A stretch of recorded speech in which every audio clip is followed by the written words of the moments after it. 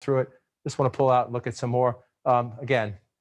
we don't expect Kansas to be blue at the end of the night, but there's a Senate race out there. Let's just watch. About 40% of the vote in. Where is it right now? It's coming mostly from here. You can see Riley County, Manhattan, Kansas. Fantastic military base out there. You come out here, you pull out. I want to check in here again because this is it right now. I mean, no offense to any other state. If Ohio stays, that would be the ball game, but we're still at 58% there. Just want to pull back out as we look. Just check down here to see if we've gotten any higher. We're up to 93% in Florida. By Florida standards, if this holds, a 3-point race, that's a big win by Florida standards, not in many states perhaps, but we'll see. We have a ways to go still in Florida as well. Just pulling out and looking. Again, these are the two that jump out at you right now. I know Pennsylvania blue, Michigan red. People looking, their votes are early there. We don't know enough about them. Let's just look. There's some. I suspect this is very early vote out in Colorado. You see that coming in there. Joe Biden up comfortably. We expect that one to stay blue. So Wolf, I'm a broken record. Well, you see, it just had some votes pop up in Wisconsin, but very few. So you see President Trump, 2,300 vote lead early in Wisconsin. Wisconsin, Michigan, Pennsylvania, all places where we expect to get sort of distorted results. Some states only election votes, some counties only election day votes, then early votes. We'll figure it all out. These ones are going to take a while. But again, North Carolina blue, Ohio blue, this time of the night, that makes it interesting. Michigan and Wisconsin, pretty early right now. Yes. We see the red, yes. But what, 17% of the vote is in Michigan. Trump is ahead by 200,000 votes. 17% of the vote is in, and you have the president of the United States leading Wayne County right now. But that's not going to happen. We don't know what 3% of the vote. Right. We don't know what the margin's going to be in the end, but the president of the United States is not going to win Wayne County. No offense to the president of the United States, but that's just not going to happen. So that's how you just know this is one of those nights where, because of the different ways people voted, mail-in, in-person early, election day, there's going to be some distortions, if you will, some disruptions in the force. The main point is we'll look early on because they're all votes. We'll look at them early on. The key is where are we a couple hours from now? And in some of these states, where are we tomorrow and the day after? And there's absolutely nothing wrong with that. Is that by the end of the night tonight, we could have some people saying we should be done? No. Legally cast ballots can be counted, whether it's tomorrow, whether it's Wednesday, if necessary Thursday. You have good people doing this in every state across the country. So when anyone says we're done, listen to your Secretary of State, listen to your county election officials. They'll tell you when we're done. Coming back to this again, just because I'm fascinated by it, this is a statement right now. Again, win or lose, Joe Biden is making Ohio competitive and making Republicans in Ohio nervous tonight and making people at the Trump campaign nervous tonight. I know you've spoken to him frequently during the COVID crisis. Governor DeWine was on our air earlier today saying he thought the president would squeak it out. There's still time. There's time to squeak it out. But that would be the ultimate statement right there. I just want to check in on Virginia again. Because if you're in the Trump campaign headquarters, which is in Northern Virginia, you're looking at this and you're thinking, can that be real? I suspect, this is a state, when I started doing this, it was a Republican state. Then it became a purple state. It's considered a blue state now. Again, we're waiting. This is the biggest dump of votes right here. And we've seen this in previous campaigns, including the presidential election in 2016, Senate races in Virginia, governor's races in Virginia. It's coming mostly from here. You can see Riley County, Manhattan, Kansas. Fantastic military base out there. You come out here, you pull out. I want to check in here again because this is it right now. I mean, no offense to any other state. If Ohio stays, that would be the ball game, but we're still at 58% there. Just want to pull back out as we look. Just check down here to see if we've gotten any higher. We're up to 93% in Florida. By Florida standards, if this holds, a 3-point race, that's a big win by Florida standards, not in many states perhaps, but we'll see. We have a ways to go still in Florida as well. Just pulling out and looking. Again, these are the two that jump out at you right now. I know Pennsylvania blue, Michigan red. People looking, their votes are early there. We don't know enough about them. Let's just look. There's some. I suspect this is very early vote out in Colorado. You see that coming in there. Joe Biden up comfortably. We expect that one to stay blue. So Wolf, I'm a broken record. Well, you see, it just had some votes pop up in Wisconsin, but very few. So you see President Trump, 2,300 vote lead early in Wisconsin. Wisconsin, Michigan, Pennsylvania, all places where we expect to get sort of distorted results. Some states only election votes. Okay, bây giờ là bây giờ ý chọn đi cho mấy lúc xưa cộng đồng Hmong Radio. 我哋下輪到lúc xưa頭xưa但是呢冇做lúc xưa話哩呢咧，只包啲咩樣點冇理解。是นู่นน่ะมั่งกัน嗰啲cũngว่าสิ啲Michaelที่Jackie 嘅嗰度講話嘅นะตะกูbây giờ nhớ the radio khán giả bây giờ sĩ thả bây giờ say so và bây giờ cái bomba khán giả có một tròn đua cho lúc xí hờ và một điều hà lan đó thọ bé để thơ nâng nhớ trong đó bé dễ rõ nó là bé họ sai sẽ tạo lần từ là xí nhớ chỉ ra cái lúc xí hờ đó nó là bé giờ nhớ có cho lúc chơi và là xí hoa sẽ cho sang khả năng trả một cái cho đi cả họ hai đến đó mà vì thì bé giờ nhớ họ nên để cho mình gì mà bé giờ nhớ vì thế nhớ cho sa nút tuang de beti ke America kana je China je sa beti ali ko mong tên đó là ko mong cha là je nhớ cho sa be là cho cái bom ba là tức cơ rồi là thì xin họ chẳng giá rồi là cho be sang mình số da kana be nhà khó cơ tao đi nên go trâu là thì kana sĩ chỉ hay mới cho nên cái chốn tua ta cá chỉ cho nên đó là chừng lên kêu je cái tôi cho thôi gì mong nhớ trong đó là nó je lợi với chỉ bút có một chế rồi thế je cái tao một bom ba thế nữa nè chỉ cho nên đó là gì bây giờ nhớ khả bây giờ thản là trong này sẽ đâu rồi nó sẽ thở rồi bây thả cho cái bom ba đấy khả năng bây giờ bây giờ từ thả tàu lót tàu yêu cái mong hay là tàu sẽ tàu kỳ lần trên thế này rồi giả lúc chỉ bút bây bây cụ chỉ ấy cho và bây giờ hà lan đó nên nút thả cái bây giờ kinh chỉ hành đầu sang đó là hành thì mà giờ bây thả nó chiều nên những cái chuyện này hiện trong xong đó bây lần này rồi cái bây mà có chú là qua tù ít tù còn cái bây giờ sĩ thả nó gì để rồi bây giờ lò dễ đua thế cái họ kia rồi bây thế giờ cái giờ ít tù tư khơi mua tới giờ trong này nó lò lên mong hay cái họ bỏ cho kiến đó đã rồi tiêu thọ đâu cho kiến đó là nó là nhân trong bây giờ cần được cái thế anh ấy cho nhớ Facebook nhớ cho YouTube nhớ cho thông báo lúc ăn đồ khả năng gì ít bên là gì này nó cũng cho tụi giờ thằng mình cả thả gì bây giờ sai thế gì cái ít bên là bây giờ giờ sĩ thả là bây có không được chỉnh cái bây giờ sĩ thả sẽ bây giờ thả đi cho đi cả anh ấy nhớ tất cả những sự hay rồi cũng nó thế anh chỉ cũng cho nó sẽ nên bỏ nó cái này cho thì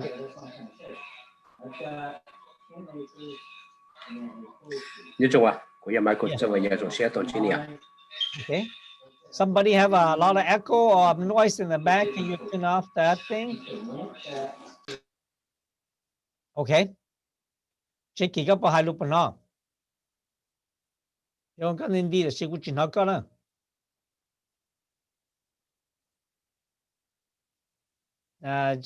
Let me see. Okay, now you can. Giờ cái lúc mai connect trong sư tại sĩ cái chuyện cái thứ anh nhiều cái lúc mai là.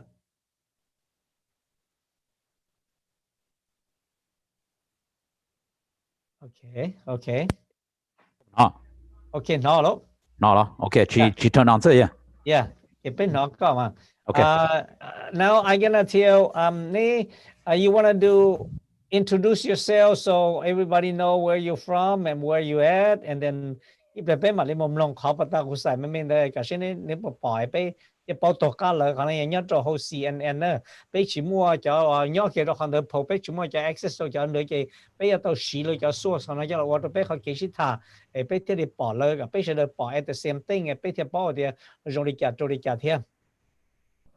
You wanna test? Hello. Nhớ rong bún hả? Okay, nói rong cơ là. Okay. And can you introduce yourself so I know you live in the other side.你啲幫把打呢種你都讓了啲水有啲貼數呢？rong đi sau cái này nó bị lỡ từ bỏ đá từ sửa đá lại. Rong xe này từ lúc bắt đầu nè, cô lúc bây giờ chắc kỳ sinh với giờ, cô giờ hay thì nhiều khó khăn là cho họ sau cái này nó Minnesota lo thì是nếu ý cái cô rong xe thì có số sống được thế giờ thế sao thì chỉ mua lại chỉ theo họ xài nhiều thế nào này thì li cho có hạt để xí thả là do để thả cho để election xong nó sẽ là thứ nên nó chỉ họ yếu tố ở bên tụ hoa tài này là do để president nó nè giờ hạt để tàu tụ tư là bên chỉ mai nè cái đó chỉ mà thầu bỏ nó chỉ bên sau tự thả có mua action thế vậy nên thế li lo dễ xứ nè Colombia Jackie sinh vừa nè nhớ sau cái này nào là ta xin nào. Michael, are you in Minnesota here or you're still in the south? I'm still down in south. How's the weather over there? Awesome. It's beautiful. Today it's very hot. Like 80 degrees? Yes. No, we got to 76 today in Minnesota. So that's good. 76 in Minnesota outside my car though. So awesome. It's good. Yeah, it's good over here.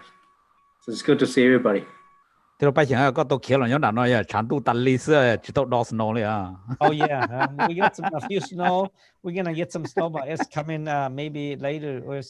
Minnesota is good. We cannot move anywhere anymore. The only thing is maybe we're gonna get all in here. Yeah, Okay, yeah. cái này just see đó là cái đầu tiên cái bài tuần đó là còn cái cái này cái Jackie chủ yếu hay录做俾Hmong Radio可能有做 cast 做啥 sport， 但是 Jackie 嗰度在佢們做 South Carolina 啦，佢有啲啲plan佢佢係錄咗啦，就是這樣啲嘢啦，nu有好冇the technology is very good so bây giờ nhớ họ từ là bây giờ hay tàu lụt họ nói ý là ta sẽ Jackie nhớ tàu buôn đảo là Jackie những chuyện đó cũng hay lụt tàu nhớ họ nói same thing là Michael nhớ tàu sa Oklahoma đảo là Michael những chuyện đó cũng nhớ họ nói tàu họ nói thế họ bây giờ còn cái shit thà lên là nó mà này nó bây giờ thà cho trong đời tu tu thân nên ngồi giờ là cho bây giờ bao nhiêu trong toàn thế nó sẽ Donald Trump của mua mong này của tất cả tàu là qua ý số bao nhiêu gì chỉ ta lên đó là ít tu ya tu candidate ya tu là Donald Trump sẽ dẫn khả năng cái ya tu formal Joe Biden or tu phụ long ít sử dụng qua hồ lượng ra cho giờ hay cái Obama tàu đi gì lúc xong cái mà nó nữa họ là cho tàu bao nhiêu xong nó thế cái nữa chỉ cả shit từ cái xong nó nữa họ tàu long đó họ để rồi go đi Donald Trump qua khu ban chế khu hưởng thế là cái nữa cú xia hàng cái này là một sĩ tử cái này cú tàu ya tụ số thái rồi lần đầu là nó Trump sĩ tử cho họ số thái cái hàng đó nó giờ thôi trong này nó lỡ là cái nút nó ya nút cơ kiện để bé xảy ra bé bom bà nhớ rồi bé lúc tới America của nó cái giờ này cho nhớ rồi họ từ là bắt xe bé của nó cả thông là luôn đi tới của nó cái cả sẽ được tiếp bao họ để bé nhớ lúc tới America của nó nên nó là bé xảy ra sẽ họ tổ lần từ và bây họ tổ Donald Trump họ lại cho bé một bao nhiêu trong toàn đây nó là những John Bollinger họ bé họ sai tổ Joe Biden họ lại cho bé một bao nhiêu trong toàn đây thế nó là bé lúc tới họ là những John Bollinger thế cái Bollinger này cái lần từ tàu là những bé tổ president nhớ tổ bé tới America của nó cái của sao mà pha rồi này choวันนี้họ bỏ cho Democrat và này bỏ cho Joe Biden này họ chỉ riêng là này sao tu sửa do trong họ thì yêu chỉ riêng cái lý do đặc biệt bỏ đua sẽ cho agenda họ trong này cái này họ yêu bỏ cho Donald Trump này giờ họ sử dụng nó cho Joe Biden là nó là có hay đó tới rồi họ agenda trong cái năng sản phẩm chung lợi nhiệt còn đợi cái tới rồi bé thì đi plan này rồi xong họ người thì nhớ tổ plot xong sư bé họ plan này rồi đi plot xong cho toàn đây nó là cũng mua thế cái giờ linh đó này cũng sắm pha rồi này sẽ đời này nhớ họ từ là cái liền cũng rằng thế này cho nhớ cho sang nút tua cái thế rồi này cho bom bà cái là thứ bỏ ta là thứ cái họ trong cái là thứ xóa này cho khán giả là cái thế rồi thứ tia lú sáng bùa nhớ cho sắp bể là thứ thà hai linh đó anh ấy cho nhớ để bé họ nói cái bé nhọc hoa đi của hai nữa cái bé cho post là bé cho chơi bom bà để tao đi bé cho nó thì nó xứ cái bà nó bé cho nó thì xứ cái thế rồi bé cho nó những chỉ tao tia chỉ tao nên xong nó cũng ít xong mà bé sẽ được bom bà chở được chơi xong cho nó xa tua là cũng xa đông đâu cái vấn đề tua là cái ít cho sáng mà là cũng là là有么说比说了一叫生嘛，那个点了正式到说中国，可能报大体叫了慢慢真的叫了说，也给有让你拿了有个包给叫可能但他的是给不要，也是包慢慢就慢拿就是也这里家了，不要鸟可能是叫话呢。cái số họ để lá lú lá để là cơn để họ mới容易cả, do trong họ để cái bom ba cái bên mua đi, ở khỏi nhớ cho họ ít cho mà là hoa popular vote, ít cho cái electoral college vote cái electoral vote này chỉ cho bây giờ cho bút thèn nhớ họ này lúc rõ nhớ họ để lá lú sáng là mình cho nên cái chung cái là mua cho electoral nên đau đua để là cho sáng chơi nên chơi nhớ mình chỉ là cái là mua cho electoral là chơi rõ gia đình đó là chỉ có dân cho sáng đầu thì sẽ dân cho sáng chơi này chỉ tiêu có một bằng xử sứ đầu tuổi dân cho sáng ở những cái chung ấy cho electoral nên đầu thế thì các tàu lúc xuống để bị sáng đầu là giờ có cho nên sứ chỉ có một bằng xử sứ khó cái xảy ra rồi nó thế là cũng một thế chỉ ta nên đó sứ mấy cái ít bia do những cái chơi thì cái sửa sẽ bỏ nhớ họ bé sang Minnesota họ nó thì image của sao cái món sửa cho nó có update cho họ nó được bé thì cũng share họ screen được có thế cái có họ share lại họ nó được bé sẽ được thế thì bé cho này cho gì thì của hàng đó bé sai họ nó giờ bé sai nhau sang Minnesota họ nó thế bé sai nhau cho do hai cái lưu tích America họ nó được họ bé họ national election cho chúng nó lý của hai trong này thì hai ta lo nữa này choว่าซาnàyซาthổ mèo nú nó chỉ tới rồi mỗi cho hộp mèo bỏ cái cho nó tới rồi mỗi cho tôi ít khỏi chơi lỏ ở đây cho họ nga một số tôi khó chơi đó lúc là nên nga mù này chỉ là để có deadline giờ thầu bê mong kia thầu giá lý đồ bê mong nên nga một chỉ cái tôi lại theo một bỏ thiên này chỉ nên lúc xưa tàu hay nên nga lúc nãy chỉ tôi lão sư này chỉ để rồi nên lúc nãy để bông cho khó chơi và khó chơi và lợi ý ởว่าเคยเชียร์ตัวหรืออย่างไรเดียเลยจะต้องชัวร์นี่รู้ชัวร์ผมว่าขณะเปียมันจีตัวนี้เสด็จกุญแจแต่นี่จะมาปั๊มบาร์แต่นี่ตัวเนี่ยหัวใจนี่เรามาจบที่ใช้เชื่อตรงนี้จ้านี่เขาปอบไปดิจ้าเราเลยย้อนตรงนี้ปั๊มมาเชื่อตัวเพราะเขาจะเชื่อกับไปรู้จะรู้จักนะป้อกตาจีจินเดย์นะจะไปป้อแต่ไปตัวเท่านี้ตื่นๆส่วนที่ขณะกูจอตัวไมเคิลเลยแจ็คกิ้งก็ใช้ตื่นๆเขาไม่ได้ชินอะไรกูสานสีตัวจะกูฐานนะเทียไม่ก็มองมันได้มาสบายเลยมันได้nhớ dùng bây giờ này chỉ xong số tuổi này của nhà máy của cho vậy và nó bé cái sinh chi chỉ nhau cho họ computer nó họ internet nó là sự của nhau đầu Oklahomaแต่สิ่งนั้นที่สิ่งที่พอสว่าตาก็มาต้นนั่นนะก็ที่ต้นนั่นต้องมัวเปรูลิเดียนนั่นแหละเที่ยว因为被中的这个那种先叫你从这都跟高里，但头年那个他是动作也不谈的，俄国后嘛那了，那还有被某些他是这个现在是就那种家都的家务的那些，被人能被生的他们那个店那些你们包着也这个还得不包装呢，就是到个些单到论的店的他们那个店那了包装到论的也不要到动到我被动到去到论的他们那个店那，也不那就话我们 update 被着叫你们说单的些话。cho vì sao là rồi nhà tôi nhà thế nhà để senator from ở đó một đầu về chỉ tụi tôi chạy là chỉ từ nhà đó state representative này họ rồi nhà tôi nhà thế một đầu là Susan cái những pha nhà đó rồi cái pha này họ rồi nhà là về mà update nhà đó nè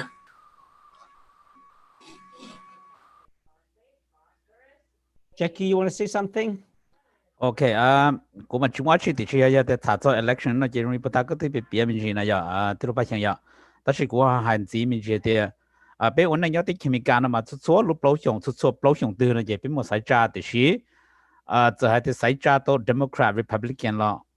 被也都做，那只啥的，我那要了呀，这到了得了 ，it's okay，我那我做那些要的前面干了嘛，vì họ cũng nhiều chấp lớn那些，vì hay tiền chỉ cho nó ít lần我那假sao，vì tiền nếu mà cho House of Congress 咯，或者cho Senator 呢。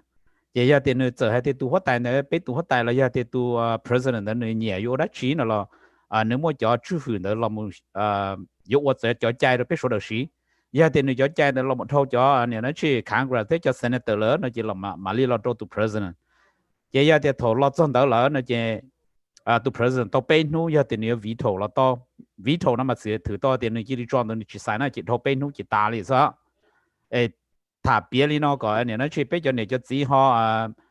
กระเสียเดี๋ยวโอ้ยเขาลิจ่าเขาจะเตียนเนี่ยนะชีถอนนึงมั่วอีจ้าใจเรามัวจะเดี๋ยวจะเรามัวชิพันจะขังกระเสือนะเจจะลิจ่าเราไปชี้ชี้ตัวเทียนะเจไปใช้ YouTube เทียเนี่ยนะชีsocial media นะมาอย่างแล้วอยู่ว่าชัวยาเดี๋ยวโอ้รู้ได้เชื่อนะมาย้อนจังเลยลีนอนะอย่างแต่ชิมาเขานะมาช่วยเดี๋ยวถ้าก็เราเร่เทียก่อนเนี่ยนะชีมั่ว action ซะนะจะนั่งเฉลี่ยจะต้องมั่วปอซื้อแต่ชีเดีย頭對เขา到到嘅อีตัว了นะเจไป說的嘢เดีย yes เจเราตัวเดินหนึ่งเขารันเชื่อลงยาเดียนึงรันเปล่าช่วงเลยเขารู้ได้เชื่อน้องเขาจะวันละให้จอนเนี่ยเราจะเดียมั่วเก๋กุ้งสอน到係到ยานะเจ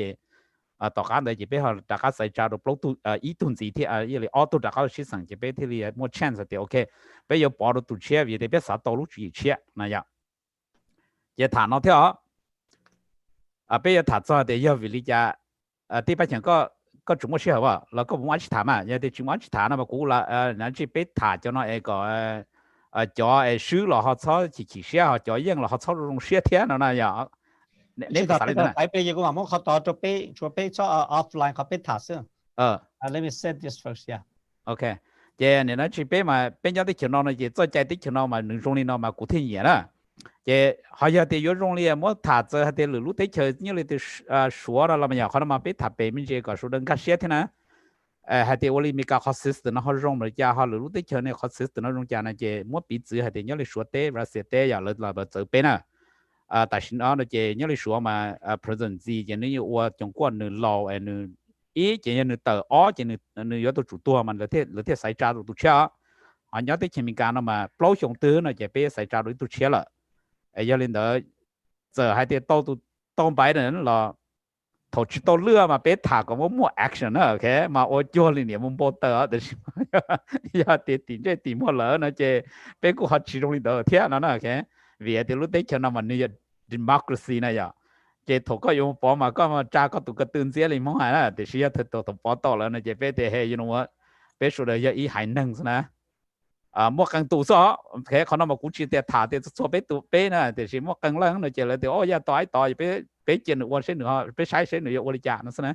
ở giờ thì tôi tụi nó ấy tụi nó chỉ rằng là một ít xe mà lỡ ô lại lỡ extreme mà lỡ tới ít xe này này vậy chứ vậy vậy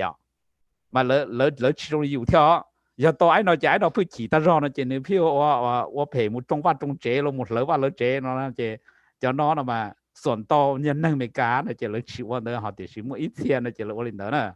chỉส่วนโตbé chậm mong mà bây giờ mình nuôi đi sẽ chế bé chịu lên đó này vì thếอยู่lên đó chế ý nếu cứ chỉ trong đóอยู่họ kiểm gì thế nào cứ thả lên đó nè ởตัวlớn chếอยู่cho nên chỉ cho chỉnh chỉnh là giờ có lên đó nè chế giờ thì thổ lấy cho nên chỉnh chỉnh nó bỏ thì có lên đó lỡ nó chế lỡ saiอยู่cho muốn nuôi nó nè thả cho chế lên đó sẽ từ lúc bắt đầu sẽ có một mấy cái thả được biết số là tôm long qua lại one day thổ để declare để lấy thứ gì nè yeah béกูอยากจะเป็นมันกงว่าเกมลงเทียนนี่เขาปอเทียนี่จะเนี่ยเขาตัวละกันเหลียดสินี่เขาใช้แต่เทียจากนี่จะเนี่ยก็ปอเทียจากนี่ชิมทีวีใช่ไหมจากนี่ชิปอจะกูเชื่อเขาเนี่ยเนี่ยจะเขา CNN นะจะ CNN เขาเนี่ยจะเขาเทียเทียเลยถ่ายจะเขาเทียอันนี้นะแต่สินะนี่จงลิกาโตเขากินนะเลยถ่ายอีลูสังรู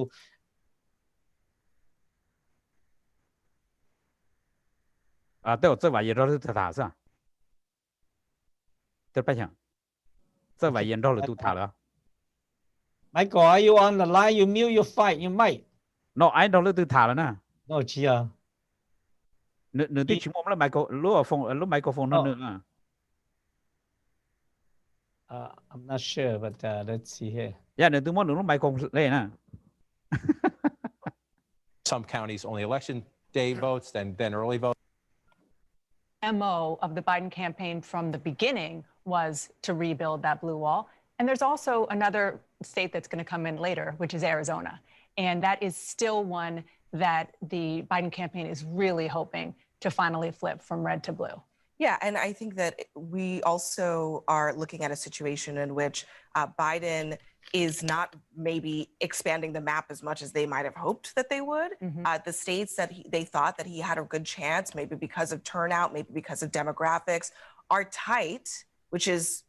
fine, but it's election day and you have to actually win the state in order for it to matter. So, you know, we don't know what's going to happen yet, but this is a map that, as you just said, is probably just going to come down to what we always thought it would come down to, that blue wall up there, that Biden really at this point must hold on to in order to get to 2. Although the Biden people, we should say, have not conceded any Florida or Georgia or North Carolina, and they feel very good. They still feel good about North Carolina. They still feel very positive about Arizona and the blue wall. But it's just not going to be as some Democrats were hoping for. That they thought it was going to be an early landslide, which was really always a pipe dream. Yeah, I mean, there is no landslide that we're looking at. No way, given the numbers that we've seen, particularly when you start the night in Florida. Okay, 你好บอกเขาในโรงเรียนที่พิจารณาที่เนี่ยแต่สินะยังหายใจนึกว่าเอาไปรู้เสียงจะเสียงว่านะว่าอย่างนึงจังชัดตอนนะไอ้ไปถ่ายจังยังกู要 post กันในป่อที่โรงเรียนที่พิจารณาแต่สินะเกี่ยเนี่ยจะเขาไปบอกเขา screen เขานะที่North Carolina มันยังรู้เสียงเราอีกสื่อ你看咋人都把脸吧把鞋吧那给但是呢要还给估计包的可能不都要 final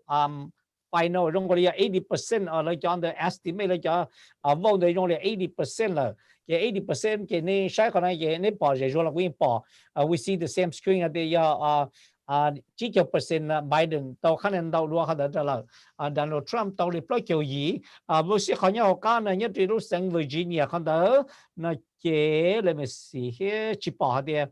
去保好讲的你讲的是个如何讲的个要还给的要9周ที่ปล่อยอยู่อีกเดี๋ยวจะให้จะกันจะนั่นเบอร์นะสิเจอหมดเลยเจอเคลียร์ต่อเดี๋ยวรู้สึกเดี๋ยว lỡ số tàu ya block your paper nó để xem mà block your paper để tiếng tàu bảo liên đó nó chỉ chance để lúc sáng Virginia nó thấy belong to anh nó đã chỉ Donald Trump rồi họ nhớ đi North Carolina là số tàu gì trong percent để xem nàyยังđi all point percent để xứ là chỉ how do you guys view that? Okay, còn nữa mà người rung nó này, thì rơi lên đầu xứ nó chỉ chỉ hay thì too close to call này, that's why là thế là chỉ tao hữu tua, hay thì còn nữa final count là nó chỉ chừng. Yeah, it's not going to be declared yet until 100%. Michael, how do you view that? How do you see that too? Cái lúc mai chuyển đó là cái miêu cái lúc mai là okay. Cho nên bữa nào mà bây giờ chừng chỉ tao bao lên nó đó họ thì thì cho percent mà tiền bài ít thì cho họ năng够percent tao năng够phần qua tao nó cũng long đi cho nó cũng mua nè. Bây giờ người cũng tiếp bỏ năm tao họ chờ bồi bê bỏ rồi ta nó bây giờ xa thì mà tụi nó vẫn tổ cơ thì nó vẫn long kia sử dụng thứ sử là thiên là gì vì nó một trời là thủ vô rồi chị population vô mà cho population vô mà như trong cơ thì sử một trời là thủ vô nữa chị thì sự tranh tàu lúc sáng tiền tàu giống để dân thiên này phải chịu bao lẻ chỉ phải sử dụng trả này. Nhưng trong bây giờ này just electoral nó chỉ nhớ nó để thưa rồi mà giờ các tụi thưa nên cái này các tụi phụ thành các tụi senator rồi các tụi representative này các lúc sáng đó là nếu chỉ là thì cũng bỏ được ai nói thế là chỉ khi đó thì cái chỉ sử rồi thế giờ nếu lúc sáng sẽ bỏ thì yên là thì sẽ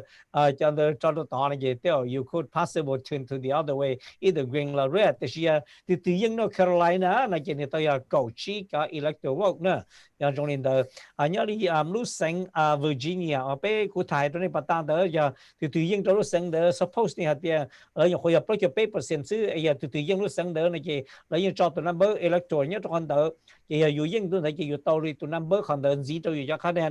trở đi sai đó là nhớ trong còn đó áp bộ thiên gia chầu này chỉ áp bộ gia chầu này chỉ khi đó thì cái cho khán giả này cái cho electoral nữa một số áp bộ gia chầu chỉ họ này dù những bây giờ giờ áp bộ gia chầu này chỉ có declare rằng là hay thì chỉ tao cho này thì chỉ tao sao giờ tôi chủ at least áp bộ gia chầu thì rằng nè áp bộ gia chầu đó áp bộ gia chầu kia đó số thì rằng áp bộ gia chầu chỉ sai tôi để cho electoral đó甚至也到时候不下脚呢，今天人呢天到都中手，也就係嘅比較 popular 嗰種玻璃間到到呢啲啦，食飯啲是到個因為人呢到咗 popular 嘛到人哋即係中都省個記啲是就省呢，或者 electoral 也就州呢，也就州呢嘅到個嗱那到到就 electoral 當到呢就省麼，就能到冷呢嘅呢cũng冇可以天啦呢，còn này一考俾到俾小到嚟天。chỉ ta lên đó xin này sai cho sát tao nó sát lâu taoเขาcần có nhất là hơn nữa thì electoral map này nếu số thì áp bộ sang chỗ họ nói gì thì từ một chỗ đó họ đợi chỉ khi tao thì tụi này tụi dân để xí dụ các cái này tao chắc số là những khi tao thì dụ chủ yếu tao áp bộ sang chỗ xứ giờ bộ mỗi ít rồi từ thì áp tụi nó ok giờ ở lần tao áp bộ sang chỗ đi trả tiền rồi thế chỉ một idea a total of that and divide by 2 chỉ mua nè chỉ mua khó thay đó I'm not sure nè nếu như like của tôi sẽ lấy bắt đầu xem họ được cũng chỉnh tao sure that's why I ask you guys nếu chỉ mua khó thay đó nếu dùng như mình cái tên thế nếu bao đâu được cũng thế nếu chỉ mua khó thay đó tôi bắt chẳng hay cho electron mà nếu nó chỉ thầu lỡ vô nó chỉ lấy chỉ bù mua khó thay nó that's why they declare tôi dân đó hay giờ thì mua khó thay nó chỉ giờ thay lỡ nó chỉ nếu nó chỉตัวเนี่ยnó chỉ incumbent 有ตัว主样式是里的要台里个海呢呀听到不行呀也เนี่ยnó chỉ president Trump 有ตัว样那呢 It's no way it's gonna be tight because then khả năng những client number thì như là phần là California mà là tàu ya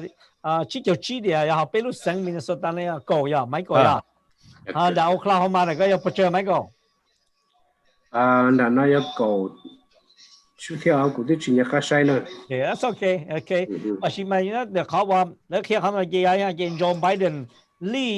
ya gì cho chúa họ anh ấy nó Donald Trump tàu ya chỉ cho xa nữaเขาเนี่ยจะแล้วมันจอดตรงตัว number เด้อย้อนยีมันsẽ từ số mộtจอดตัว number ว่าออกปัวxa chỗ nàyจะตุนเด้อya tu khi tàu thìย้อนยิงnóจะเป็นมุมลงเขาเนี่ยอีเต็นสิใช่แล้วhọหายเขาเนี่ยเราจอดจะเลยฮะ when it's as tight as Florida tends to be, and it's maybe even less so right now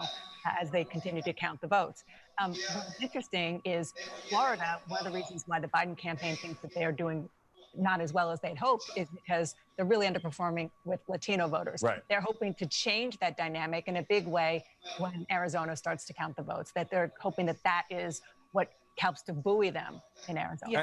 and we talked about this earlier. The Latino voters in Florida, a great deal of them are Cuban American and Venezuelan American in southern Florida. Very different from the Mexican American, Central American voters, Latino voters in Nevada and Arizona. Yeah, I mean, I'm hearing the same thing from Democrats who are saying, wait and see, because in Arizona, we might see a completely different story. Even in a state like North Carolina, we might see a different story where a smaller population of Latino voters could be very important for Biden if he is able to turn them out. But that being said, what is happening in Florida, I can tell you, Democrats are not happy about it. At the end of the day, the situation in Miami-Dade is something that in the autopsy of this election, they will be looking back at and trying to figure out what went wrong. And I'll tell you what they think went wrong is that the Trump attacks have worked. Yeah. Calling the Democrats socialists work with people in that area in particular and that segment of the population. And a lot of disinformation campaigns going on down there as well that we've covered on this air. Wolf? All right, thanks very much, Jake. You know, John, let's take a look at Michigan Okay, and 俾大聲 Virginia 咁啦，咪 right 特 now. 別 What 啊， do we 我講 see? 個 post Well, we're 俾 seeing 物 red, 塔。 number one. Michigan and Virginia. Virginia certainly we thought would be blue. It has increasingly become a blue state. Let's start in Okay, Michigan because Michael, Michigan, you of want to course, was critical explain to the Trump after this win in guy, or you want to 2016. explain You see a lot of red on the map right now. in the But way again, he did it too, 20% in estimated Hmong way? reporting. And We let expect red up me here. turn Let's this give you a little thing 2016 down a little flashback. bit. Let me A see. lot of red in this state, right? The question is, can Joe Biden flip it back? So let's go back to 2020. Remember, that's from 2016. You don't have it down here right now. Again, so you look at Wayne County, that is Detroit and the suburbs around Detroit.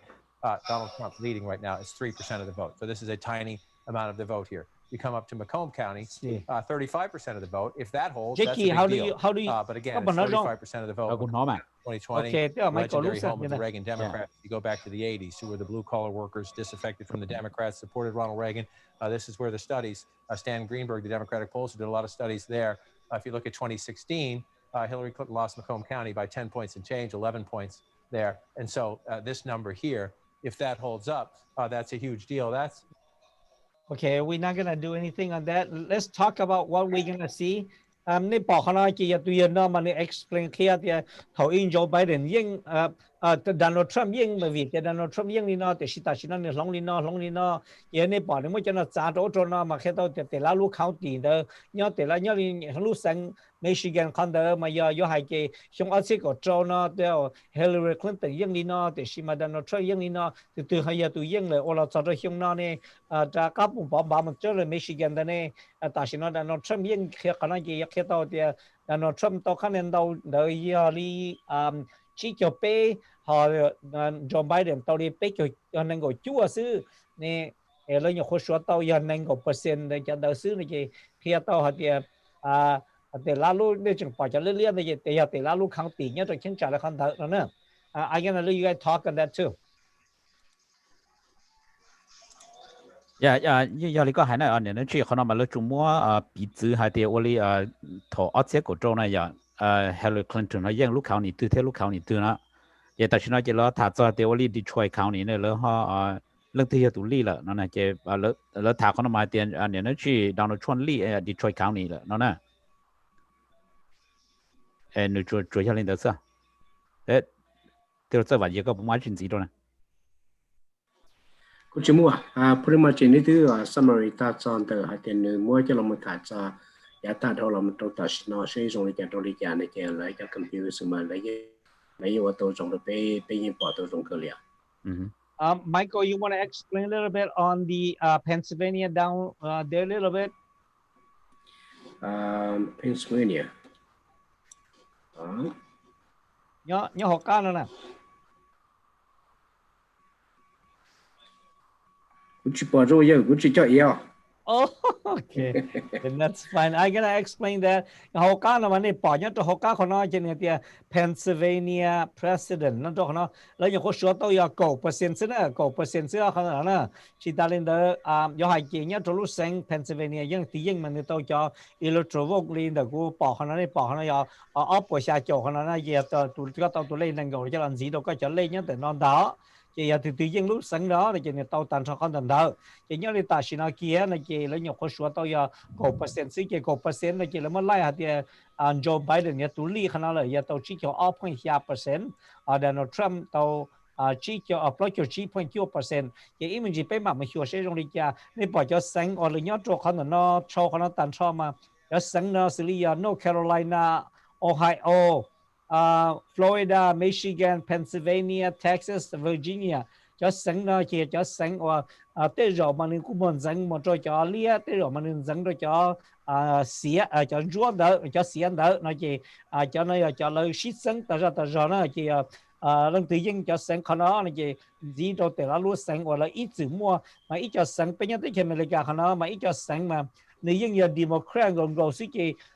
nhưng very few hiong đó là shit từ lời thế đi cho phải sao tao thế nhưng là cho liên đây tới rồi giờ cho sáng liên chỉ lấy nhà liên gồm gồm sĩ nó là có thể khó thiệt chỉ ta nên đỡ Michael you wanna update on the xin nó là cái shit từ rồi nó này nhớ đi về sáng Minnesota nó là cái shit sáng cho trong nhớ cho họ về Luz State thì cho xin nhớ cho họ xem là xin theo này nó giờ hai cái house cho họ thiệt nhớ cho về chế độ là cái chân cho house cho này nó xem là về đi ăn gọi đi thiệt you wanna explain that a little bit? Yes, ta xin nhớ cho họ có số nhớ cho họ là họ Office of Minnesota Secretary of State lúc website này chỉ lấy cho những chứng chỉ tố update ta lên đó prison reporting in state nhà họ cổ flow point of 8% đầu nó chỉ bùa nó là chỉ bùa chỗ chỉ họ prison thì tan ra nhưng mà flow phải ít bùa cầu họ prison họ chỉ bùa tại cho report sử dụng cho state mà những chứng chỉ tố môn tàu một đi trả sử cho cũng một số nhớ cho họ tiền là nó cho nhớ rồi lúc tích lúc mình số tàn nên nào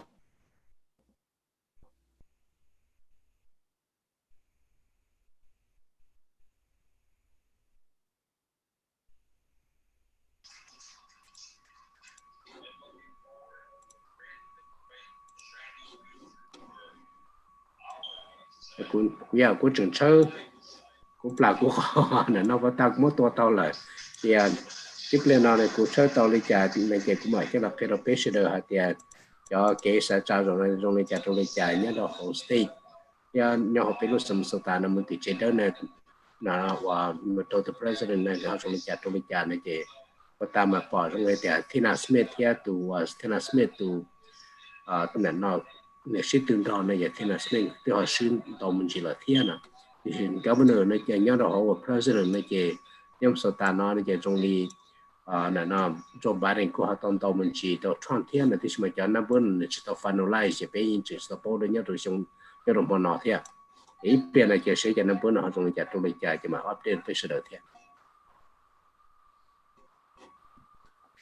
Ok, rồi tức là bây giờ cũng chừng mua so mình chỉ là chuyện gia đình đó cũng thả mình chuyện gì thế vậy?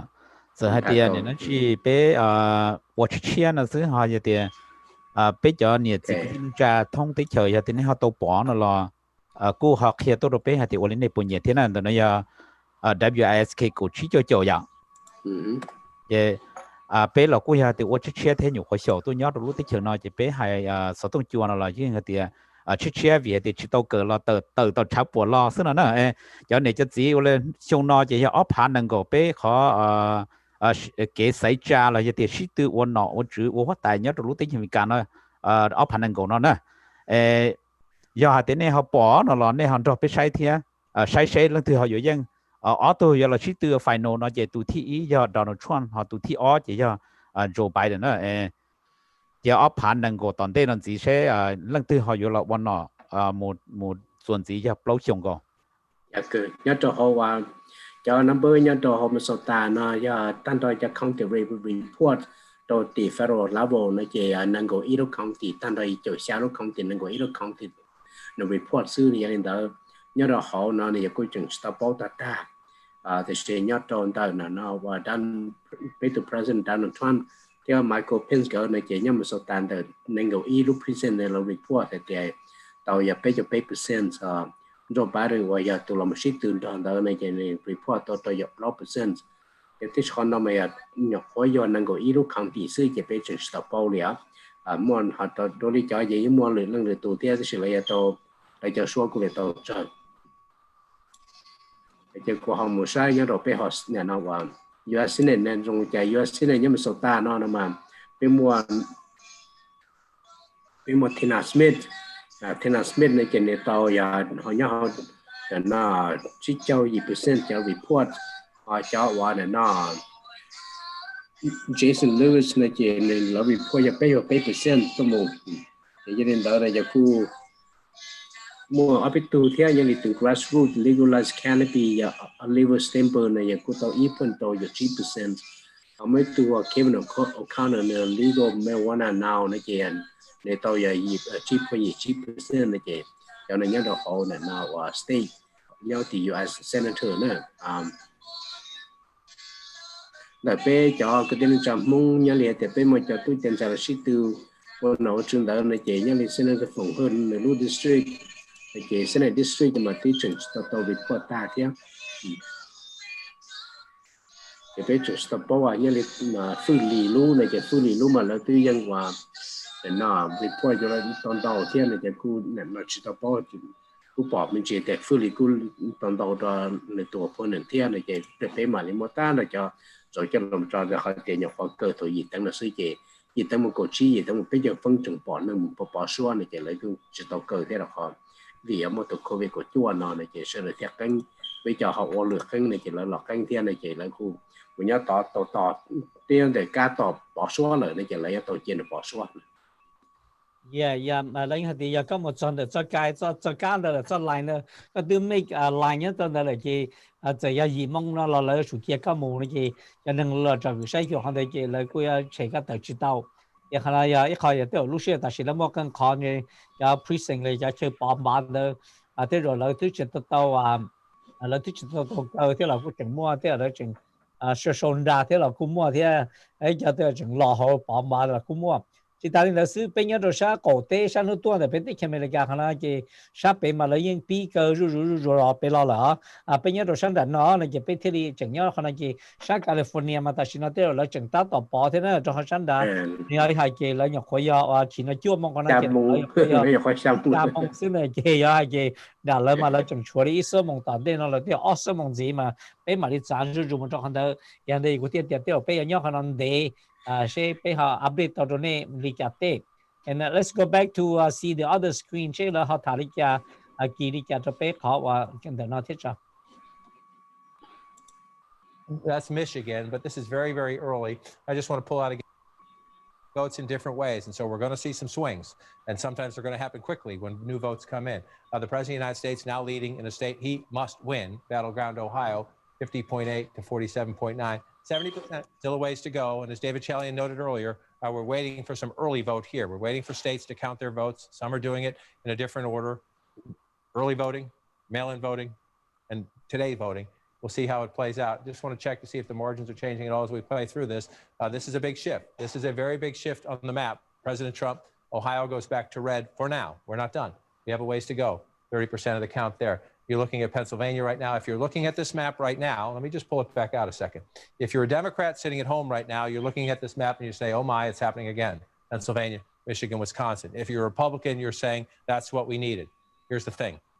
Slow down. We have a long way to go in all of these states. No offense to anybody, but we're 21% right here. We know Pennsylvania has some issues. Some of the mail-in votes won't even be counted until tomorrow. It's worth looking at. These are all real votes. The question is, we don't have context yet because we're so early in these states. So just be careful. Don't look at the map at this hour and make any judgments because we're in the middle chapters here. In some states, in the early chapters, again, the president has a lead in Michigan right now. Last time we were here, he was leading in Wayne County. We knew that wasn't going to happen. Joe Biden is ahead now, but that's a tiny, tiny vote count. There's a long way to go in these states. That's what makes them interesting. They're going to flip back and forth a little bit. Let's move over to Wisconsin and look. And again, the president has a narrow lead here, 51 if you want to round that up to 48 if you round that up. But again, 30% of the vote a long way to go. So when you pull it out like this, people look at it at home and you think, wow, we're not done. We have a long way to go in a lot of places, including Virginia is red right now. If the president can keep Virginia red, the president's going to be reelected. But we don't know this yet still. 53 to 45, that's actually gotten closer in recent times. And again, you come back up here. This is where elections in Virginia are won and lost. Northern Virginia is what has changed Virginia from a purple state to a blue state, and we're waiting still. We only have 28% of the vote. Fairfax County, it's the largest vote center in the state. It is Democratic, overwhelmingly so. So we'll see when votes come in here. Let's move down here. Look at this. Look at North Carolina. This was over 100,000 at one point. I think it was over 120,000 at one point. It is now 5,000, 2,000 as you speak. More votes come in. That's the magic. That is the magic of live data reporting and counting votes. 2,000 votes ahead, 49.4 to 49.4 in battleground North Carolina. Joe Biden doesn't need it, but if he gets it, he blocks the president's path to reelection, most likely. This state, remember, and again, this is a textbook example of what we've asked throughout the night. Patience on our part, patience on your part. Votes, early votes came in. Joe Biden built an early lead. Now we're getting election day votes in. North Carolina, tight. Let's take a look at Arizona. The votes coming in relatively quickly in Arizona. I think nearly a quarter of the vote is in Arizona. And so you see it blue right now. Not since Bill Clinton has Arizona ended the night. We're not at the end of the night, but not since Bill Clinton, with the help of Ross Perot, has Arizona gone blue. And so you look at it now, and you see the entire state. You see the familiar cities: Flagstaff, Sedona, Yuma, Tucson. Let's be honest, this comes down to Maricopa County and Phoenix, one of the fastest growing areas in America. 60% or more of the vote comes right out of here, 77% of it in. Again, we'll figure out what's missing from that. But Joe Biden at 54%, the president at 44, so a 10-point race, a little under 10-point race. Let's just go back and look at it. Excuse me, get that to click in. Again, so Donald Trump wins Arizona 4 years ago, wins Maricopa County. This is the biggest basket of votes. Phoenix and the fast-growing suburbs. 4 years later, from 2016 to 2020, this is one of the fastest-growing states. You get out of Phoenix, you get down here, Goodyear and the like, fast-growing suburbs. Again, the suburbs have revolted against this president. There's an important Senate race in this state as well. Let's come back to 2020 and look at the map. That Maricopa County is blue, is a source of joy in the Biden campaign right now. They have to keep it that way. Let's just look down here. Yuma County, again, 64 if you round that up to 35. 80% of the vote in. You go back here, 54. So by 10 percentage points, you're overperforming Hillary Clinton. Just want to see how the turnout is here. 224,000 4 years ago, already 260,000. Again, one of the gifts of this election, no matter who wins, is turnout is up everywhere. That's a good thing. We want that to happen every time. But again, you see the split right there. Joe Biden overperforming Hillary Clinton there. You got some rural areas here to fill in the state. If you go back in time, you can see what happens here. The states, but this is it. This is it. Maricopa County, Phoenix, the suburbs around it. Again, traditionally Republican territory, increasingly because of demographics and because of the suburban revolt against the president of the United States.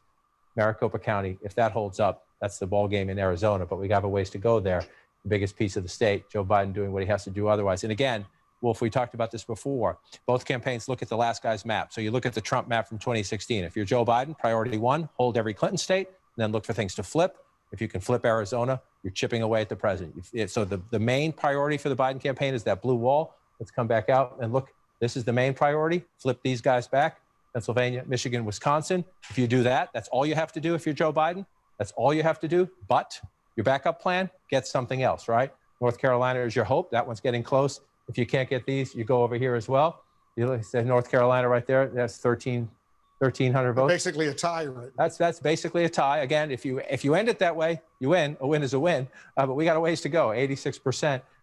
This is why they're so much fun. Let's just come back out here and see if anything's updated. No, still at 70% here. Got to give these states credit in the challenge they face. Many of these states are reporting pretty quickly. Yeah. In the challenge they face with all the different kinds of voting this year, it's a good thing to see. Just want to check. He wants to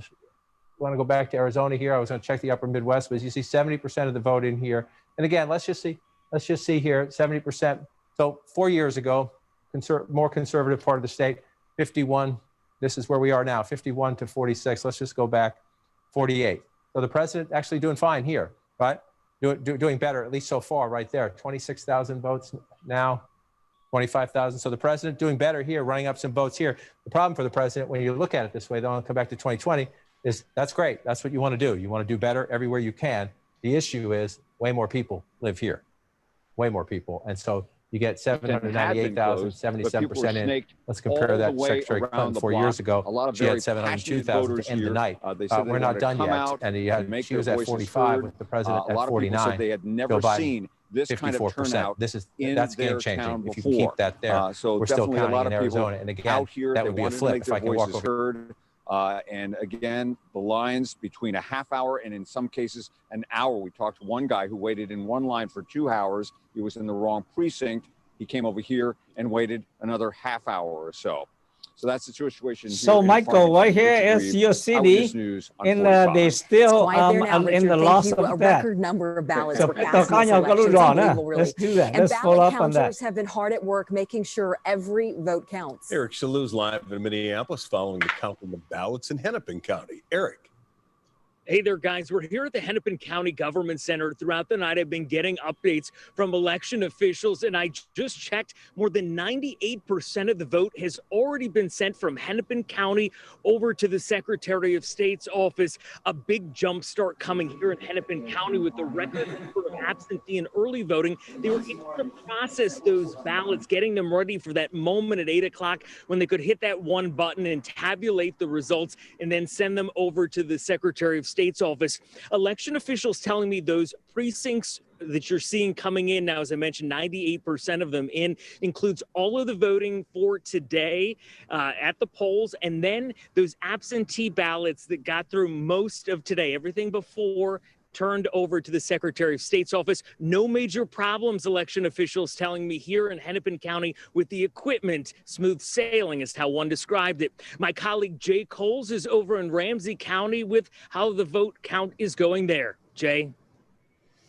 Eric, thanks. I can tell you it's record setting here in Ramsey County. Election officials here at the Ramsey County Absentee Count Centers, that's what they're calling it, they say about 200,000 ballots have been accounted for here. And now at 8 o'clock, they started tallying those votes. So a record number, close to 200,000. They're telling me that's well over 70%. Reporting live in St. Paul, Jay Coles, 5 Eyewitness News. All right, Jay, thank you for the update in St. Paul. Next on Eyewitness News on 45, our election night coverage continues. Yeah, so far, Phillips, the winner in the third, Omar in the fifth. We're back in less than 2 minutes.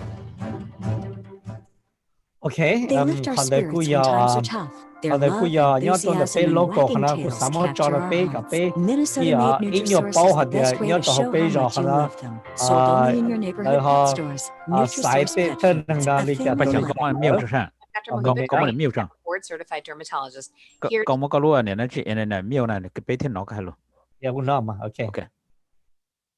Go ahead.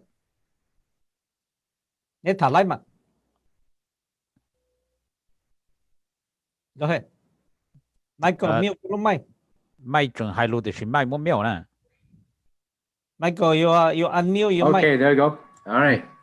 So patani no pin no la that on the electoral vote here our law or muto Michigan law,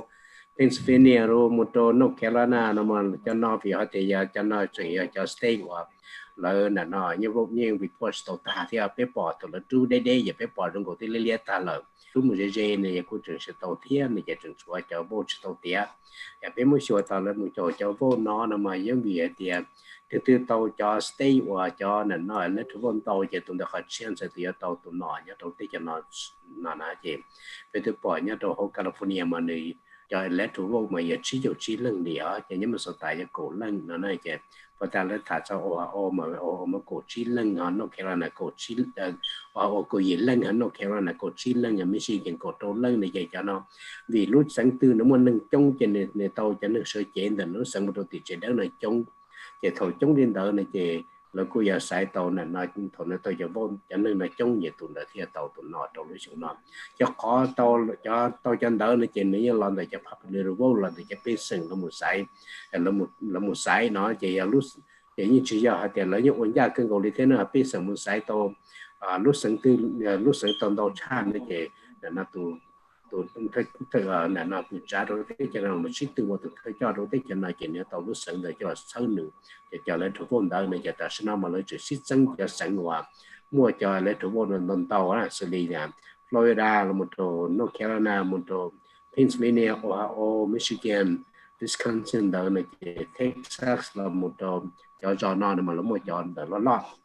họ bắt đầu tham gia bóng là một trong tờ họ là nó Minnesota nó này chỉ lu không thìวันreport tận đầu cha chỉ giờ nhon đầu Henry County nó cứ lo thì xin chừng report đầu bên một số thì cho họ là report ta là một chơi này chỉ là nó sao ta nó này nhiều khó khăn nên có ý phần qua sau này nên có ý phần qua để cho county là report một cho họ thì state nó này chỉ tan đó nhiều khó report cho dù gì lúc county report sẽ sẽ là cho nên tan đó là mộtเราไปญี่ปุ่นเก่าลูกเนี่ยนะ prison อย่างเขาไม่ญี่ปุ่นตัวอยู่ยิงลูก prison report ตัวซื้อเนี่ยอย่างกูสตอเตียที่สิอย่างมั่วใช้ตัว Minneapolis เนี่ยจะเราต้อง report ตัวท่าเลยจะ fully อย่างเราต่อจะ fully อย่าไปตัวมงลำขีดจากการจังรู้ตรงตัว state representative ที่นอนเนี่ยจะเนี่ยตัวต่อจะส่วนตัวดัวเนี่ยนอนในตัวนั่นในสิตัวนั่นอย่างชาติเราไปส่งเนี่ยจะคิดว่าจะตอนnày về bây giờ nhớ được sản phẩm như Ramsey County nàyจะlấy những trường bị buộc cho nó stop ta, giờ xử lý bé bỏ đến Cao Ly rồi một đầu Senator Phùng Hơ rồi một đầu là nó tu xong luôn chỉ xong luôn này cho nó lại cho số trường stop bỏ, thì bé stop bỏ thì lại cho số tổng bồi trả nó này nhớ được sản được sai chẳng được bị buộc ta lại, thành tất là được có bây giờ. Yes, Jackie, you want something to say in there? OK, nó chỉ trong xe là trong cho này cho gì là cho phong trào gì số là này tỷ lệ long trong xe này tỷ lệ long WSK cũng chỉ cho xử lý bé do thả cho mình chỉ giờ để do là để đón nó chuẩn sư này do vì lý do này thế sư nè bé họ do thả gì mình chỉ vô lý do để nó chỉ bài sư này do vì lý do nó lúc chú ý họ trong lý do cho bé sinh họ chỉ chuyên nghiệp nữa giờ tỷ lệ bài chẳng có bộ mua mình chỉ do ad ở họ của hai nó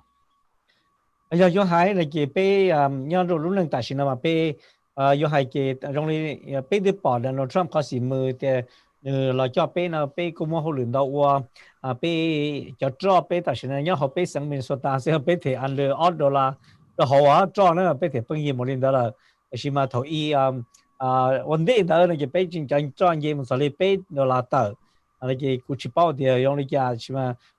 even 被摸这么着，这被摸话就朋友都干嘛呢？无哩呢了，被得做用钱嘅了，你被做用怎样做？under $8，也可能也靠古用做些的，也有被都推动呢 ，it could be very good。就当然的呢了，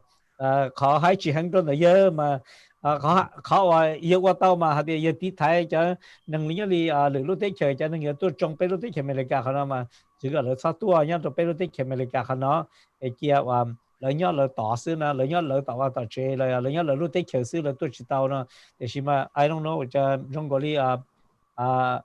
อีกจะเนี่ยเขาอีกจะชาติคันเดอร์นะเจเขาคูปอดีว่าจีชัวเคลียร์หังจีจงหังนะมาอยากจะได้เกี่ยวกับเพนนะเจ it's okay ดิฉันจะได้เกี่ยวหนึ่งจงนะเจยังไม่จีให้เราเพนตัวอีกจะไปสั่งเจตัวไม่จะหนึ่งยอดขนาดเลยจะหนึ่งเลยจะหนึ่งเขายอดตัวเราได้เกี่ยวเดินนะเจว่าเราไปรู้ได้เกี่ยวขนาดว่าเราเลยก็มาจะอันนี้สิเราจงก็เลยไม่ใช่ใจให้อีกหนึ่งเราจงไม่ใช่ใจชาติคันเดอร์เจลีจะมีอย่างนี้ตัวสักการ์ตูนดาแล้วก็ตัวนี้เราไปรู้ได้เกี่ยวอเมริกาขนาด是嘛要投了，莫得问个姐，有没得明个啥？大家都做那姐，我们没只能解姐，特别有这种小那姐看到下点，只能呢，要还姐下点，也咁么来解那姐，个解一个能样就比如啲前面嚟解可能了贴那姐，容易嚟姐边样啲前面嚟解可能了，实在啲啲薄下点，中国你冇得人啦，出事咯那姐，我就俾要比如啲前面解那姐了，中国你俾冇人都好，能见都好，能冇 color 啦，走สีนะแต่ละจังจะสีนั้นเราไปกินว่าคนที่เราวิวเกี่ยวกับก็เลยเนี่ยมั่วไปจะสีนั้นเลยมั่วสีใสแต่จะสีดูเทียสีด้านนั้นเนี่ยอีกจอเลยเขาจะสีเดียวเทียสีกาแฟนั้นเนี่ยเขาลงอีกจอเลยก็ that's something ไปปล่อยเนี่ยเราที่เกี่ยวกับอเมริกาเขาเนาะไปเที่ยวดีว่าจะไปรู้ที่เกี่ยวกับที่ดียั่วชาติเขาเดินจะกี่เราจะไปดูกัมมอเขาเนาะเยอะมาเยอะยิ่งจีชวนเร่งแต่ดูกัมมอเขาเนาะเยอะตัวมอแต่เดียวแต่ even เยอะกี่ป้อกินนั่นเรา也正式到当真，可能还得都那也都毛的地铁，给我做什么我做能多刀呢？人去穿真可能人啥的讲的多的呀，一直是你多的了呢，也考古山的还领导呢，也你去出古是能这些天那个古去包着个为的分钟的，讲能多可能么呀，讲能老呢做到谁老分到个，it could be something 还的 giờ những bao khó chứng thì mà giờ cứ chỉ khi khó chứng đầu luôn thì tên nó bảo rồi cho biết rằng nhớ rồi biết được cái mình cả nó bảo rồi rồi cái tên là I'm not sure on that way. Okay. Let's go back to the Biden mà nếu chỉ tao cho đồ bé cái bé chỉ bảo thì nên cứ khá chỉ cái thì nếu làm mà nếu ông nó要走着nó thì chỉ bảo thì lúc些人到呢可能不 possible 不到被我不到的呀，用来看到天那个我哋个行的被啲保大嘅，其實被我睇那啦，因住做呢兩對，被住睇到呢個，你保呢我保呢嚟嘅，被睇住我哋家到呢天啦，咁你就知啊，trong xe này nè cho nên cho chỉ là cho phúc chế này thì là nó WS cái cổ chỉ cho xử lý thì cũ giờ ra kia ya, chế tụi nhỏ hai ta hai lưu tan tới giờ tụi ba chuyện này chế tụi nhỏ học cá trong tới giờ tụi nó sẽ vậy vậy nè. Nên nó chỉ tụi ba chuyện tụi thật thà mình chỉ tới là giờ cũng hơn gì mình chỉ hay ok. Giờ vì lý cha nên nó chỉ Joe Biden thiết sứ, Donald Trump thiết giang nữa nè. Giờ hai tiền nên nó chỉ Joe Biden sứ nó mà vì tiền vô lý cho bây giờ nhớ tới chuyện nó là giờ nếu như hai khen chắc khá thì ý nếu như chế xe đó bây giờ nó nè. Nếu tiền nếu như mua cho bây giờ energy là giờ sẽ ý giờ cho giờ nên nó chỉ propane nè. Nếu như mua cho climate change nó cho lo chứ nếu mua cho thế cho gas nên nó nó bị sử dụng nó nè. Chế nên nó chỉ ít khó lên tới tua nếu họ mua nên nó chỉ tây giả xử lý tiền nếu tu đến họ một tổ information đó số ilu energy company mà vì thế cho bây giờ nhớ rồi tới nó chỉ lấy chỉ cho vì thế lấy chỉ cho nhiều thì giờ có bỏ lỡ tụi nó chỉ có một lò biển nhiều tới lúc tới là lúc tới nó chỉ vì thế lấy chỉ rằng mà khó của thì giờ tiền cho Biden xứ nó chỉ tôi chủ yếu cho nó là xứ họ giờ tiền thâu khoản lỡ nó chỉ Joe Biden mà giờ tụi này nó chỉ put long the President Obama đó này nó chỉ gì lúc xong nè chỉ thâu khoản nó chỉ này nó chỉ giờ tiền Joe Biden dân nó chỉ vì hai tiền nếu tính đó Obama nhớ tôi gì lúc xong đó là nè chỉ Obama mà giờ bây ít President very popular nè bây số lần số tụi như nín nhung nữa hai tiền nín ô tô tây giả bây giờ chỉ tốn to giả thì chỉ ý ở giả hai tiền ba đôi cho này chỉ là cho bây giờ nhớ tôi lúc tới khi nó xử lý thì con đỡ giờ có Obamacare ya xử lý thì lỡ thì Affordable Care Act nó nè còn nó mà như ba đôi bây số lần số tụ tí kho hay thì ít xe bây giờ bây giờ cho nó họ chỉ nhỉ nó chỉ vì thì họ này nó chỉ ACA nó mà nếu mua ít lo lù nhớ cho họ thì mandatory nó nè cái giờ hay thì lần từ là giờ thì ít lú bồi sát từ này nó chỉ họ mua lấy cổ tu employee đó số này giờ ít lú bồi sát này mua cổ tu employee nó chỉ là mandatory yếu tố chủ yếu life insurance cho này nó chỉ năng của họ lần đó là họ giờ thì có giờ bây giờ ấy có chỉ mua life insurance nó chỉ lấy tố chủ mandatory có yếu thiệt nó nói chỉ khó năng chỉ cho nhiều mấy lần đó但是嘛头创了我呢就创不可能切了呢就也得用都说到了那了嘛呢考还得呢去古都塔在还得考要为了叫奥巴马Joe Biden 说要得呢样呢就得容呢要老就呢去考们去考呢去 ACA 那天去当领导呢个呢去摸还得呢我叫 climate change 那呀 so 是呢要得容呢要 transit 了要得慢慢去考搞lúc tới cho nó nữa chỉ sau mua pollution rồi nè giờ còn đỡ nó chỉ họ thử sáng một lần là giá bể xuống hay tiệt bể cho này bể cho mình tụi mình vừa là giá tồn đây giờ còn là nhỏ là chỉ sau mua pollution trâu là xử lý để cho chua nữa này nó chỉ đa này cho nên mình chia chua nó cũng chia hóa cho nên mình giờ này nó chỉ là để pollution nó chỉ giờ ít cho ba con cụ to nó chỉ có những mua chen cho có những cá mó nó là chỉ giờ hai tiền này nó chỉ nửa giăng nó chỉ nửa tất cả muốn join giờ thì Joe Biden giăng nó chỉ Joe Biden giờ tất cả muốn join Paris climate change nó chỉ nửa tôi chỉ có thế nó chỉ giờ cú sa hai tiền này nó chỉ giờ thì Joe Biden giăng nó chỉ cho lúa xử lý thì cho nhóc college thế nào giờส่วน chống lợi nhẹ cho là một đồ đắn đó phía thì technology nè chỉ như là họ nói theo Joe Biden giăng nè chỉ tiết lộ这位也搞不满意，还得要为家创业呢，要为家和创始呢，还要为家搞公司们知道要让先呢提了弄 WSK 口去做。Đã có tu năm mà nhưng những mua nhiều khởi rong này lại qua giờ yếu tuổi chứ những mua cái tuổi yếu hay rong lý một khởi rongเขาnói biết tuổi biết giờ là yếu hay tu có dân là nhưng cho policy tu rong là nhưng rong này lại cái lớn nhân được tụ tin nâng thế để nó nhưng giờ đi được để nó trái kỳ hay á rồi đó họ thì cái này cho chứ nó mà những nhà các platform này những nhà các platform thì cái sinh là hơi nhẹ thì tụi nó dùng lên nói giờ bảo rồi tụi nó chứ đã có react của tập cái sinh hay thì rồi nên nó rồi nhưng mà cái bài nhưng đó họ thì lỡ xã bỏ lu xịn mu chia nó sư đó họ tiền thủ này tương đầu Obama nó qua tàu gì lúc xong nó thì lấy thứ sĩ trả trao lại những cái chữ bao thì用lý trả nó còn thế sự cũng chẳng tàu thì họ tụi nó gửi một phần sự tí dạng của em là nó hay cho họ và sư thế dân chị sẽ kỳ cái thứ ta là chị vô lên đó này Olima nên sẽ khả năng gì ít cho tờ khả năng nên sẽ cái này bỏ thì bây giờ sáng gì bây giờ thằng nó thế cũng mà là lúc voice mail là vì thế bây giờ chìm lòng là bây giờ sẽ đua nó sẽ bây mà đi sẽ họ dùng cái này bỏ cho nó bớt khả năng trở đi cho nó chỉ thế rồi nhớ đi North Carolina để chỉ possible cũng như bóng tổ Donald Trump nhớ cho Ohio nữa là dùng cái này lấy số giờ 29% là cái khả năng Donald Trump của tôi khả năng đầu giờ tôi thấy Pennsylvania cái khi nào giờ hai này cái dùng cái Donald Trump của anh ấy rút một số rồi chỉ có 8% thì là dùng cái số tao đang có 9% nữa thì nhưng để Florida đó Donald Trump của anh ấy chỉ có 1% là số giờ cái thứ gì có bao chưa có 1% là thì khả năng nhưng chỉ bao thì dùng cái thế nào Georgia khả năng là số giờ chỉ có 1% thì giờ hai cái Donald Trump là cuối tụ tao khả năng đầu cho khả năng thế ít bữa nay bên mặt tao cá hiểu khả năng cái rong ha nếu tí rong sai cho nó sai lâu cho tao nó này cái là cái electoral nữa này cái để khi tao thì Joe Biden lead nhất cho khả năng gì cho 2% gì cho 2 point là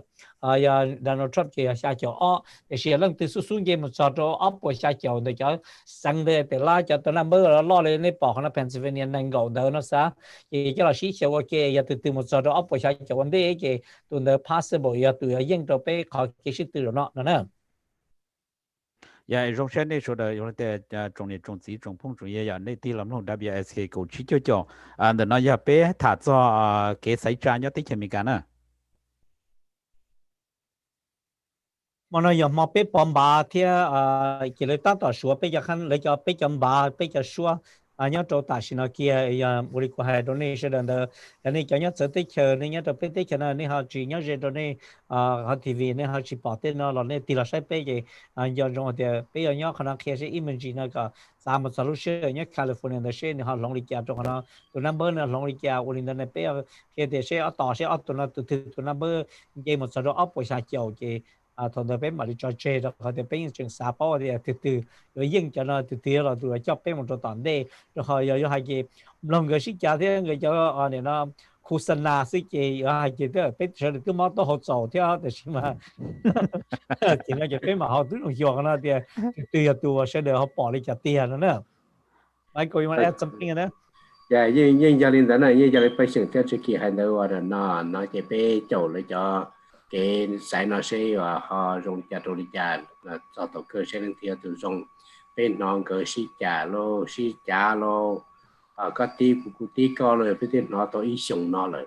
thì mà trả nó thì bé lòng sẽ bé sừng họ bỏ đi trả bé sừng họ nó bỏ tới từ tao từ thứ chữ đầu tới cho nó này chỉ trả này chỉ cứ cho nó bé sừng họ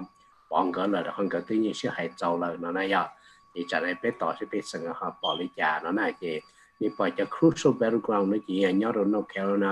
or Florida มา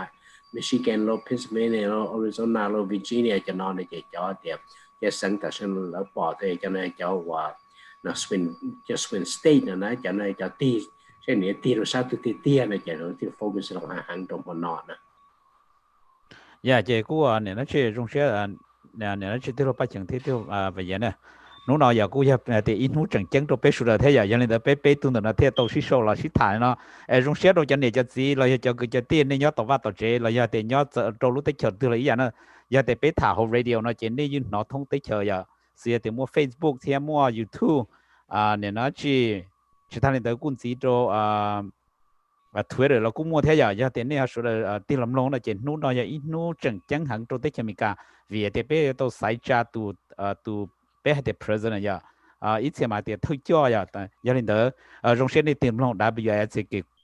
WISK cầu chỉ cho nè bé yo sai còn đến thế một giờ liền nên nó chỉ còn nói thì họ bây giờ sát lỡ nó chỉ tới rồi chỉ tao bố hay declare thì lần thứ nhất là it's okay ya ta kịp bên mà liền announce này sẽ ya trong này số để bố ta chỉ mà từ lúc bắt đầu con này có họ xả đi ya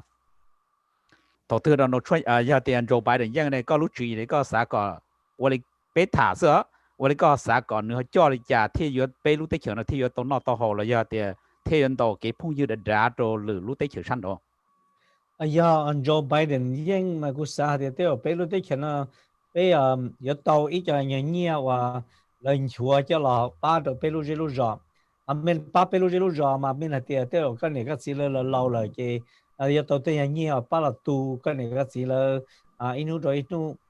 kỳ lịch khá là đỡ chỉ tới rồi bây giờ hoàn toàn đỡ thiền đi không một tên đỡ bây giờ tao nhớ chờ nó là tới rồi bây giờ tao hoàn toàn thế lúc chú ý mà ní hạt thì cũng tao chỉ cũng là chỉ khai cho nó cả sẽ được mua mình có mình kêu mua kinh là cả sẽ được họ mua cho cover nhiều thế chỉ ta nên đó là cả thể phân gì cho họ tổ nhân đâu sao lại không đỡ nữa cũng tao nhớ luôn hạt thì cũng tao nó chỉ vừa có cho nên tổ nhân đâu nữa trả lại bao chip của phá được số lan được số tới lúc dùng thì cái nó thể hiện đâu đuôi cả cho tao đi bao chip của xét cho là hôm nay sẽ có thể hiện chơi ra mình gì cái giờ chú cho sẽ để cho là giờ hay gì cho là phân đầu cho hôm nay nó là cho sẽ xét rồi cả nó đi lúc bạn đi thì thả vào có này nó tiệt tua mình gì nó là mà giờ hay cái trong领导cha là con đứa thế này cô hay tao nhớ là lúa thì giờ bé tôi cho nhớ nó đâu là để cho nên một chiều rồi nu mà bé mới cho nhớ là cho một dáng một lao lúa mà cho nhớ là các lò mà để cho là thể nó bé tôi mình nhổ vào tao nhớ này xin tao nhớ chơi cái cả là nhập tao đó một cái đó cần đó khả năng giờ chơi tao bé thế giờ cho tao bé luôn nên nhớ rồi tích hiện tại là một cái vạn bằng đua khả năng này phát tới cho lúa trong là thế là sao vậy? Cái này có lúc chuyện này giờ tiền Donald Trump này có họ có chỉ bỏ Donald Trump thì mà có啥thì giờ tiền người dân này giờ có giờ啥còn người cho lấy trả là dân người lấy trả lúc tích cho nó bé thì lấy to bé dân lại bé dân người cho bé sang lại bé cho bé sang nhất tích cho nó này bé thì giờ tốn nó to hồ lấy cho tu lấy con này giờ có yêu lấy trả gì có thì lấy hai giờ này nó chỉ có rong chắc không gì này giờ. Trong thời gian này nó President Trump tôi đã có lộ vấn nón đó là mà nếu như trong đó bây giờ trồng sẽ là nó hay cho cái thì thay đổi tên lúc chờ giờ chỉ bu lo lửa lần từ tôi chú chạy bây giờ tên lúc chờ còn này là nó President Trump này cho cái đấy hay họ trong đó bây giờ tên lúc chờ nó hay cho cái nó cứ hầu này vậy tôi là tôi lúa này như bao thì cái nó cứ hầu yêu oli cha trồng bây giờ sẽ là tiếp tôi nó tao hầu nữa lúc dần mua này như nhiều đó cho cái nó cứ hầu đâu đua cho cái và khu đó là tao hầu này cái thì focus sẽ làm tao chỉ cú rong rồi cho là ôn lúa cho nên nó lấy chỗ cho kêu là ôn lúa chỉ cú rong rồi lớn thì sự của họ là một là chỗ chuột cho bé cho nên cho chỉ lấy cho họ là nó và nhưng chỉ nhỏ cho tôi cái ba nè cho họ này của họ nhớ rồi lớn là cú của họ cần kiến trai thì cũng chẳng đâu để tụi nó là này nhé chỉ cú này chỉ biết sinhตัวใช้ตรงที่ในนี้ส่วนบนในส่วนโตที่รู้แต่รู้เฉยๆจะนี้เรื่องการสิการทอนในมัวที่มัวจะและจะเฮาส์ที่จะเส้นตอนในการรู้แต่รู้เฉยที่จะเป็นนกูจะจิตเจ้ารู้ตื่นอย่างคุณเจอตัวแต่เฉยตุนตื้อๆตอนนอนเราไปรู้แต่รู้เฉยๆยังโอเคแบบมันเสือ dạ là rong sen là cho này cho chị ở lên số đó tôi thì làm long WSK của chị cho tu nhục hai tao làm nên dân rong giờ tí lót vậy giờ chỉ là tí lót bây giờ là cũng nhớ trong đó cũng chuẩn gì cũng quân gì mình chỉ cho nên nó chỉ nên ở cái lúa nên nó chỉ nên tôi thả cho giờ cũng mà giờ thì Joe Biden nó tôi là uo nó chỉ ý cũng chỉ nhớ mà cũng sao còn nữa mua foreign policy in your strong chỉ thầu nữa uo nên nó chỉ vice president cho nên nó chỉ Obama giờ vì thế cho thầu cái uo nữa mà lúc trước nó chỉ theo uo to lúc tới uo to lúc đấy chờ nó cũng chọn đâu giả vì tiền cái chỉ bảo chỉ sẽ thì tôi đi bắt từng cái tua chỉ ta lên đó thầu lúc trước nó chỉ còn mà cũng thảm chỉ sợ anh ấy sao long tôi chỉ sợ ya vì thế thầu lúc lên đó thầu lúc trước là mua lên đó là nó chỉ giờ lên đó số thiệp Russia thế thì có tờ trả rồi tờ tôi mua này nó chỉ chú rồi lúc đấy chờ giờ lên đó thế thì mua cái cũng chọn đâu giả giờ lên đó thầu đó chạy说天里多么多少钱的是天里多啥，别啥一些的那工厂们就好，Russia了天多么争夺 Crimea 这个了， cú xã còn nữa này nó chỉ cú lúc chữ gì mà cú xã còn nữa in your strong mình gì vậy ya you one of what chữ nó mà you hai đi chơi you tôi lên đó thiết chỉ ta lên thầu you tôi chỉ chơi tôi you bắt từ là mình you bắt được xứ cho我咧này nó chỉ bên mông hải choวันนี้เจ๊ใกล้ดูเดย์อยู่ใกล้ชัดตัวเราใกล้ฉีย่อนะเจ๊วันนี้เจ๊อยู่要รู้ได้เฉยรู้รอเที่ยมั่วเผาวันนี้มีการรู้นั่นมาก็วันที่ตอนนั้นก็เห็นเขาจื้อมาก็หายเขาที่ก็ตัวจูนเดสื่อเรียกแต่มั่วช่วงว่า example ตัวช่วงเราช่วงเยี่ยแต่นิวยอร์ก pull off เนี่ยนะที่war in the Middle East จ้ะ头呢 pull 嘅啦，你知道佢做啲就可能就是你有種家你去 pull 是呢，依個年齡的好多股啥個，股去包呢，嘅，但是只要你ทุ年老師呢，就股啥的你有 strong 你有 strong enough 啦，要得去鬥做了麼就好了呢，但是嘛，我哋不打啲咯，即話也係，你只要一個運動，假如啲前面假使。你莫叫好些就是那等同的地区人的姑去啥家，但是好正经差了姑啥个你老你错你那去错节贴穿这些能道理可能还人的白天里你那去莫干到几好个几个其他的路的前面干了呢第六八千个呢我第那个好啥来家的要你那去投入里头了被叫被省xử理的可能被查呀แล้วกู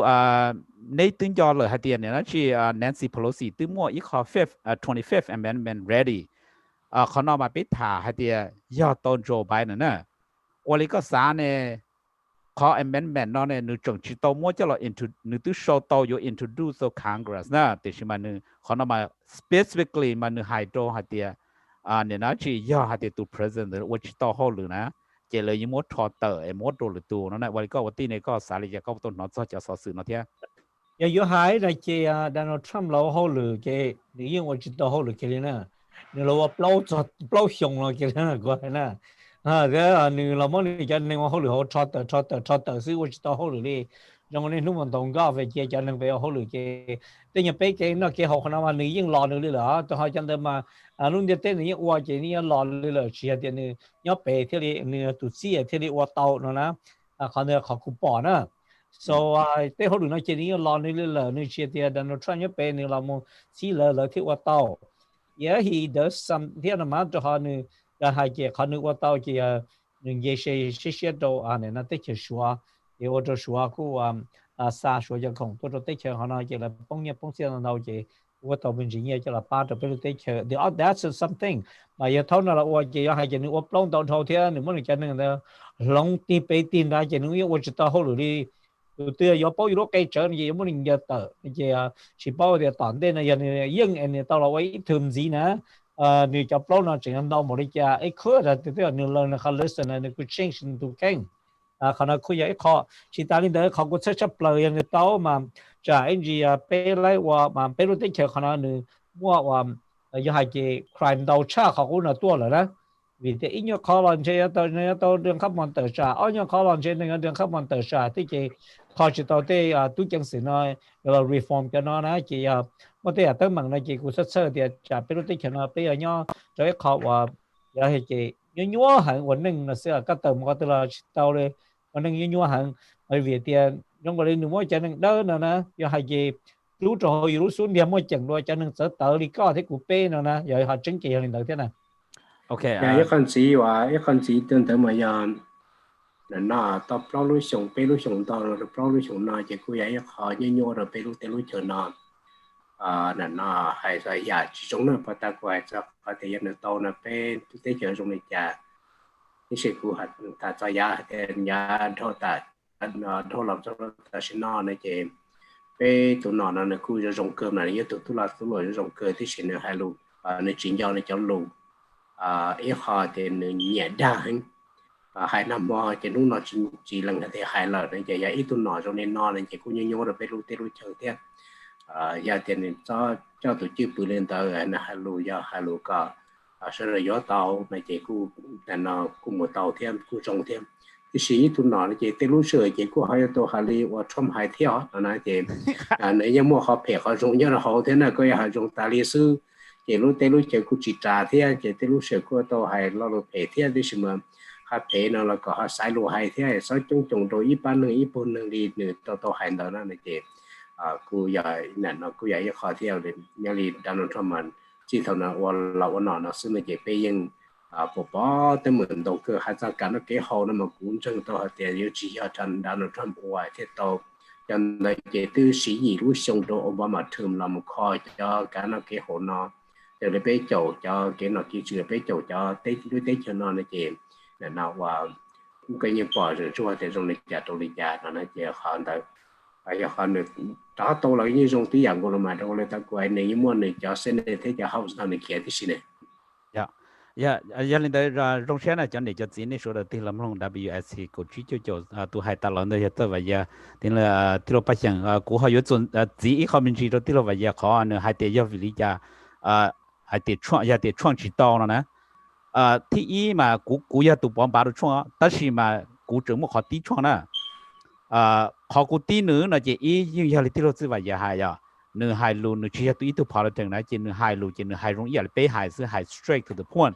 giờ nên mà背 cho nên nhớ tới chờ nó chỉ背 cho lúc tới chờ mỗi hai lọ nó chỉ背lúc tới chờ mình cả mà giờ lúc cho lọ nó kệ giờ thì có tô tụ hóa tài đỡ là có vừa tụ hóa tài cả lúc tới té nó nè chỉ ý của chuyện nữa mà ý khó là nửa phút một thuốc chỉ ta là đỡ là muốn nụ chân nửa trở thì chỉ do thế do là nửa phút thì fake news là gì chỉ khó nào mà của chuyện đó khó thì có giờ ít hóa tài cho nụ giờ trở hay do thế chỉ do là có chỉ tao kết rồi nè có hóa tài tư dự sư cóเนี่ยนะจีวันนี้เป็นให้ลูมิกา zip ก็รู้ขอนยาว zip your mouth do not say anything you know แต่สิมันนึกชี้อีตัวนั้นเรานึกอีตัวนั้น entertainment เจโรงเรียนอีขอเรานึกเพื่อ有หมดถ้วยให้เดียเนี่ยนะจีเจมเนี่ยนะจีรู้หายชี้เรานึกที่เรื่องที่หายย่อที่ตอนนั้นเดี๋ยวขอกูชี้เนี่ยมันนึกขัดทั้งหังแล้วนะโอเคเวียดนึกเยอะอีตัวนั้นม้วนเสียเจนมาเราซื้อเจนึกหายรู้ใช้ชีวิตโตจอนนั่งมันหนัวดิแล้วจอนนั่งจอนเย่เนาะเครียดยันยันเลยกูยังตัวปอดเลยกูยังปอดในของไหนก็ได้แต่สิมาเนี่ยนะจีขอกูสาธิตยันหนึ่งชิโต้นะจีอีวีเดียยงลิติโลจิว่าจะให้หนึ่งหายลูกใช้ชิโต้โตจอนนั่งเราจะเดียหนึ่งเพื่อหายมัวอีจอนนั่งเกะแล้วนะเจเป้ให้ลูกเต๋เฉยหวานบางลีน้อนะเจก็วันนั้นวันจืดมันก็ซ้อนเลยแต่เทียก็เลยแต่อีเทียนอยู่อีเทียนชิ้นอยู่เท่านั้นขออ้อตัวก็จะยังยงลิจ่าเราก็ให้ลูกเจอีจอให้อีเทียละเจอีเทียเทียจะให้ตาเทียเนาะนะเป็นอย่างนี้เด้อวีเดียเป็นอย่างลูกเต๋เฉยหวานบางเลยเจเทียเป็นมวนโตหายหนึ่งตัวย่อเกยาเด็กก็ให้อีจอก็เพื่อเจอีจอนะเจขอเดินนั่งชิชวนเนี่ยก็นั่นนะกูมากูสาเลยเนอะชิตาเลยเนอะมอถาลอนะเจนทุกอีก็ไปถ่ายก็ถ่ายเขาเทียอย่างที่เราไปอย่างมอชัวร้อนออกมารู้ลีดอนทรัมป์เชื่อยังไม่รอวีเดียนึกชิชวนแจ้งจะนั่งอินจีน่ะเนอะนะอย่าถ่ายนะอย่าแต่เจอที่รู้ที่จะ professional ละอย่ารู้ว่าชีนึกชีเนี่ยเจนเนี่ยนะชีนึกมุ่งทอดเตอแล้วอย่าเตนึกชีว่าจงเคแล้วเดี๋ยวขอกูสาก็ว่ามาวันนี้นอนแล้วนะเจขอกูชีเนี่ยนึกชับเลยเจกูมากูอยากอีตัวนั่งอย่าก็บอกเส้นหัวหนอว่าจืดเลยก็ที่จริงจังจะนั่งแต่อีจริงเดี๋ยวก็อะไรก็มัวก็เจนก็เราอ้วนหรือตัวก็นะเจขอน่าบอกกูชีเนี่ยนะvìเดี๋ยววันนี้เดี๋ยวนะเจกูเดี๋ยวก็เชื่อก็เจนเลยนะก็ที่เชื่อจะชั้นโดนนะเจก็เชื่อตีๆนะเจกูชีเนี่ยขอน่าอย่าเดี๋ยวขอชวนชิโต้เจ要ตัว主要教你กูให้น่าเลยนั่นสิ Anyway, pe cũng nói tua hala còn cái ya tua nè. Thank you for your time. Really jump in here with us. You want to tell us a little bit about to us? Khi đó pe dia khi đó giờ nếu ta share listen to pe mà thế. We're gonna stay until appreciate cho nó có cho sẵn sen rằng đi ra một số sát California đã trong quá trình là tiếp bỏ tụi nó bên là tụi nó thà xì rú là pe giá của một số sát đã sen hơn trong đi chợ thế. Thank you for coming.古啥的呢？古山老师那以前早的是古啥的，都蛮好那些创业原因啊。好在路线那了，我时间老师那一个30岁好是嘛，那块那原因那人创业因差我爬的都那个呀，你Virginia 的呢，他你的是那罗来人那一个山头个主母是谁见那你你的这今天那是这头的那就可以 for 的那。到 Florida 听得到那 Pennsylvania 是今年古啥的都蛮能到他是呀，这个白墙都有好多人话多生啊，生呀，多呀， ตัวยาเหรอโรงเรียนน่ะโรงเรียนก็ตัวเนี่ยนะจริงๆเป็นช่วย WIC กดชี้จ่อยังเลยเด้อจะเนี่ยจะจีตู่พงยังอยู่กับตัวนั่นยาหัวตัวยานั่นยาที่เราไปอย่างก็ผมว่าได้จีเขายังจีเขาเนี่ยเราก็จีบตัวนู่นยังก็จีบตัวตัวจีบตัวซึ่งเขาก็ผ่านนู่นตัวเล็กเนี่ยขนาดนะโอ้ยเนี่ยนู้เองมาเป็นตัวว่ามาเป็นที่ถาก็มั่ว action นะตัวน่ะ但是嘛，他打了那些头老婆打了那些别的嘿，let's watch 乎，那对对样呀，我哋估着係了，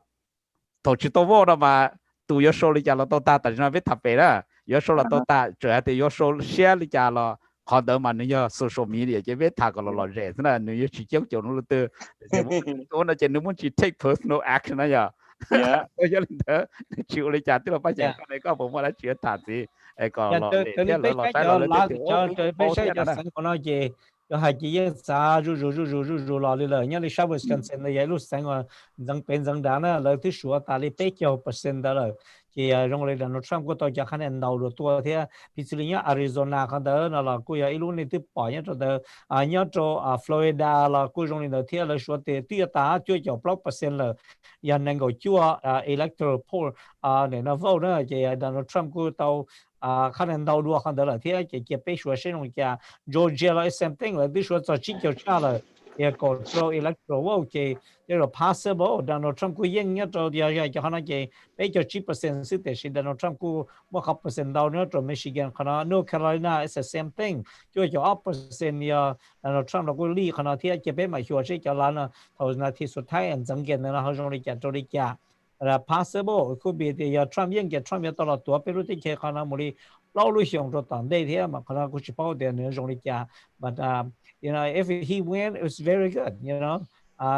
Joe Biden win làยัง very good thế cũng believe cái điều đó is the other parties if sẽ bị cho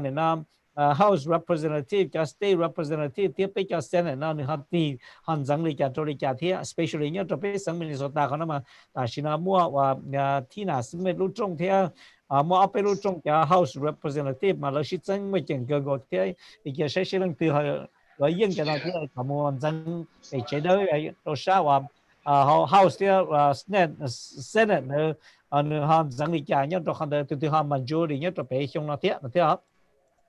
do là rong sen này cho nên cho chỉ cho phong chế rong sen đi thì làm long WSK cũng chỉ cho giờ lên đó tiêu sẽ vậy có cụ thảm gì này 我哋上到嘅比較忙run for public office 呢呀是啲city council เรา冇定過呢那去 senator 呢我哋冇 picture 啦 nhớ cái nhớ cho bên Minnesota xin là nhớ cho là lúc sáng chế theo nếu sang này giờ cô họ chỉ cho cả giờ cô chỉ bảo giờ bảo cho lên thì sự nhân Minnesota là chỉ cái mùa chi tu House Representative là cô đặt ra là tranh là lưu trong đùa là tư nhân giờ rồi lấy trong là đặt ra là tranh đùa Representative mà họ xong tư là sẽ tranh số là chỉ cho nên lấy nhà có tranh cái tàu sứ chỉ lấy qua hồ là chỉ xong sứ giờ xong thì họ lấy đặt ra tranh lưu trong đùa nó chỉ cho bé bỏ là kia nó tali nó thì sẽ lấy họ xong số chỉ họ này chỉ mua này nó sẽ mình ta va mua phư lì mua câu lì để mua này nó và chạy sông để mua tu sông cho nên cho làm một tranh lớn trong đùa nhớ rồi sông nó nhau sông sầu tàng nhớ rồi state senator thì bây giờ tu mua để một senator phù hợp nhớ rồi city council thì nhớ tầm này tầm broken point để một sử dụng cái nhân pha nói chỉ là nó là ta tạo là tranh giờ trong đùa cho nó mà tí rột trong là cái nhân giống một hai tờ cũng nói chỉ dùng này giờ tu nặn tu luyện thôi trong tờ từ mấy giờ nhớ trong broken park thì cho xong là tất cả là system của trong đua thì ta sẽ nói cái resort là nó mà nhớ một số tài chỉ từ tuổi chỉ từ tuổi giờ bên chỉ từ bao rồi lấy nhớ rồi tờ house là mà nhớ rồi sao ram sẽ không chỉ là khu report tờ cái mình gì cái giáo bé bỏ cái phương đi khu là nó dân khu tờ khăn tờ xuân tờ đua tờ nơi trung Samantha ba là có tàu xuống tàu đua tàu lớn tung thì mà lấy chuyện gì qua sự tàu tài cái sự cũng trên tàu tiền đây trả lần cái toàn tàu hàng này chỉ từ đầu cái tàu cái lúc đó đã khá nọ và nhớ tàu hậu là nó và tôi xong thiên chế thì tôi liền lại nhớ đồ sai ram chỉ tàu nọ là chỉ cho xoay report tàu tài để phải chỉ tàu bao để dùng để trả nhớ tàu the state senator cái senator phụng hơn nọ là report tàu tài phải chỉ tàu bao để trở lại của sai rồi nhớ hậu website cái link nhìn chuyện zero thì zero xứ này chỉ tập bao để dùng lịch trả trong lịch trả này trả được cái chủ số tuần tại thế bây giờ bây giờ nhớ được số tuần của nó. Ok, rong sen na cho này cho gì à, cho phong chơi yên này số đầu tiên là long WSC của trí cho tụ nhục hoa lần đó giờ tiêu sơ vậy à chúng nó mà cứ vậy nút chừng chừng giờ này bao to là để bé cho mong tua nhau lúc tới cho nó to bao cho từ lúc trong nó cũng mua hoặc là hay lúc sáng mình start còn cao, sau này giờ cũng mua to này nó chỉ mua to là bao chi lên cũng là một sĩ từ rồiวันnào chữ nhau lúc sáng mình start xử lý giờ hay là city council là một tiếng của senator bây cú này nó chỉ tôi nhớ đến thế nó là vì này nó chỉ tôiวันละlúa là cũng mua tôi này nó chỉ radio nó là cũng mua tôi run mua này nó chỉ kia mua city council là mua tôi mayor là một tiếng của tôi senator chính trị tôi mua rồi giờ thì chỉ mình chọn trong là để bé chế năng mong chơi tôi nhớ rồi lúc tới nó nhiều khó thở xong cha chua là một đồ tài chính là sư cũng mua cho rồi nó là chế cho nên đó mua hai lọ nó chế bé cũng giờ ý cho tại là cụ sai nữa bé cũng giờ ý cho mày nổi thì tôi nhớ tới cho nó kia chẳng cơ là cho nên đó trong xe và nên bé cho nên cho gì là tin làm long đặc biệt khi cụ chỉ cho cho nên đó tôi phát hiện con này có học mua đã chỉ có thả cho bé cho nên cho gì là do tiền cho phong cho gì nhớ tàu vắt tàu chế là do số lúc tới chờ tàu nó hay tiền lúc nó nó đã chỉ là do chẳng chẳng bộ lý trả rồi bé chỉ là chỉ là nhất đồ tàu và broken power kia nên nó nhất đồ số lượng pa lúc percent này kia số lượng pa này tụ tàu xuân tàu đua sai cho bé phần bùa một tàu này tụ là một sĩ dân tàu nữ này kia tàu năng của chỉ phần bùa này kia sai tàu thì lý giải số lượng pa này số tàu nữa trong đã là dầu đua là nó này possible ตัวก็ผมว่าได้ชีถา sao cho nó rồi tuổi lo tuổi lúa thế tuổi kia sẽ tuổi lúc chỉ hàng long cả thế tuổi cho chuyện đây mình chỉ nó bé tuổi này nó nhỏ nhỏ họ nó tỏ thế nó học bé cho mà muốn nó ra mình gì sai kia tuổi khó chỉ nó ra mình gì ตัวน่ะถามมาถามเตี้ยๆซะตาได้cũng mà cũngได้ก็cũngชอบไปที่ชอบนะsoจะที่เราต้องมองชอบไปให้ท่านนะกูทราบแต่นะก็นะคนนี่ปอจะนั่นชอยนะแล้วสุดท้ายไปเดี๋ยวมาฟินต้องมาอีกจะรอรอนะมัวจะเนี่ยไม่โดนอีจงชอบพี่ฮะที่เขาก็มุดชานะแต่เรื่องจนะจะ suburb โลมุดจะเนี่ย rural area 就出门那个街呢，ฟินต้องจะ那街จอด Trump 的话แล้วก็นี่ Trump เพิ่งมามุดPennsylvania เพิ่งมุดจะ state นะแล้วก็那pen那我有不要，就可能报的白点去啥个我有啊，就找那就那的被啥什么节个那只是的也是发这个那个那 Trump 还在给那白点也节所以你就好多那你要节单超个那啥么就好多那节只不是就找那节可能也可能那我州 Pennsylvania 它在 Trump 它那个 Texas 在 Trump 它就 stay 那那拼那个那就好里要那然后要我有些建议都很多都离下 Florida 那vì Trump 估计的 Trump 赢嘛就你Cuban 的就那 Venezuelan 的就你那一直那样的 communist 那比较了都那个开的那叫 communist country 那都的前文明的前面讲那就你 Democrat 拼少个种 socialist 多的，他们都那 communist 那些，那都报的那都鸟了，对路对车技术上都只完明白，就拼晒大家多些，那他晒 Trump 那个好古啥的，为 Trump 他也应付的，都可能。是当然在话，知道多行的天，估计报的就是要 Trump 应 Florida 那个 Florida 对路对前面了对个给我整个个 Florida Texas 呢。แต่ใช่ไหมจะไม่ถึงก็เราจะนึกไทยจะเต้ก็ก่อยยังไงที่ต้องกินตัวเป็นนอกแล้วจะกินอะไรก็สารพัดทุกคนเรากินเถอะตัวชิตเอาเลยได้ยา没中的是没接受的人呢，也不知道说。那个哦，那就去帮他搞呢，那就那应天到。你không bảo tôi dùng nó thì cái bao thì trả và phải mà sai sẽ trong đi trả rồi chứ mà giờ hay giờ Trump yên Texas thì thay yên ở này nó Florida là alo sẵn là cái 因为阿鲁省咪整了阿鲁省嘅就 electoral law 啲鬧啲其實創英啲嘢應說100%都可能嘅應到可能嘅事啊啲其實頭英年代啲嚇如果就省咯，因為 Pennsylvania 咯 North Carolina 啲咯你嘅 possible Trump could be and around another 5 year another 5 year 你嘅比較容易些容易嘅其實啲有創英嘅你嘅樣種你到如你講嘢但係講咗明知咗你嘅當market啦都可能 crank up stock market 你嘅嘅事你到但係could possible up to maybe 1,000 you know and itu nih na cho chi wa chi lan nó to trong yên à so cái nó lấy ta mà lấy bao đấy chỉ phải chỉ bao đó là thêm nó cái là thêm bé chi nó cái chi lan to à yeah so that could be you know you could have done good chính tổng này thì Trump yên cái nhân trong thì如你講嘢實際嘢難道嘢到大約啲人兵嚟咗，主要咪 investor stock， 然後啲 stock will jump up and maybe pass 3， 又不像啲聽啦，啲人頭比較爬嘅時候，聽啦又當中 industrial 啦，然後頭依啲崩落嘅基本啦，啲人嘢 Trump 落嘅，啲嘢後能夠爬得嘛，就比較。我哋 stock market 嘅，我想做呢，stock market 幾隻上咯。Yeah, cái này tôi invest nhiều có một chừng mình chỉ thôi Trump những cái bây giờ nhiều yon gì một chừng hàng cái này cho 401k là đấy yon gì thế cái yon trong有主 crank up 呢叫 401k 所做只做了有主做個 maximum 考慮company 叫有做thế那我什麼看法到呢是的可能我做幾啥事啊我只係係咁你冇做呢就係包我哋Trump những cái Trump有一段 businessman 嘅 everything will fall into 是當然Trump những là mà đều所有lúc sáng theo đó họ Trump khen hắn cái thế rồi số有你那gạt tôi biết được thế nào ít nhiều rồi chỉ ta lên đó là ya Trump yên rồi nó thiên cái đó Trump potential mua rồi ya Kim Jong Un sĩ thà cái đó có lẽ có thể có become smoother thế nào có thể chính chính thếยังยอthế làยอแต่ที่เราไปยังยอรงเสียในเตี้ยจนในจะจีที่ลมลง WSA กดชี้จุดนะถามมาถามเที่ยวกูสาเตียเตียเนี่ยนะที่ยอในฮารินเดอร์เนี่ยยอเตียโจไบเดนยังเนี่ยวันนี้คิมจงอุนเทียเนี่ยนะที่ไปตู่พงยืเนี่ยนะที่รัสเซียตู่เนี่ยนะที่วลาดิเมียร์ปูตินนะยอวันนี้เนี่ยสาหัสวันนี้เนี่ยนะที่โจไบเดนไปยกวันดอนกับพงยืเท่านั้นออตุนน่ะ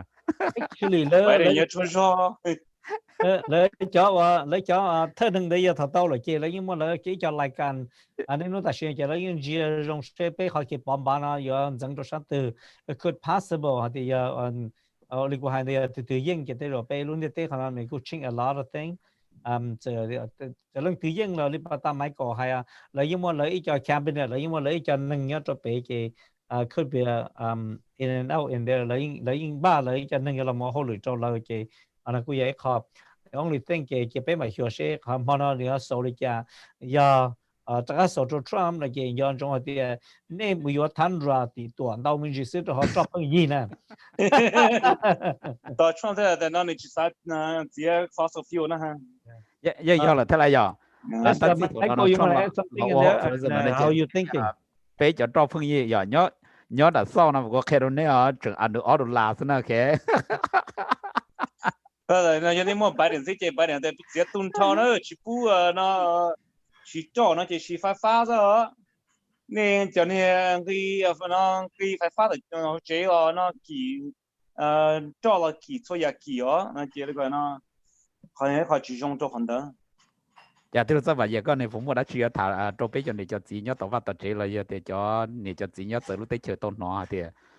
tụi tự nhiên là họ dùng trả thế tại sao nó bé thả lúc ba bơm gì này nó chỉ có lo rẻ nữa trong thời mà nó President Trump này chỉ bé từ bao nó có cái qua nhà thật là chỉ lo chuyện tổn tên là lời nhé chỉ lông tàu nên nó tới thì nếu như nhiều quan bộ lên qua tàu chỉ có lúc tới chờ lên được có tàu thì họ bắt ta bé thật thành đó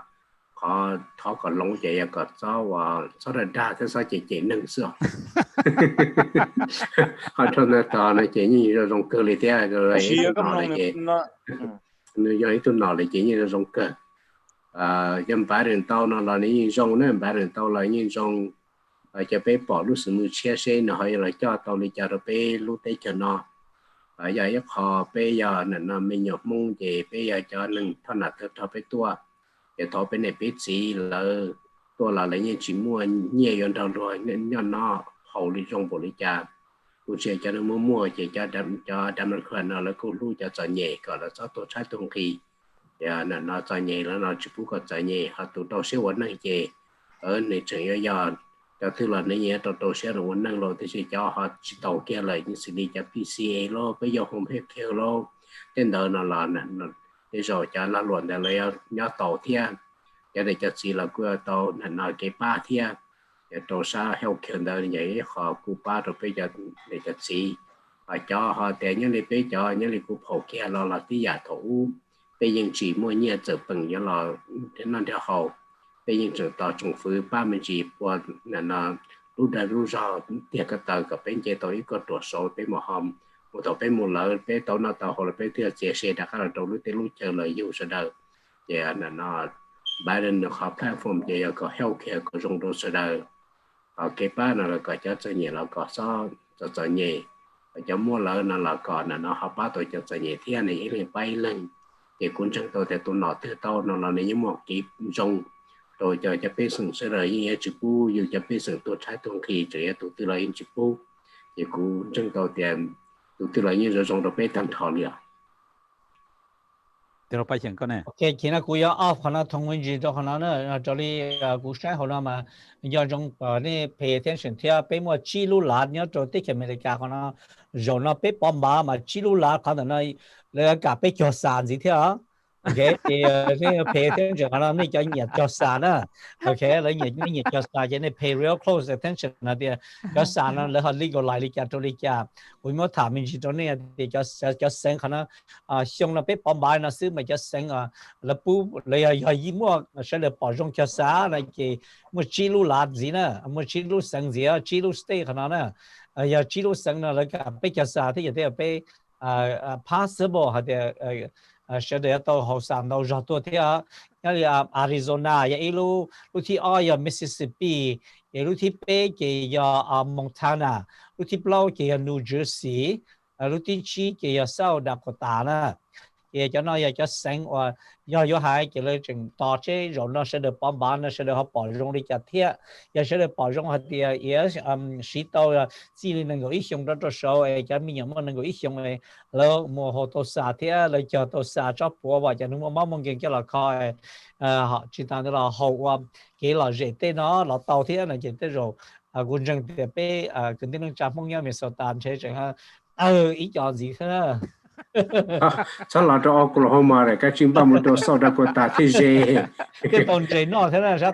tao giờ cho tao bảo một bạn đi nuôi trẻ như tao mà chỉnh á nên mà cho nó này cho nhóm đó thế à thì nó cho nó sau đi khó là mà rẻ này thế này chỉ sau một đấy phun đà này nó chỉ Oklahoma là California giờ họ nó mà biết thảo luận bờ ra giờ thì nó phản nữa nó là cũng họ rong thì mà tôi cũng chuẩn chỉ mình chỉ từ lúc phát hiện hay giờ khó lỡ hay để cho sàn mà chỉ cho là họ chỉ là họ có mỏ họ có mỏ chỉ tao là Montana ya Montana lấy cả thế ya Montana to thì cho họ rất là chỉ là một cho thế là chỉ cho ấy cho mà họ có mỏ ấy cho mà mỏ coiอยู่tiếp lên nó phải xem thếว่าไปถึงbây giờนี่ว่านี่ถามมวยที่เพิ่งมาดักก็หรอกูมีกว่า ok bây giờ này cho xí cái họ này cũng ya họ bây mua thả cái nó cho nên thế bây mua và thả vào lụp bờ họ này cái này bây giờ cái nó này thế bây giờ này thế bao họ thì ở giờ đi cha cho nên cũng sai ít họ nó nhà thì mong khả năng lấy cả đây cái cho nên mình dùng này ngồi ít dùng lấy một bản sự giờ hay cái giờ tàu ngã tàu nó có cho nên là diện grand tên đó nó nè diện grand ok thì ta đi đó xứ là có yếu tàu cho tới ít cho là recreation purchase nè thì họ nói giờ cái này ít dùng đó cho sau giờ là thì ok nó gì thì nó từ một tàu là nhất cho New Jersey mà đến bây giờ thả đó về New Jersey đến bây giờ về chung về let's check on the other state in here nhớ li Arizona Mississippi nhớ gì đó có nhớ có đã ha theo Mississippi nè Mississippi cái là những cái nó thì medical marijuana legalized option, recreational use remain illegal. And the whole state is up to 谁谁的和保容的家族的家庭，然后呢，来顾着我们叫了节节，可能慢慢贴补他，然后还有叫到那路省的个，要的是的保容的头了贴，那结果 possible 的。我能道路省可能有头，也还也担心了，今年的本地前面的家可能是道路省啊，了都个都家就是说的都是了，就是要刚下一路省头一路省那些政策家，也得要 federal 去到呢个，你个以后 state 到刚刚到路省这个吵架那些保到都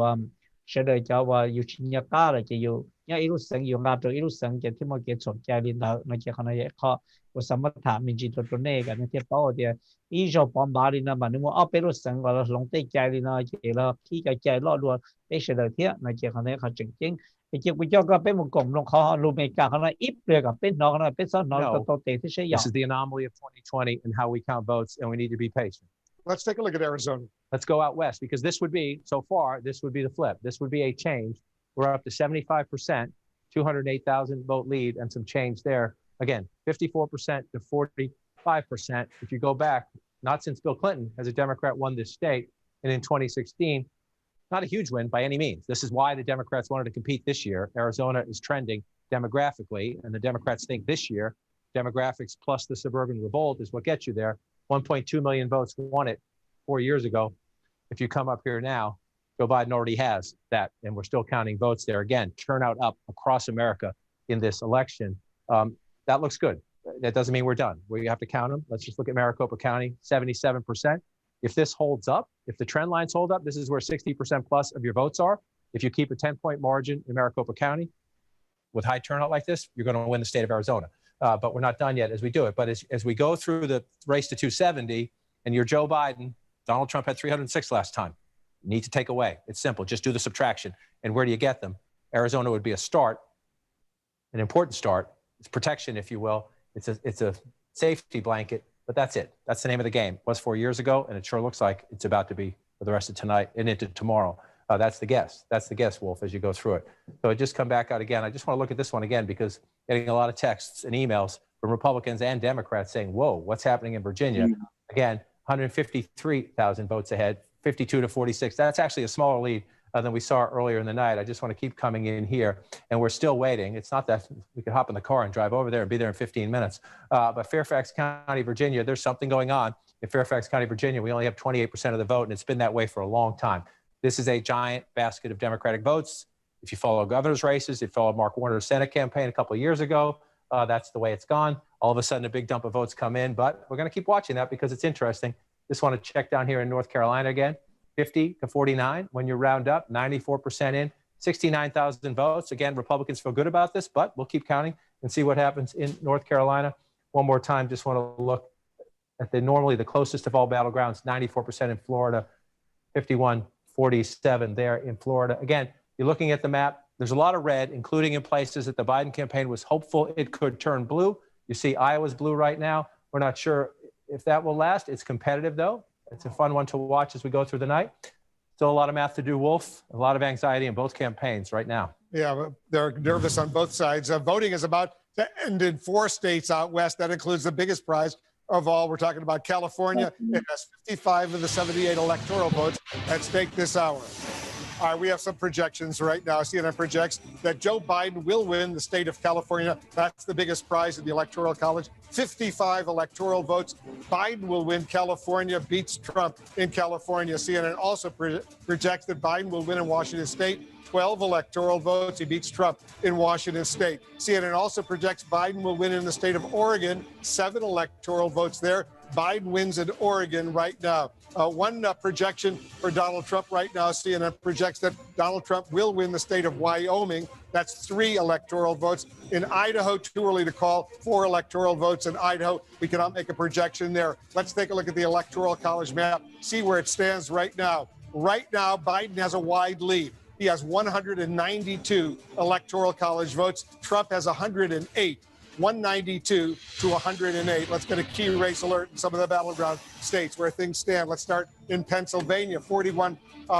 of the estimated vote is now in. Trump has seemingly a pretty comfortable 444,000 vote lead over Biden, 56.8% to 41.5%. In Michigan right now, 39% of the estimated vote is in. Trump has a significant lead there right now as well, 239,000 vote, but it's relatively early. 39% of the estimated vote is in, and the early vote, which skews Democratic,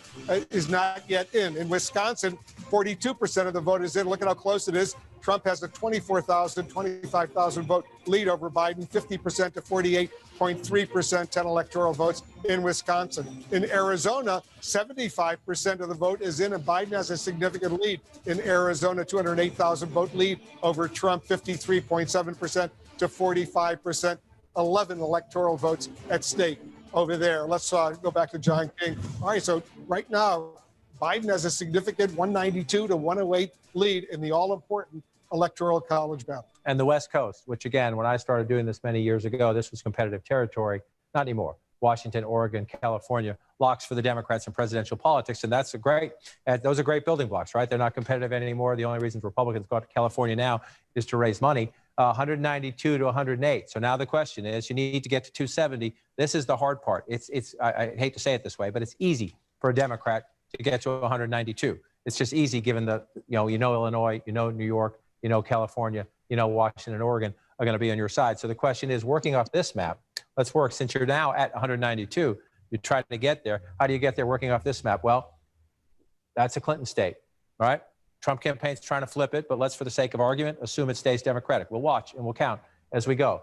That was a Trump state. Joe Biden is leading right now there. If it holds that way, out here, look at this, Colorado, New Mexico, the West Coast will be good to the Democrats in the Southwest if this happens. So that would get you to 209. So then you come this way, you're looking at the map, right? Where are the Clinton states? That was a Clinton state, right? So you think that's going to happen for you. And you keep looking at the map here. Virginia, which is really interesting right now, it is still red. You just assume, and we'll see if it's a change. If it's that kind of a night, it's that kind of a night. But you assume that one's going to come back into the fold and they're just waiting for Democratic votes to come in, having a problem in a county or something. That gets you there. Then you come up to Maine and you assume if you're the Biden campaign, you're going to win the whole thing. We need to see this. Maine does it by congressional district. There's one of them that President Trump carried 4 years ago. The Democrats believe they're going to carry that state. They believed a few other things about tonight, so we'll see what happens as we go through. But let's, for the sake of argument, give it to them. So then you're up to 236, right? Maybe they get one in Nebraska. Let's just leave that off the table right now. Let's just wait and see how you play. So you're at 236, right? There's 246. That's 262. That's 262. So you're looking at this map. And where do I get it, right? Where do I get it? Well, that's the easiest one. And we still don't have, I didn't get Rhode Island on this map. So let me come in here. There we go. So you get Rhode Island. That would get you 286, but that's with Pennsylvania. That's with Pennsylvania. You bring Pennsylvania back off the map, you're at 266. This is where you get close here, right? This is where you get close here. We're going to keep going out to the west, and we do that. That gets you to 270. So could it be, in a race against Donald Trump, wouldn't it be something if Barack Obama's birth state is the one that puts you over the top? That would be interesting if you go that way there. But so you have Hawaii, you have Nevada and Colorado. We're going to watch. So this is interesting. So you don't need Pennsylvania if you're Joe Biden now, but now you're in this different mood in Biden headquarters. You came into the night thinking you had all this great opportunity. Maybe some of these will come back. But if they don't, you're thinking, okay, we better win that congressional district. We absolutely better win that one. And then we're going to fight it out up in here. And again, if you get Pennsylvania, then stop the conversation. But we might be a couple days on this one. If you don't get Pennsylvania, you're in a scratch and claw mode now, as opposed to early in the night where you thought you might have had a buffet of opportunity. Let's take a closer look at Arizona and Pennsylvania. Let me do that and cross over again. We come back in here. And let's start in Arizona. We'll go west to east this time. And again, this one has held up pretty consistently, but we've also been waiting for a little bit. Sometimes you get votes in spurts. Sometimes you have long pauses. We're at 75% right now. That's 8 points, 9 points if you round up right there. That's a pretty healthy lead. Most of it's coming from here in terms of the vote count. You see, just in Maricopa County, Joe Biden approaching 800,000 votes, 10 point, almost a 10, just shy of a 10-point race in Maricopa County. That's 60% of the vote in the state. Then you come down to Pima County. That's another 15% of it. And again, that's not even close. And so every indication here is we still have votes to Jackie, you want to explain down in this area right here for the people? Yeah, the China Mala ตัวเนี่ยนะที่ถามได้จริงถามตัวของแม่สุดที่ชิบะถามตัวจอนัมเบอร์อย่างนั้นอย่างให้ที่ตัดสินโจไบเดนโตลิจาฮะโดนัลด์ทรัมป์โตลิจานะโจไบเดนตัดสินโตอีปัวโจโจอ๋อฮะโดนัลด์ทรัมป์โตอีปัวยีตัวอิเล็กโทรนั่นนะ so นี่ตัวถามตัวอิเล็กโทรที่นึกว่าลิจาเลยนะอย่างตัวชิมากูเปียมินจินเซียที่จะพาไปเลเวลนั่นมาแล้วมัวชิจะเปล่าตัวนะเจยาติลูสเตนเดอก็ยังนวมบลูเนี่ยก็โตตุนเดินสีอ่ะโอเคเจโตอีตูจะพาไปเลยมาอีตูซะเจนสีโดยจะอิเล็กโทรโวเทียนั่นนะมันที่ยอลินเดอเนาะถาลินเดอซะโอเคยอลิตาชินะwhat do you wanna add on that yeah noนี่ตัวหายตายnoก็ชิมุนชิหาย let's do it ก็ตัวไหนก็ตัวต่อใช่ไหมทรัมป์ยังก็ที่เราไปถึงก็ในก็ผมว่าอาจจะ有谈gì đó thế okay good 但是呢嘛被認證其實到問得起呢即係ตัวนั้นเบอร์เรา認證少了佢可能ตัวนี้嘛แล้ว佢มีตัวนี้หาเดียย่อหาเดียตัวนั้นยังรู้ล้านนะตัวนั้นยังรู้ล้านนะตัวนั้นยังรู้ล้านนะอีจะล้านนี่เดิมมายังจะล้านว่าจะเซ็งนะยังหาจะเซ็งยังเป็นมินนิโซตา可能ยังดีมาก佢ยังฝั่งดาวใช่ไหม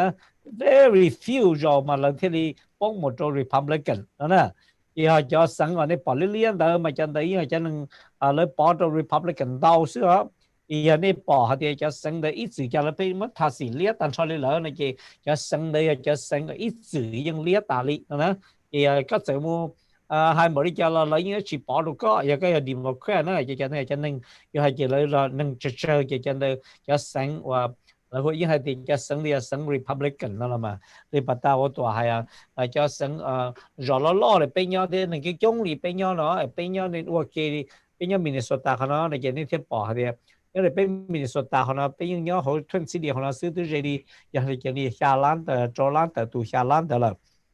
เจ้าอีจะสังไม่เล่นเดิมมาแล้วยอดจิตใจมันได้ใช่ไหมแล้วยัง Republican จะ state因此错咗一大落把嘛就到phần đầu là những Republican như những người ngầu xử lý là gì nên bỏ lại cho nó gì trong liên đó họ cho sáng họ nên bỏ lại show trong được họ đỡ họ thì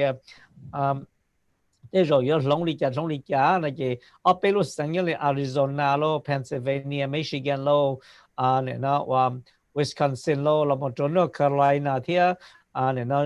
Georgia là một chỗ Florida đó này gì cho sáng là mà lỡ thà xì chỉ cho đến đó nó mà cho đó này cũng dành một chỗ cho xì chúa thì xì lia là xì cà phê nè cho xì cà phê nè cho đó thì xì cà phê cái xin nhân dành một ly trà này cái này bỏ hắn trong đến đó họ ta xin nó tụi nó bây giờ cho họ mà là predict hay thế rồi giờ lò lên đó ya ở tụi kia tụi nó bây giờ số một số đó ở bộ xa chỗ này gì tụi nó giờ tụi mới những cái tiền thâu nó ta tập biết khi họ nói là giờ lúc sáng nó dâng lúc sáng nó họ chuyển dâng này yêu đi cha lúc nó dâng lúc nó này họ dùng đi cha này cái này bỏ họ này thật thà này cái lên đó nó nữa chỉ đó là tại sao tụi này nó chỉ news report nó mà ta tập biết thì nếu mà biết chưa hay thì giờ创业路那 stay nó chỉ 创到某里nó Biden ยังรู้เนาะในเจม Biden โตลิเนาะนั่นน่ะเจตัดสินในเทมโอริเจนะฮะเตโอริยาอยู่โอริจาเนี่ยนะจียา Biden อยู่ยังอยู่โอริจายังรู้สเตทนนซีรู้สเตทในเทยังจะเนี่ยนะจีหมู่กับหมู่จ่อออฟว่าชาโจตัวอิเล็กโทรนะในเที่ยวยังนั่นน่ะมาตัดสินเราปีนึงเดี๋ยวจะเลี้ยนะมาอีเทียถึงจะต้องเลี้ยนะเจในสอดจะสาเตโอช่วงที่ตัวออฟบล็อกโจฮะเนี่ยนะจี Biden ตัวออฟบล็อกจีเขานำมันจียาขอจะจังเตียนะเจ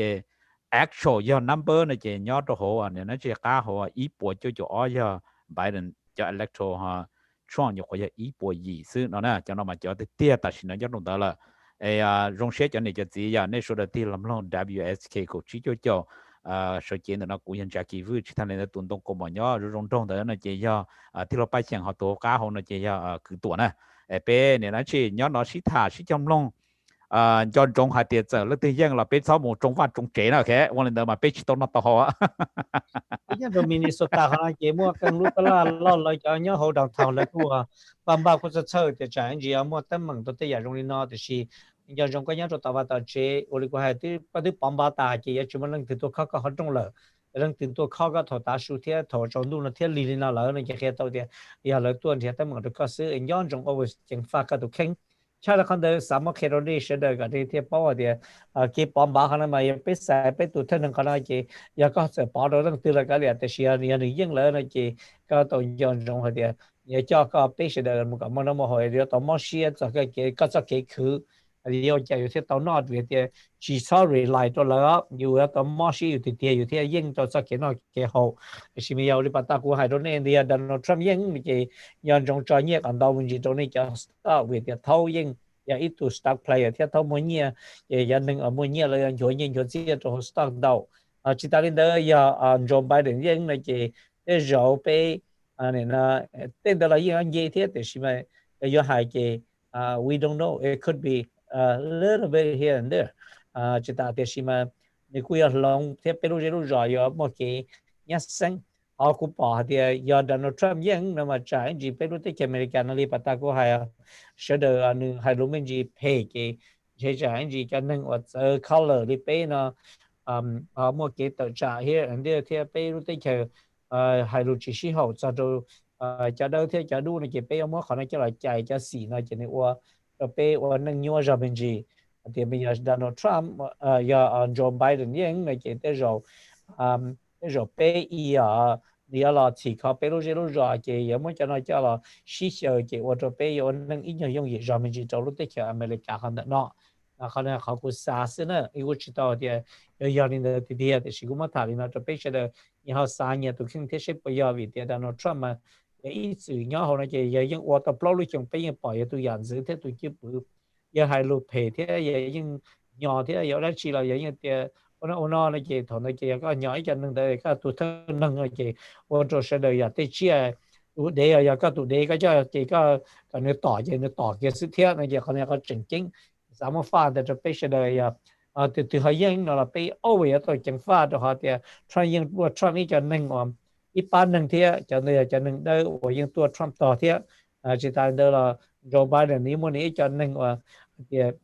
กูอยากขนาดยังมากขนาดที่จะอยากตัวยิ่งเลยล่ะไปตัวเนี่ยจังฟันอยู่ตัวแข่งพันธุ์นี้เอาวิธีต่อได้เนาะอันนี้เขาจะเชิญชายที่วิธีเป็นยังที่อเมริกาขนาดที่ในโน้ตตัดสินไปจะสั่งนะแล้วกูดีเคลียร์จะว่าตัวจอยเขาเป็นเจ้าจะเราป้าใช้เขียวเป็นรู้จอกับเป็นเสด็จเมื่อกี้เนี่ยซึ่งต่อก้าเขาว่าปอมบานันเท่าเลยแล้วมาแต่เขาหมดเราเต้นหนูเที่ยวจากขนาดนี้เขาจริงๆเนี่ยสามารถเห็นแบบนี้อันนี้เนี่ยเขาตื่นแล้วกันเนี่ยจังฟ้าเนี่ยเนี่ยเราที่อเมริกาขนาดนั้นเนอะ呀，荣先呢叫你就只要佢就啲出嚟呢，啲諗諗 WSK 股市就做股人家幾啲老百姓股用花係大的哈，都呢學家好呀佢ตัวยัง領導呀ถาลินนะเจอหาเดียย้อนจง股人只เขาดูเขาที่老百姓หายเทีย呀ตัวปลุกชงทอลนอมาไปตัวไปแรกตัวดันช่วงนั่นเจ้าเขานำมาถากเขียนยันนะเจอหาเดียนี่จะมีตุ้มหยวนยอดตัวที่มีการเนาะในมือกันเตอนี่จะในคูนะยาhọ là do tiền này họ xả tiền này dùng bắt thoáng là anh ấy dùng protest là những chuyện này thì chỉ là hay là lúc phát chế cho nên xả xứ tên nó mà người do politics nữa nên mua từ mình nhiều họ dùng một linh tử là nên họ tôi dùng kia là do one người mình chỉ hay tiền giờ nhà nó chỉ nên trường nhà mình nhiều giờ nên chỉ tập bao giờ linh tử nên xong một linh tửวันเต้นมาObamaถึงหายตัวเลยแต่ไปรู้ที่เขียนนจังมั่วกู้สอนตัวอย่ากู้ยาแต่ย่อตัวเลยแต่ย่อชิมัวจงมั่วจ่อละย่าชิมัวได้ชีแต่ชิมากู้ชิปอหายแต่นี่วันที่จะละชิปอนะObamaถึงหายจ่อเจวันเต้อย่าหายแต่ก็ไปหมู่เขาถือไปชิสองหมู่จงเทียอย่าเวียแต่ไปรู้ที่เขียนจอนนั่ง terrorist นั่นอยู่ตัดจ่านุถือเราไปชิปอนะอย่าแต่เนี่ยเขามั่วมีตัวมีอยู่ย่อมั่ววันนี้น้องเราก่อนเนี่ยเขาวันใช้วันสวดฉีดยาเรามาเจียมมูฉีดยาเราซ้อมมูเท่านั้นยาหายเตียนเนี่ยนะที่เขาเอาไปถากเขียตรงนี้ซะอันนี้มาสานะไอ้ยาเตียหายใจหายตัวยาต้นนอต้นหอนะมาย้อนจงนะยากูไฟเราหลุดจากเชื่อตรงยันเนี่ยจะสีหายเตียย้อนเนี่ยยาที่เขียนมีการนะซะจะหายเตียนโจไบเดนโตแล้วเนี่ยยาก็โตคืนนอกคือโหตรงนี้เจนนึงนะเขาจะช่องโตแล้วเนี่ยโตคืนนอกคือโหตรงนี้เจนนึงchỉ là tiền lớn to là chỉ là yếu tố ban này này chỉ tao khử nào khâu chỉ là lên đó bên lúc đấy chờ nó nữa yếu lúc đấy chờ lo hạt tiền nó chỉ tụ tương hoa thia mua chữ gì là lip lắp lờ bù lúc chế thiết tao nó tao hồ xin nó này nên nó chỉ nên mua cho tu là gì mà có một cần tới mua cho xài là có gì mà cần tới nên là nên thiết tốn nó tao hồ để bị xóa chỉ là điều Joe Biden promise ni nó là chỉ ni ở xa tôi ni nó chỉ là nữa họ chọn là ý ya在定係喺度諗住只要如果都佢都要攞要好，好嚴重呀，就係啲創業啦，個錯啊，你嗱去冇中華中這做白人業啦，個係都是破創啦，個錯冇人的，為啲看到要一學我其中都被被路得橋啦，要啲被學 society 咯呢，路嘅故作談呢咯，我哋大前啦，嘅被公乜談咯，係咗係啲我哋做到個呢，冷對啲要到來叫被數的，要到路得橋咪緊啦。我哋啲所謂嘢講你唔啱去學樣子嘅塔到俾咗你就指咗咗碰咗要嚟到俾到攞到嗱嗱又到學我哋係啲圖有啲地嚟嘅嚇，啲到攞添啊。Michael, you want to update on the local here and talk about that too? That's okay. Yeah, cũng mà update cho nó theo và trong xe rồi của bắt đầu là cũng là nó trong video off thì cũng như nó như thật. Bây giờ này cho chị xuống tụi nó lại bắt đầu cho kiện cái hay và cái nào cái hồ chế cho nhau đầu lúc tết chợ tư lại cũng sự thật sau tung chùa nhau đầu tết chợ tư là xí như giờ chỗ sẽ để trả tờ thế lúc là chỉ hoa sư cái dùng kèn chế cho nhau tết chợ tư là những sự tổ nói nhau tết chợ mình lại cả tết tư giờ lúc tết chợ và mừng chấp lời mua bạc hoa xí luật đầu xuống số tù giờ dùng kèn là những sự tổ nói đó chủ yếu dùng qua thì tổ nói của sư cho nhau đầu tết chợ cho nhẹ là giờ dùng qua chỉ như cứ tổ nói tao học trận nó từ tàu nào tàu chữ nó là bé rồi dùng xe lấy như là có lúc tiền lúc chơi là một sai sửa bé xuống số tụ lo thì tụ giàu hay tụ gió nhẹ tụ mua để lên là gió bay lên mình chỉ theo thì họ chấp lại cái lời về gió trả tiền này chủ kinh cái cũ mà thiết tốn nọ thế nên cũng qua là cũ là thiết tốn nọ thế giờ là đó giờ chúng ta tiêu luật và gì những hàng lên tới thả mà tại sao nó bé cứ thả còn là rẻ thế giờ tiêu luật và gì cũng vậy ít tu nên tu là tu lùa tiêu luật bây giờ là cũng giờ thế nào 我哋佢ตัวกูชิป地講你就學估嘛，估超得住啊，其實估nhau trẻ但係那隻攞啲攞 retire 攞衰呀，做啲佢就係佢有温暖，有温暖，温暖你就記，說的都咁温暖俾温暖咧，那麼攞估嘛估容易攞呀。 lúc hạt tiền ơi tao có cho tôi chuyện thì chúng mà cũng chỉ tao có cho nó về thì tao nó trái lấy vô chúng mà lúc trả tiền nó nè giờ chuẩn chơi đi chơi kỳ thế dù do con này cứ mà thế tao nó tao hò nè để chẳng kinh lấy cũ này vậy tôi khử lấy cũ khử thế tao nó tao hò thiên nè chẳng qua lấy cũ là khử thiên này vậy nè bé sĩ ba hát trong đời này cái nó cho nhớ đó hôm sau ta nữa nhưng mà sau ta nó chỉ nó cũng như cho bé nhau rồi họ sẽ nên thực phụng hơi khó campaign ở những thảm cũng như sai thâm luôn tại lý theo and đó công ty nó bé lúc sửa nó để nhau trong số ta nó chỉ cho state representative nào là lấy những trường là nào và chỉ tàu mua tàu để theo lấy cho report chỉ tàu theo rồi ta cũng hay xem ta theo phụ liền cái những cái như tàu cho xóa tàu lại cho lý chẳng cái giá tàu cái lúc trong tất cả thì mà trường cho từ tu thiên chế theo có lý là cho nó mà chỉ tao bao này theo cho senator phụng hơn chỉ tao bao theo đó họ cho cho này trường xa tôi chỉ tao thay nhau Ramsey County nó này chỉ là bây tuần này nhau đầu Ramsey County nhau đầu Susan Pan này chỉ này cho xóa như tao giàu lại kiến chứng tao để lý trả là mà nó là thứ xa tạt tao ta nếu Susan Pan họ chơi cho nên tôi tao nó đâu đặt cá lời sau congratulations đó Susan Pan nè congratulations Susan Pan là gì vậy? Cái chúng chúa nhớ đồ cái rồi đó house nè cái chim này cái chim một thành là cái trông nè sai chính nhau nó cũng sẽ tới mà lấy tao thành thọ 我哋呢啲咯，不像講你講，我冇轉子到啊，你知啲咯，即係為嘢好聽呀。Yeah, let's say Michael update 可能個大聲中意講，我頭先講。啲咯，Michael 嗰次睇個 so let me go into the statements ra hay cho này nó và Senate race nó chỉ Senate race nó mà tại sao lại những report rồi đó report rồi cho story á, xin này chỉ tụi bé support chấp lời chỉ là nó là phòng lưu ya, Senate phòng lưu district là tụi bé tụi họ chỉ bao theo rồi họ để lấy bé chỉ nhớ là district bé chỉ bao theo thì chỉ nhớ đầu Senate phòng lưu district này chỉ nhiều district rồi xa chỉ lời tôi chỉ tàu bị phốt tài cái bị tàu bao tại Alexander Deputy nó họ tàu một cái sẽ được phụng hơn nó họ tàu một cái đã khá là chân nữa trong là tàu bị chỉ tàu bao nó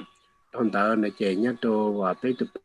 cũng như là non John Hoffman lúc trong nó chỉ nhất là broken point của sự cũng theo bảo John Hoffman theo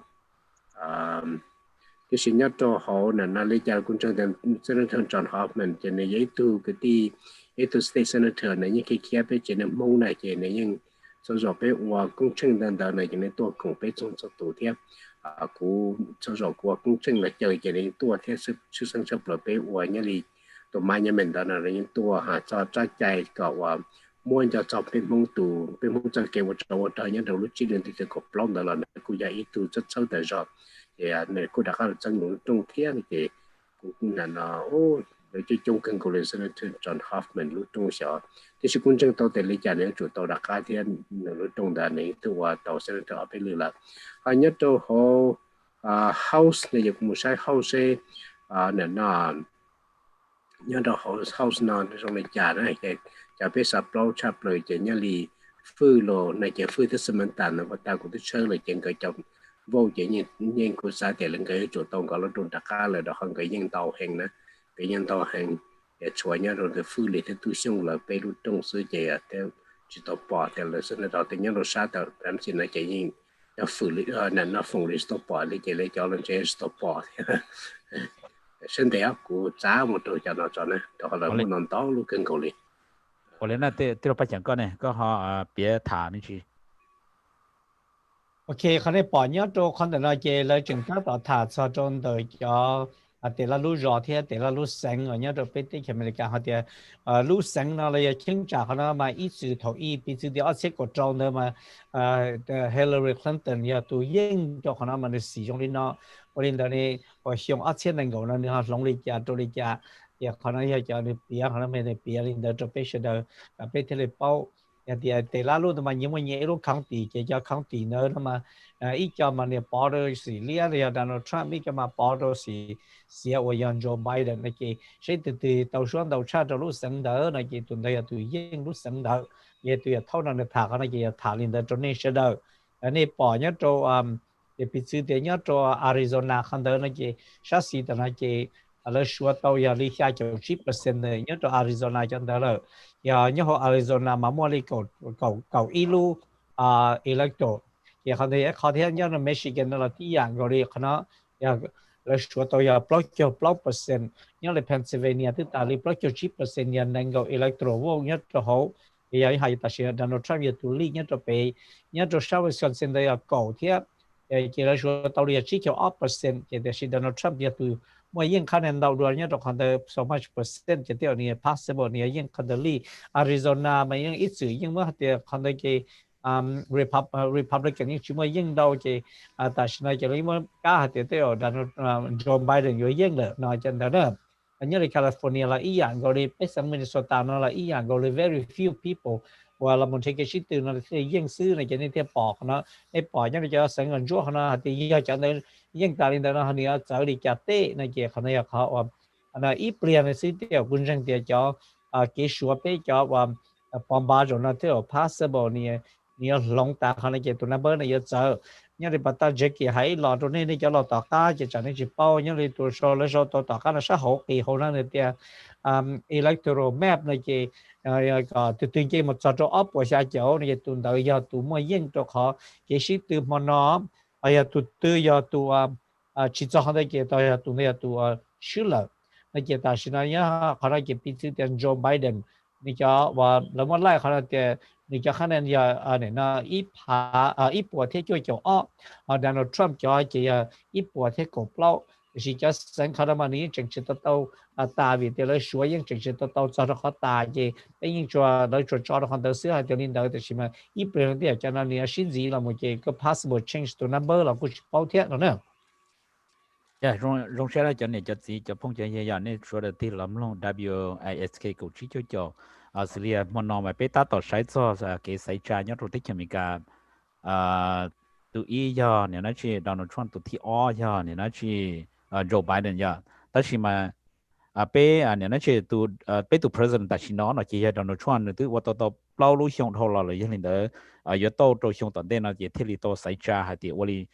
nửa buổi giờ các lại bao xong gì là do hay thì bây giờ tôi cho chung nhau đầu tiên thì mình cả thiết chính thành cho electoral bỏ rong hay thì yếu lòng một đôi lực tù nó nè thà lên đó rồi nè bây giờ này cho gì là cho phong chế nhau đó tàu và tàu chế chỉ thà lên đó rong xiaวันนี้ที่เราđó bây công cái là gì đó WISK cổ chỉ choวันนี้ที่这玩意ก็เนี่ยใช้bây họ bây thà nó mà bây giờ thà mình là tàn đau mình chỉ là vì hay thì bây mua bây giờ này cho gì nhau rồi bây chung mình chỉ để bây mua bây giờ tu这东西了也得老是tu我那我主đó nhớ rồi tới khi mình cả lúc sáng mình sốt tàn nữa trong lịch chế thì thả cho mình sốt tàn xứ hay cho là lúc sáng chế bé cũng họ chỉ bảo là thiên thì là bé thì chỉ thả và lên đó tức là vậy giờ có chỉ thả mình chỉ đối bé cho nên cho tí xe cho và lên ta chỉ nói này bé cho tu tới tuần chế và chỉ từ là muốn đó bé lúc tới chiều nayวันnọวันchủ này lần từ họ tôi nhớ làm đá đó chỉ thiên nửa họ tôi này nó chỉ elect là chỉ tao nữa nè ok và tất cả muốn gì rồi từ bắt ta nó xử lý vàสมันตาเที่ยฟื้นก็อย่างเกิดตรงกับลูกตรงเหรอแต่จะมีพวกเก่า over เก่าเลยเจเก่า off เก่า prison เลยเจเกิดอย่างตรงกับลูกตรงเลย so congratulations ตัวสมันตาว่าเนี่ยเก่าลูก prison นี่ข้างถ้าเสียเก่า off เก่า prison วิพวกเนี่ยเนี่ยตัวตันทอยาตัวจะอ้อพุ่งใจจะอ้อฝืนปัวสมันตาว่าอย่าไปตุนใช้นะอย่าคนใดอย่าอีตุนเขาจงเสียกันเกาหลีจีมุนตัวฟื้นอย่าตัวหล่อเนี่ยที่ตัวตันทอเลยเที่ยกูเสียฟื้นลูกตรงnó là cái trong cần cổ chế có nhà trả lại cho nó chế ôi dù thế mà là tu sông là tu phư lì tao phư lì lúc trong là theo tu sông là trên nơi là nó và gì lúc prison là xa tua lời để thằng đó cổ bê luôn gì lúc xa tua chế tu sông nhà tàu cho xa phun cho gió phần bùa hòm William Johnson là trên này tàu ploi cho ý phun cho gió chi phần bùa này chừng tàu trên ở bộ tàu xa ta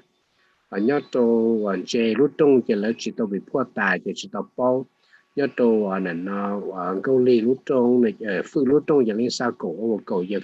phơi tôi sai chỗ chỉ phun dùng paper sinh chế phơi tôi phơi lúc trong là cá lợn chỉ trong câu li nhớ tôi lúc present giờ câu li lúc trong giờ lúc từ thế luôn lấy cho nó mà nó mới chúng ta ra chế tôi một cái sao lại chế giờ thế mà nó chuẩn chế thân câu linh cái chuyện tàu finalize, nè giờ sao mà đã chế phơi những cái tàu lại, này hai người bây giờ trong số tuổi,现在的缝合chế lấy những trường report tàu đại giờ trường tàu bỏ giờ report tàu đi theo, để lấy nhau tàu, là lúc hay cố để tàu gió lên nè. xử lý giờ thì thả lý tiêu số vài giờ thả này giờ ta chỉ nó tiêu số vài giờ có họp bia mình chỉ thì ở đây bây giờ tu chơi tu chơi ở sĩ từวันnọ này bị sai thì tụt từ họ quan nhóc họ lo cho là thì ít nhiều mua họ lần đầu mình chỉ theo họ chỉnh chỉnh mình chỉ lý giải đồ bây giờ này cho gì này giờ xử lý để cho lo mà tiêu lớn cái xe là thì chỉ cho lo nó chỉ là chỉ trong cái xe bây giờ có bị mình chỉ thì only Congress này do sai tôi lý giải senator này giờ senator phòng hơn này giờ họ mua ít lần xứ cho mua này nó chỉ qua representative qua Congress nó họ trong mình chỉ nó có biến nó rồi cho nên cho gì thế to thì ô còn đợi giờ lý giải thêm một ít tu họ họ chống rồi nè. Giờ nhớ đâu họ này nó lấy cho nó cho chứ nó cái lấy những phải mua alu chế nó alu chế là tiền nó Senate House nó chỉ mua áp nâng thì nhớ đâu nó thì Congress nó mà pe cho nó số sớm số tạm mà chúng mua áp Senator sữa họ cho representative mà là môn tàu mình chỉ thì sự representative mà là nó ở trong tư sử giờ là sự tư vấn nói rồi senator này chỉ nói trong tư mà nói rồi nè kalau mình đọc Peru sang nó này chỉ tí dạng câu li nó Peru senate mà nó mua là auto house nhớ là hậu vậy nhớ toàn tại senator phòng hơn là mình nó lưu district mà thì mua nó và nó tu xong thêm một hôm này lúc trong nhớ hậu thì tại sao thêm một hôm này lúc trong mà thêm một hôm này chỉ kia là chỉ cũng mới cho là sĩ từ rồi lúc trong tôi cũng muốn trẻ nhau nửa lúc sinh này tí dạng cầu nè vậy là mà cho house này nhớ cho hậu state là tí dạng nữa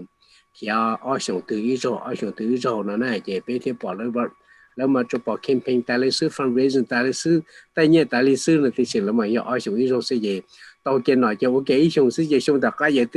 给我拿给 campaign 了给领导的嘛来没人来用过的第二天我到领导跳 nhớ lại phòng này chỉ phòng là nó bao nhiêu tí rồi tí xí xong này sau là nó ở xong xưa xem này phòng hơn là ở xong xưa chỉ lại xong thì đã cá lừa đùa ở xong tận thế nào đó họ thì xong này xong là nó là một số lần tin nâng nữa là một số lần tin nâng nhau xong một số ta đâu biết lúc tới chờ mình cả nó này chỉ thầu là số này lên đầu là chỉ là tôi khai redistrict là cho nên là tiền nhất chung bộ lý trả lời này chỉ là tôi muốn cho giải tên là kho đồ chia chỉ có tôi cả bộ chơi lên bộ chơi họ chơi chỉ bộ lý trả này chỉ là một redistrict đồ này chỉ thì là ở sông sư chỉ nên tập bỏ ở sông tận nên sẽ nên được phòng hỗ trợ đặc khác xí từ nó đồ theo thì nên trong nên đó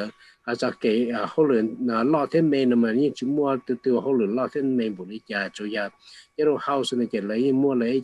cho nhau hậu lấy vì sự thế là lòng ý trái chạy lại là chỉ trái chạy này chỉ lấy như chúng ở lúc chế nó bé sự thế như là thọ bé qua từ qua là năm mai như mình nó từ bé hơn đó năm mà trong biểu như tàu house là theo tàu cấy từ sponsor trong biểu như là từ sen tiếp thì là nó thì thọ một pan ở lúc chế nó mà thế mà một trâu rồi hậu kéo mình thì mà xin theo trong kéo mình nhưng kéo mình chỉ trâu xía là nên chỉ cả xin là tàu theo tới giờ đi thì chờ đâu thế cho nên là chỉ biết là nó cho nó mà là mua nhà kế qua hỗ trợ chế nhân đầu tư giả thì sự chế là một trái này chỉ như biết thầu lúa và cái mà này trái biết thầu lúa liên tu lại còn đó mà introduce này trái là một cho cái sản lượng để cho nó sản với tổ nhiệm vụ mà nó cho nó long của thằng đó là cái sự mà và cho house thêm sẽ là mà nó liên tu cho mà biết và lại trái là một ông để chỉ trái là một chỉ coi là chạy chỉ là hỗ trợ ya thầu lúa liên tu mà trong đầu lúc chỉ liên tu ta sự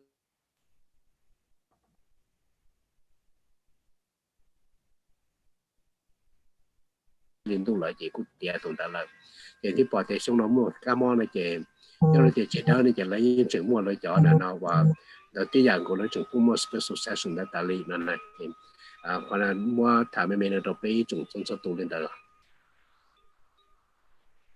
ok thìเราไปอย่างก่อนเนี่ยผมมาแล้วชี้ใหญ่โรงเรียนจันทร์จะจีน่าเนี่ยที่ลำลง WISK กูชี้จุดนะโอเคนี่บอกว่าเลยตั้งแต่ถามว่ามันเกี่ยวกับอะไรเนี่ยตัวแต่ละลูกสังเนี่ยเนี่ยแต่ฉันเนี่ยตัว Madison Wisconsin เด้อจะยังหายเกี่ยวลูกสังเดียวลูกสังใจเปล่าหิ้งเราเดินดันทรัมป์มายิ่งเนี่ยเราต่อที่เกี่ยวลูกสีส่งชี้เจอมาโรงเรียนดันทรัมป์ที่เรา possible อยู่ยิ่งขนาดแล้วช่วยจะเดินตาลีชี้เกี่ยว10%เลยอย่างนี้เด้อเนี่ย是Donald Trump กูเนี่ยตอนเดินชี้เกี่ยวเด้อตัวเดิมโจไบเดนเนี่ยที่เดินเพราะอยู่แค่เพิ่งเป้เขาเนี่ยเนาะจะให้เกี่ยวกับมอร์จินเดินกูจะตัวเราหัน就是嘛จะเป้มาต่อตัวเขานะที่สุดท้ายใช่เขาจะส่งตรงนี้แกจะลินต้องเดินคือให้ตัวเขาหน่อยที่ชัวร์ตัวที่อยากตรงนี้เนาะอะไรเกี่ยวTrump กูไม่ยิ่งจะเซ็งไปรู้เซ็งจะให้เกี่ยวเมื่อจะอิเล็กโทรเดินดาวเกินเลยที่จะให้อย่างนี้ฟลอริดาโลเราหมดตัวอย่างนี้ยังเท็กซัสเที่ยนะเกี่ยวกับเท็กซัสกูอยากรู้เซ็งว่าจะเดินดาวเที่ยเราหมดตัวจอร์เจียเราหมดตัวนอร์ทแคโรไลนานี่ยังตัวเพนซิลเวเนียเที่ยนะเกี่ยวกับชีจีเราเกี่ยวกับจุดดึงดาวอยู่ลำบากที่แคลิฟอร์เนียเราเที่ยเกี่ยวกับเราเป็นเรื่องใหญ่คอนโดสามารถแคโรเน่เดียตาชินาเป็นยังจุดยอดเราเขาว่าจิตตะเป้าเดี๋ยวลังตื่นอยู่ตัวคะแนนเลยจะตั้งในย้อนเยี่ยจะสีลิกาสีเลี้ยวหรือสีบลูวอลเลยลิกาอีเป็นจีตอนเด็กเราถอดตัวเลยจันได้ยังมันจะเที่ยอีปัวเลยนะเกี่ยทางลูกเชียนแต่เราเกี่ยวกับเขียนต่อหาเดียยาลิกาเลยเกี่ยเป็นมาเรียแคโรเน่เดียอันนี้เจ้าตัวเล่แต่นั่นนะตัวเล่แต่ไปปอนชั้นโลกตีเขานะตัวเล่แต่ยังใช้ตื่นđại đua là gì một số chỗ ấp của xa chỗ là gì thằng người tới rồi rong goli này nó Nepal lấy ăn đầu trứng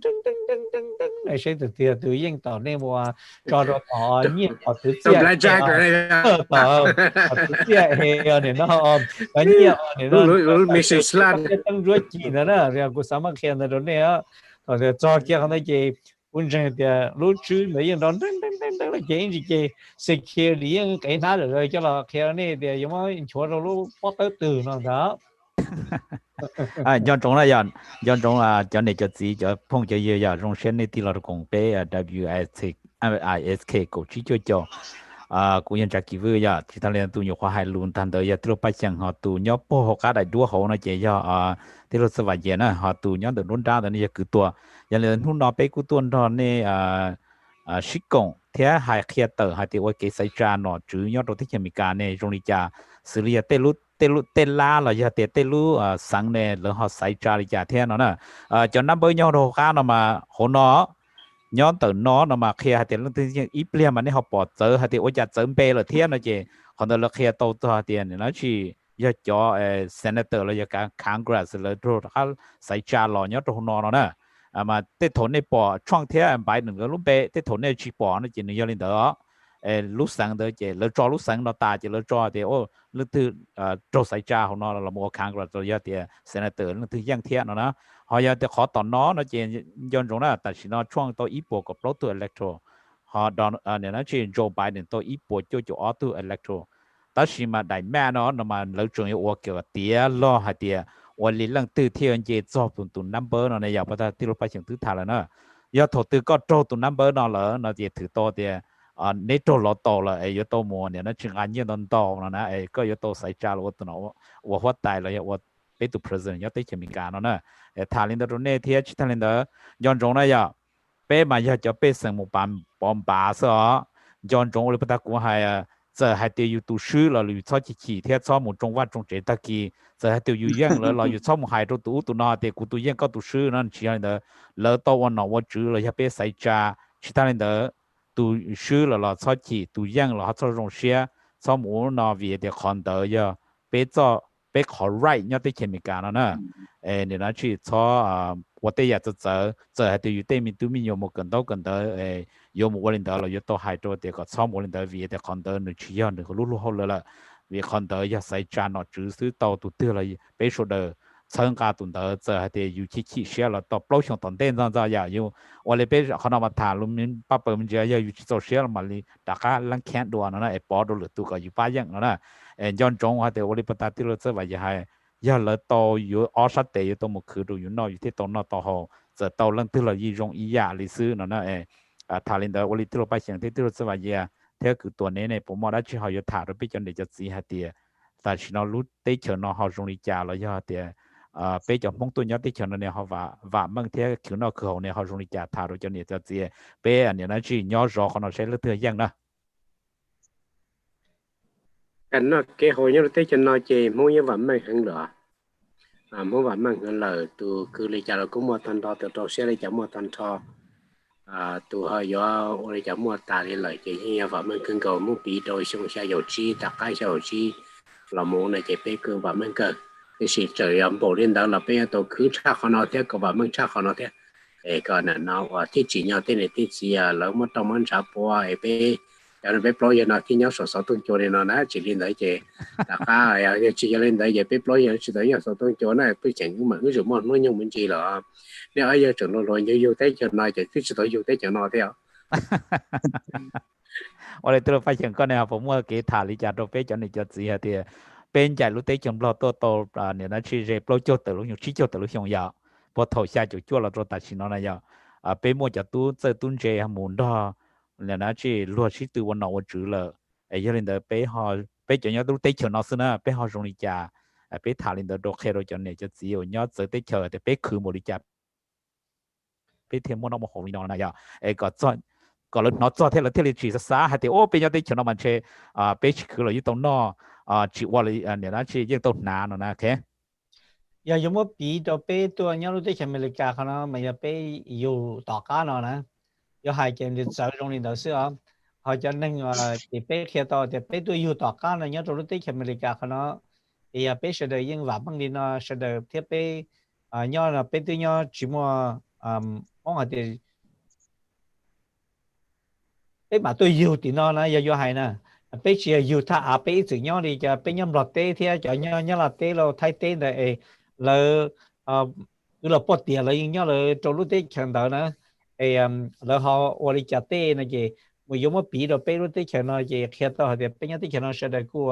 คือจนเราจะเขาตัวมั่วกูมั่วแล้วก็มั่วเงี้ยซื้อมาเท่าเราจะเงี้ยสักทีเลยอีกสื่อคือเจ้เต้เนี่ยเต้ซีเจ้ตัวเงี้ยตัวเราเจ้เราเราเงี้ยตัวเรารู้ที่เขียนเจ้เรามั่วเงี้ยตัวเป้เนอะคุณเรื่องเดี๋ยวเท่าจะมั่วเงี้ยตัวสักทีของเราที่จะไทยที่เขียนเงี้ยล่าเงี้ยเจ้ามาเท่าเรายังมันเราชับเป้มั่วไม่เก่าแต่สิ่งมั่วไม่เก่าชื่อรองเจ้ามั่วไม่เก่าเป้มั่วกับเป่าสดๆเจ้每家被杀掉，来被杀掉，我每家莫捏色的是，被人点嘛被全部捏呢，被莫对呀，number 啊，但侬垃圾嘛，咁么佢嘛，到up 被半字呢，嘅，伊侬么佢伊侬到黄头时候攞啲點嘛，攞啲呢即係老嘅多嘅，做了做啲做了嘅，老莫哩啊啲球嘅，有冇啲呢啥嘅，老莫捏插杯，老莫哩莫啲，莫到啲นู่啲呢啲呢啲先到呢嘅，老莫捏到杯啊。但是嘛，邊一啲人啊，就俾我佢就俾做到車用雞咯，俾做到家用咯，到揸用杯，就可能俾用螺絲，又幾耐幾處嘛，佢知道麼？到俾人啦，點解就冇俾到就失啲，是咪？點解嘅有係嘅，我哋不叫用啦嘅，呢對nhau年來實在個嘅經歷啦，聽嘅睇到嘅，實在已經係話掹輪到更過嚟聽，有乜俾到失啲啲，點解嘅有乜嘢好走呢？一個比知道你考到一考，你個係有啥啲話，兩樣啲咁來，你昂就啲啲啲嘢啦，啲嘛就蒙一啲嘛，你昂到出邊咩咪嘅啲，邊個定俾昂你一樣亂，一樣寫些係咯啊，昂出中正下呢，又係嘅，睇到啲你做乜嘢出邊嚟睇呢？不然點嘛，俾住多個即係講這個要注意呢嘛，俾冇到落嚟呢，就是你知啲。對那嘛掉來冇到落邊就啲嚟㗎，就一看到了住嚟㗎是邊都啲嘅話問嘅人你冇得注意對咯，你講係呢俾喂俾到啲注意啦為啲，但是那冇 YouTube 冇 Facebook 嗰啲啊嘅，你話啲啊去用嘅冇做得好嘅，你冇佢注好啦，啲嘢你佢你但係好啲事啦，嗱可能佢正係什麼談你睇到呢個你睇你包嘅有啲日天啊，個你都。都些天你都實地㗎啦，我哋個係，你都冇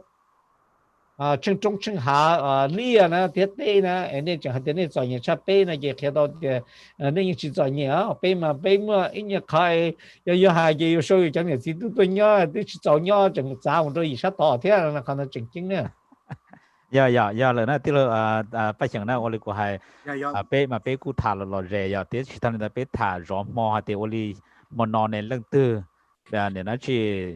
ย้อนเดินโจไบเดนเทียดอนทรัมป์เนี่ยเลือกที่เยอะยังเราว่าไปตัวตายนะไปถ่ายเดินย้อนเดินรงเชียจนเนี่ยจะจีจะพงจะยืดใช้รู้ได้เชื่อมีการละรู้สัวรู้ได้เชื่อในใช้ปอนู้นนอยมันนอยอีมอจริงย้อนเดินไปปล้อตัวเดินเทียโจเขาเนาะใช้ให้เดียวอยู่เลือกที่อยู่ยังอีมีขี้อันนี้นะที่ยาเดียตัวเจอว่ายังนะเจก็เดียตัวปอหงยอมูปื้อเลยนะหายาเดียตัวยังนะเจชอจีปอเดียตัวเจอว่าอยู่เลยจ้า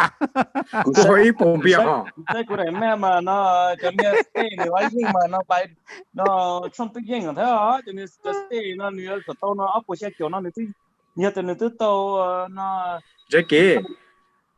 我晓得，睇嚟個有冇半啲啤啦，個一路都成個私募站咧，個啲只講冇啊。ยังยอดเดีย即係有半啲啤啊。เราขอตะกี้ยังมั่วหรือเต้นเนี่ย我哋ไปใจร้อนแล้วต้นนอแล้วแต่ชิมาอยู่ต้นเทียนนอนเที่ยวเท่าไรยังเล่นเดินลงเชียร์อะไรจันเด็กจะได้สุดตีลำลงไปWISK กูชี้จ่อจีมันจีปตาที่เราไปเฉียงตื้อฐานนะเป็นยอดที่เขียนการว่าเคยันจ้าตรงนี้ฮะเตียสื่อเรียเตียที่อีได้จะย้อมโปรเตสที่ออนได้จะย้อมเตะเฉียงยันล่านะนี่เพื่อศึกษาฮะเตียนี่จะตู้ยันสายมาศึกษาตัวเตะเฉียงกูให้ตรงนี้นึกชี้ยงยีบริโนลูกเชื่อสาเป็นยอดที่เฉียงนอมันยอดเจอลูกชื่อเหยอดเจอวินาทียอดเจอสมองซื้อเนี่ยนะที่เจอลิจาละเน้นลงว่าเกลือเรทเทใช้เทหอเนี่ยนะที่สาชิปุยย่อแต่เนี่ยยอดตัวชั้นตู้ตีออกก็เรายังยอดไทยเต้นะอย่างนี่คือโมเลยไปคือนะเจ้ากุศลเตียยอดที่รู้สึกว่าอย่างก็ตื้อมุมตีอย่างแต่เราคือโมเลยไปนอมากุศลแล้วมุ่งยี่ชับเป๊ะที่ทางในโอลิมปิกที่เราไปเชียงไฮ้เราอยู่อีจื่อมุ่งยี่ละที่คือเนี่ยนะที่เราชิดโตเราจะยี่ละตัวไปใช้ซื้ออย่างไปมุ่งเจ้โรงเรียนไปรู้ก็ปวดตัวจะต้องล่อเจ้าเลยเพื่อนเนี่ยนะที่ไปเพื่อสอบเจ้าเที่ยวเลยนะอย่างนี้หากโอเคเราจะนอนตะก้ามัวให้เจ้ามันไปรออย่างกูตะก้าถัดจากคนนั้นมีจีอย่างเด็กกูคู่เนี่ยรู้มีจี你过去到走呢，为的叫 stay 了，正去到对路兰呢，上了正去到好多的要你讲呢，被动那边呢，他们去走呢，但是了开还得慢多了，对咯，你那去做白了，有样被动 electron 样中得了呢，包动 electron 呢，样的那边了呢，OK， chế cho percent cho bé sinh nhẹ trong nơi popular vote nó chế trong mạng đó nó chế nếu nó chỉ cho percent over nếu nó chỉ Donald Trump to ít tu sao Joe Biden to bé tu cho nên Joe Biden thì nếu nó chỉ thế gian rồi nó khi đó Montana chế Joe Biden dân là Trump sứ nó chế bé tu tới một đôi Joe Biden thế nó khó nó mà là khi đó sao chế ô li thì mà nói chế trái kỳ một bữa vấn đề bé rồi cá tiền cũng nhớ đâu xa tao nói chỉ cũng vấn đề ít số món này giờ chế mới bia giờ tiền cho cổ ông mong họ chỉ tao khó này chế nên mà thả vấn đề là lòi rẻ món à giờ cũng một bữa lỡ này chế tắc kín này mà đi tax rồi giờ kia đâu cũng nó sẽ làm mà cái nhưng mà tất cả mọi người tôi lại một bữa tắc kín nó cái sao cái cho nên người đi bắt sáng chỉ tao một hôm lười chế nhỏ ít bia mà thế cho nên mà luôn xuyên nó này này chỉ một hôm lười qua này bé mà làm màu xí nè thế thì hai trăm bắt ta đã cái gì bắt sáng cho lúc bắt ta và giờ hai cái để nó và sao thì uống nhiều nhiều đồ đó hả bé thì nó ít bỏ là sẽ là thì Iran thì giờ Iran kịp rồi đấy dạ bạn chúng tôi chú thích nó chúng tôi thì bé hay một chơi chắc giờ có một ít phá là thì nó sẽ cho mình cho tí thì tôi bỏ chơi rồi phải xem cái tôi mua tiền này ít bỏ thì nó sẽ tôi chụp bỏ xe thì nè cái có một chụp bỏ xe thì nó mà bên nó chỉ taเลยha cái này mà thì mua nhiều cha thì mua cha mi nhân rồi này vậy cái sứ hả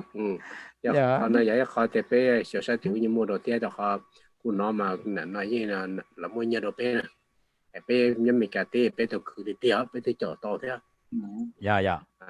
cái lúc gì mà theo cho chữ gì là cái chữ mà nói cái bé là nó lấy cho là trường tàu tụi là bé rong xe là giờ bé tụi nó đấy bé tụi nó cái bé nhưng nhớ rồi rong xe rồi lại cái là nó nhiều cái tàu tụi này nhá cái chuyện lúc cái chuyện từ là mua nó mua chữ gì thì lấy mua thì lấy gì thì rong thế giờ chỉ mua nó mua chữ gì cũng chỉ rong thế giờ lấy cà phê lấy cà phê giờ bây giờ tụi nông nông lùng sữa họ chỉ những à sao giờ nó nè cái sản bé tụi nông nông lùng sữa thì tụi ôn nụ sao ôn nọ thì sao bé mà cái đó ôn nọ sữa bé mà tụi ôn nụ thì tiền bé thì tốn nó giờ là tiêu phải chừng giờ hai tiền lỡ ôn nọ là vừa tụi ôn nọ đâu vừa thiệt ôn nụ đâu vừa ôn nụ đâu vừa đấy tụi ôn nụ thế là tại sao nó về ôn to nhiều à nhiều OK 你บอกเขาแล้วจะ醒啊，你哋จะ醒的嘛，一直应要领导呢，对那么的，你บอกอัพไปรู้醒的嘛，你咋领的？也其他人我学เขา那的จะ醒เขาแต่นั้นนะอย่าเลี้ย但เขา领的不 suppose 你的一直的然后 Trump 应但เขาจะ醒你เลี้ย的了นะ，那就碰到些那么เขา係 up 過嚟地力呀，那呢佢哋個正經啊，也一般基本嘛跳。我包的嘛那边包的对应是领的嘛那呢，然后的เราจะพอนะยก็ตึกเการู้เจแล้วชัวรู้เจยจ้ารู้มันจะขนาดที่สุดท้ายในเจแล้วยังเขียนต่อไปมันเนาะจวดเดียมนับเบอร์เขาอย่าเร็วเหรอนะเจเดียวนี่มันนี่จะเนี่ยเราอยู่จะจ้องเจได้จะเนี่ยเราอยู่เนี่ยที่มันเขาหรือว่าที่เจเลยมันจะเนี่ยจะละสิตัวเจกับมันเขาหรือว่าหรือตัวที่ตอนมันจริงๆเลยจะละนอกจะรู้ใจโควิดขนาดสุดgiờ有係就應嘅對應你嚟啊，就到那邊就你應你嚟，又嚟應啲 clear 乜咯，對應嘅對你應冇你嚟係啊，就有 number 話，然後嚟說起到這了後，那個就那 popular vote 先啦，對有 number 的時候就是咩呀，electoral 那個嚟應包對嘅，就 electoral 那你要比較 putin 啦，就那個就係啲呢冇幫忙，冇那做三冇好了，可能就那個就老姐只寫到白天，然後就那個正經嘅什麼談論的，看到呢就話一到這天，然後啲嗰隻幫忙冇得加了呀，看到很多書記講的用書天，那就很多一考不看的就白寫了天。OK 呀，用先呢，叫你就自己碰些嘢，你啲諗諗เราจะคงไปเกี่ยวกับ WISK กูชี้จ่อแต่ฉันไปตัดต่อสายจ้าpresident 要到的前面个呀，要领导但是呢，กูบอกต้องหาเดียวเลยตัดต่อปีจื้อหาเดียว要创just 呢，ที่มันเรื่องนี้เนี่ยช่วง要到ปีจื้อตัว electoral นะจะ electoral นะมา họ lấy lia đó mình chạy to thì pháp lưỡi vô sao electro nó mà lưỡi chụp bỏ lưỡi tòng thằng hai to nó nè thì thìเราจะว่าก็ explain mình chỉ hay thìว่าเลยจะ electro nó nè lỡ bỏ một đôi chó bế bỏ mà giờ trâu pháp lưỡi vô thì chỉ cho thổi cho electro nó to tuổi được tên á lỡ mà li mỗi chọn tới cho một điều kẹp bế dùng một đôi tụt tư nó có biển chỉ sai bao cho bế cho này cho gìว่าเลยlà tráiเลยbếตัวnhớ nên thế là thì xem bế một vô xứ thì xem bế bỏ thì cho chạy thì tiền nữa u hậu lưỡi cho li trả nó nè bế rồiเลยcòn là cái xe dạo ไปเสียงเราลูบปลอแต่พับพวดนะอย่าเลยจ้ะน่ะ พับพวกเจียเนี่ยเนาะcorruption ซะ พับพวกเจียว่าเหลือกัดจงซะเหลือกัดจงโอ้เหลือกัดจงเป๊ะไอ้มาเป๊ะแต่เป๊ะจริงอ่ะพับพวดเลยจริงอ่ะพวกเราก็ตรงเลยนะเจ้ลูกเต้เฉยน้อยยังอยากขันเดาซะละแกไม่อยากขันเดาซะพัดดำมันใครจะเนี่ยต้นที่มันดำมันใครพาไปแข่งเนี่ยต้นที่เป็นพาไปแข่งในเจียแต่นั่นเนาะว่าจะไปสั่งเนี่ยตัวรู้สั่งเดินนะปอต้านถอยเลยปอต้านถอยไอ้ตัวมั่วไฟมั่วชัวลอยเนี่ยจอนั่นเนาะในเจียบ้านเนี่ยเต้าในเจียบ้านเนี่ยเต้านั่นเนาะรู้จออิเล็กโทรโวตัวรู้สเตนเนาะไอ้ยาแต่นั่นช่วงเต้าเนี่ยช่วงตัวจะอิเล็กโทรโวตัวรู้สเตนเนาะนั่นเจียจันเจียนั่นยาลินเดิมมาที่เรียเตียนั่นเนาะว่ามีมั่วป้ามั่วเปิลนั่นน่ะthì là mất trời lẽ thủ là mất trò trời thì lúc sáng trong nâng trời thì lúc sáng từ nâng trong cha thì là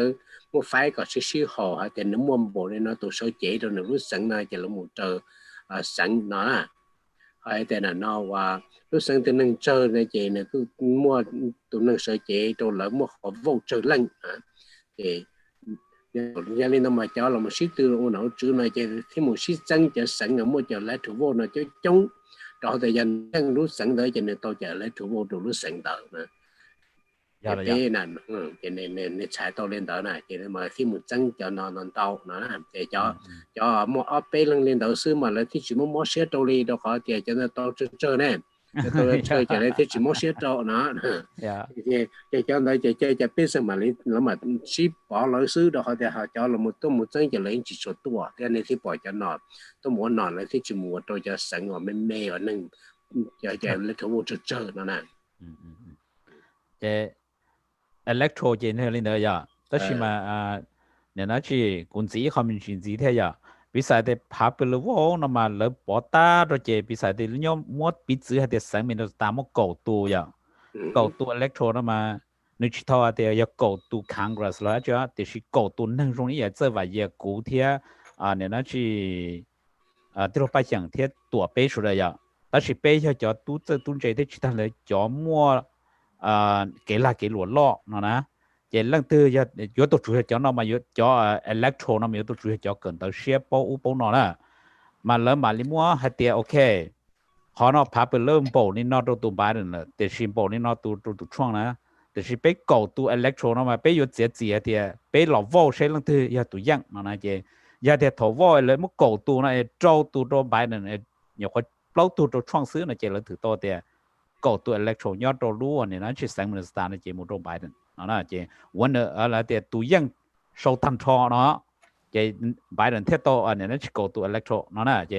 họ để chỉ cho ý là bắt đầu tiêu sự và chỉ thả theo rồi thì họ cũng thả nó chỉ nên cho là chuyên sĩ nó là chỉ theo cho lên đó nó là nó chỉ vô đi tài chính nó này bé bỏ to hạt tiền này nó chỉ nhớ lên đó nó giờ tài chính nó cho bài này tôi oppo chỉ tu họ đó nó chuyên dụng của tôi ít bộ cầu tu thế này tôi bài chẳng có chỉ biết mình sẽ giao lý này nhưng lúc sáng từ là chỉ là nó thiết to oppo chỉ tu nè giờ chỉ nhớ là giờ ok tại sao nó mà nó chỉ trong lý lu nó chỉ sang Arizona New Mexico thì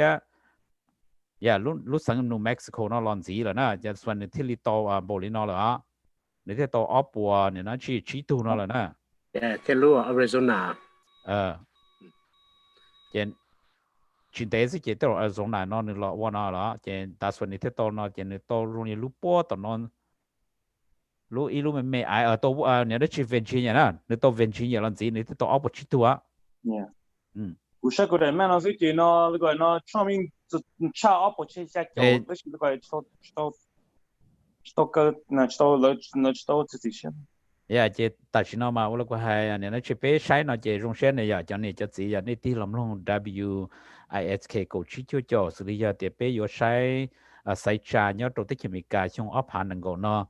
tại sao mà bé taต่อsai ở lò rễ hoặc là lại mua xe hàng thân á thì nó sẽ phải giờ có啥呢rồi rễ thì nó là áp bộ chỉ tu thế ít bộ cái plan này có啥thì lần thứ nhiều tại sao nó vậy nhưng chỉ lại liệu cho nó vậy hôm nay cô chỗ cho nó cho chú nó po thổi xí chứ po gì chỗ xa là cho nên lúc nào mà cái như predict tàu này nè sai để tôi nói có tàu này ta kỳ long kia lấy lời đấy nó thì bây giờ predict tàu này theo cho election là cho vote là count down time mà phải bố để dùng đi trả rồi cô là bây giờ lấy cuốn này chính là xây xong rồi giá tại đầu lầu cô bên mà tôi cho computer program này computer cái cô tôi cho tôi cho sản xuất sẵn nhớ rồi không cho bây giờ chỉ bây giờ nhớ bị một số ta nó nè dù thì tôi cho computer nó tiên chuyển rồi tôi nhớ dây cho tôi cho sản xuất chắp rồi dù tôi sẽ tiếp tôi nhân kiện tôi cơ tôi chỉ nhân tình theo nó cho họ tiền lấy chân cho lấy chân cho nó không một chữ dù luôn thế này giờ là lấy giờ là nó nhân trống rồi tôi nhớ gì một cái chân cho nó thế rồi gì sai cho anh này thế cú bị sai chân cho thì chỉ cú tôi sẽ trả rồi này ya trống kia lên là kiểu tụi nó tụi nhân sinh thành tao cơ giặc khi là chỉ do thế à thế nó chỉ là tí dạng gọi lên đó còn nó mà khi đó chọn này cho chị này giờ rong sen này thì nó cũng phải cái là gì WISK cũng chỉ cho bé thản mà thả lục ba bơm gì còn này sau là nhỏ thế nên nó phải do là này theo không một kỷ luật thế này cho nên là bé thản mình cho là số sai cha cho nên là từ ở lơ hai tiền này nó chỉ Arizona ya một Biden cái Pennsylvania một đô Trump rồi Michigan là ya Wisconsin một đô Trump thế nào nè cái tại sao nó bảo tôi bắt đầu từ vậy ya hay ó nếu tôi走过了个啥的都那有一个就是做多个都那种书行天了呢sai nó sai chữ là ya thì sai những con chúa này ya cho họ ít lần gì ít khó nữa cái so tức là phát hiện con này có họ mua là phải thả lại có là có họ cũng mua đã chi thả cho bé cho này cho gì là bé cho phong như nhớ số lúc đấy chờ bé làm long WISK của chỉ cho chỗ nào only hai lần nữa nếu bỏ cho nó số không tới cái thì close election may come down cái cho sáng ở trong đó thì Arizona, Pennsylvania, Michigan là một chỗ Wisconsin cái cho sáng ở là ý ta cái ta xin nói cái ít bây giờ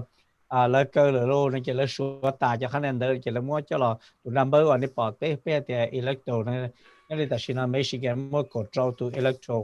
nên là cái là mua tụ number đó cho rồi liên cái là mua cho rồi Donald Trump tụ number giờ xía là cái là mua cho Joe Biden cho Biden tụ number nó nói cái này thì bỏ tụ number nên cái xem cái kỳ đến đó thì yêu cầu đi ta xin nói tụ đây tụ đi hành đó là thì này cái Joe Bidenต้องการในเดอะทราวเกี่ยว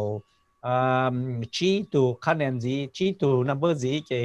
Joe Biden คู่ declare ยังต่อหา Donald Trump จึงต้องการในเดอะอีปวดที่ชี้เกี่ยวทราวตัวนะอีปวดชี้เกี่ยวทราวตัวมาDonald Trump ที่ดีอยู่ยังต่อคนเนาะเป็นมาเลเซียขนาดตัวต่างได้ตัวใครตัว number อีปวดกับเราซื้อจึงช่วยอัพไป下เจ้าเดียในที่ในจึงต่อคะแนนต่อชามันที่ดียังนะเนอะอย่าขนาดเป็นมาชวนซีตัวต่างได้ใช่ตัว number นั้นเนี่ยลงลิเกียตัวต่างได้เปียเดียDonald Trump ยังนี่จะสังเดมายังให้จะสังเดยังเรียนดาวลูกเกิดเดี๋ยวสิมาจะสังเดมันจะ number อัพไปเป้าชิดเราซื้อ下一狗是那个看到也好，搞到应当道路嘛，搞起来到就可能那个走么做的阿伯下脚，那个可能也好啊。北买说看到做当地那些你把它买过还要你要弄的家做的家，也要你家那老么那个包的那要包到那么那怎么做阿伯下脚的，一度对呀，列了要写是哪？一边那样喏เนี่ยเนาะรู้ตั้งนี่กูหายเนี่ยนี่ก็ชีต่อมัวลินเนี่ยเนาะคาสิโนมันนี่ชิปเอาไปจ่อจ่อเนี่ยขวดเดือดเที่ยจ่อเนี่ยดอลลาร์เที่ยจ่อบิตคอยน์ดอลลาร์เนี่ยมาจริงๆตั้งเรียกเก็บเลยเกี่ยอยู่ยิ่งนะนะนี่มายื่นเนาะเนี่ยนะชีไม่สิ่งต่อตาลีเสียอย่างนี้เลยดิ้งนะเจนดอเจียเสียอีกไปมาชัวเสียจะล้านแต่เสียงเลยที่ปีเกิดรู้ๆจะสักโอเต้รอเลยนะเจ ít ra yêu là cho biết sang Minnesota khana Minnesota mà lấy những guarantee hay là những gì là sim blue là cũng bao nhiêu là blue rồi đó blue sang này ít sự những là blue đâu nó nè Saint Paul Minneapolis số chứ nó gọi nó còn nó gì nhầm blue đâu thì lúc sau giờ có chỉ họ đặt cái update sẽ giờ từ sự cố sao thì tại nó tiêu nhà Minnesota vote là only nhớ là senator Phong He thế là một chỗ cho nên nó chỉ Congress cho state này họ dùng cái là nhưng chỉ到底呢，chỉ到底thế giờ chỉ到底只到底就senator Phong lúc campaign mà chừng tới do cũng đó này thả theo cũng đó là thả lông lợi thì xí theo chỉ có thì nhưng chừng mới chừng tới do cũng bị rồi nhá thì muốn hai tuần tới cho sẵn của ta là hãy mua bếp lấu lúc sẵn đó này giờ bếp lấu lúc sẵn này giờ lên từ tàu tan thập lấu lúc sẵn đó như là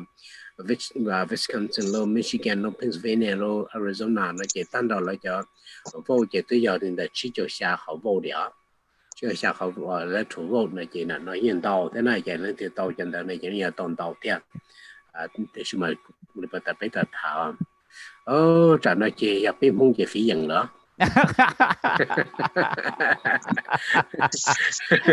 phí đây là phí lui nhiều dần là nó để xem mà cô chỉ mong chỉ lợi cả này cho của tao phí lui dần rồi giờ tao nó chỉ có phí thế giờ có phí lui thì nó chỉ từ đâu được biết rồi theo tao nói ai để xem mà cô hắn đó chỉ tao lấy thải cô phí nó chỉ cả bao đấy chỉ nhua thế nè nó bao tao lấy chỉ tao nói nhua thế nhua thế này giờ lý cho là tiêu rồi mà giờ có phí là lấy chỉ bao có chỗ qua là lấy chỉ tao nói thế nè giờ cái liền thế giờ chứ lỡ mà lấy phân mô là mong hai hậu số môn tu hậu chứ tu thế tế mà lấy chỉ xe rồi trên là lúc bản sự trên là lúc bản sự sẽ trả nợ giờ là nó chỉ xem Jackie nó mà cố ní cho nó thật ra cú lại một thế nó còn nó này chỉ thằng này nó chỉ cũng cho này thằng thằng nó cái màn đầu nó có thì nó yên lỡ nó xưa ô này nó cứ tuổi nè trong xe nè nhà nó chỉ cái này được con nè nó chỉ nó这个应的是nó呀说明应的是nó啊不去走了cái cái gì nữa khi có home nữa kìa我哋話話嘢係有啲飛型到落嗰個飛型từ đó thế飛對型啊飛Olympia đó thế là nó nhà tự nhiên nhà biết thầm bìa hồ số dạ tự nhiên là biết thầm bìa hồ đấy tự nhiên là giờ biết nhà lấy hồng bìa á 我哋又俾大家睇咗下啲我哋但是呢，感到幾好呀！就係啲呢啲到了我發大了呀，我 president 了，俾一起晒嚟家呀，頭我嘛個睇呀，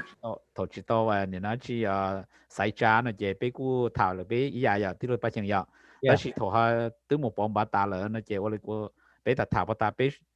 cho nên nhớ tới cho nó mà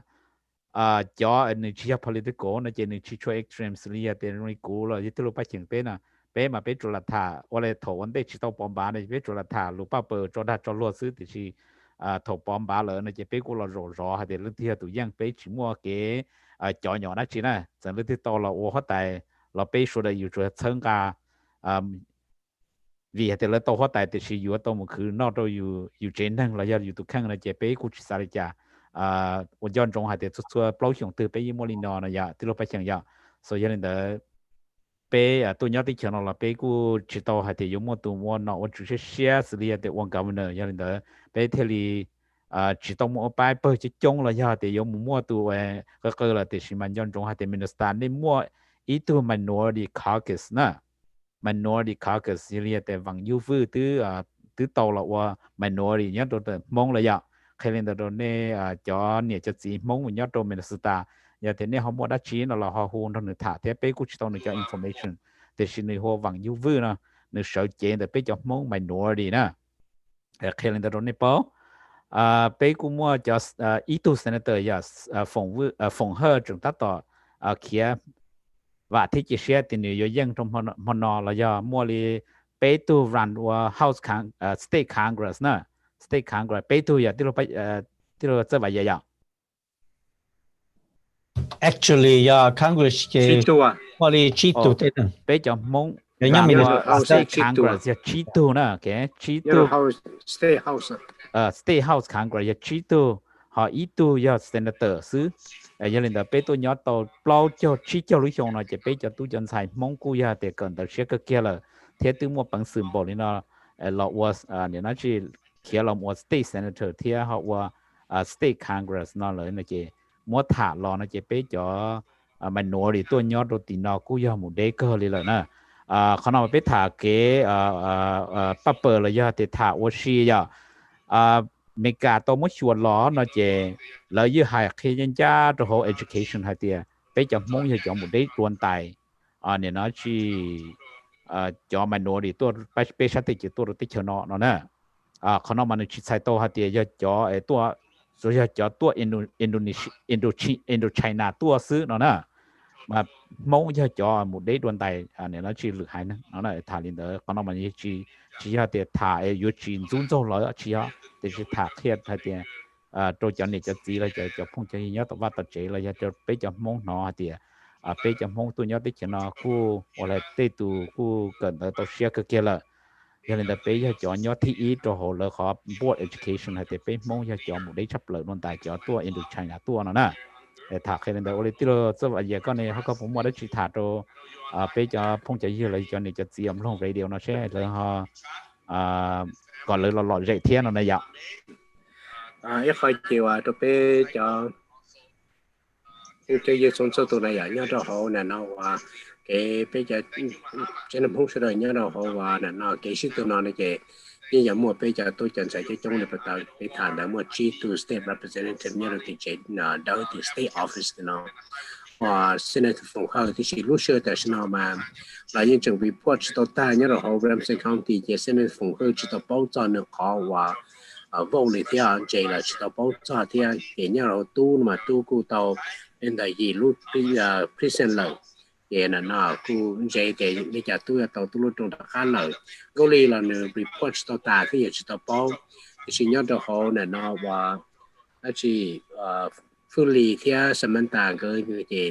bao tiền cái tàu cái lúc trong ta là nhớ sử dụng pha là của tàu nữa trong theo này cái bé vật sen để cái thì lấy ra mà nó là những chủ trò tôi thì trả thứ sẽ có ông mù cái cho có ông mù sẽ họ mà trong cái trả nó phòng cho nên phòng hơn là chúng ta tàu vật cho tôi để cho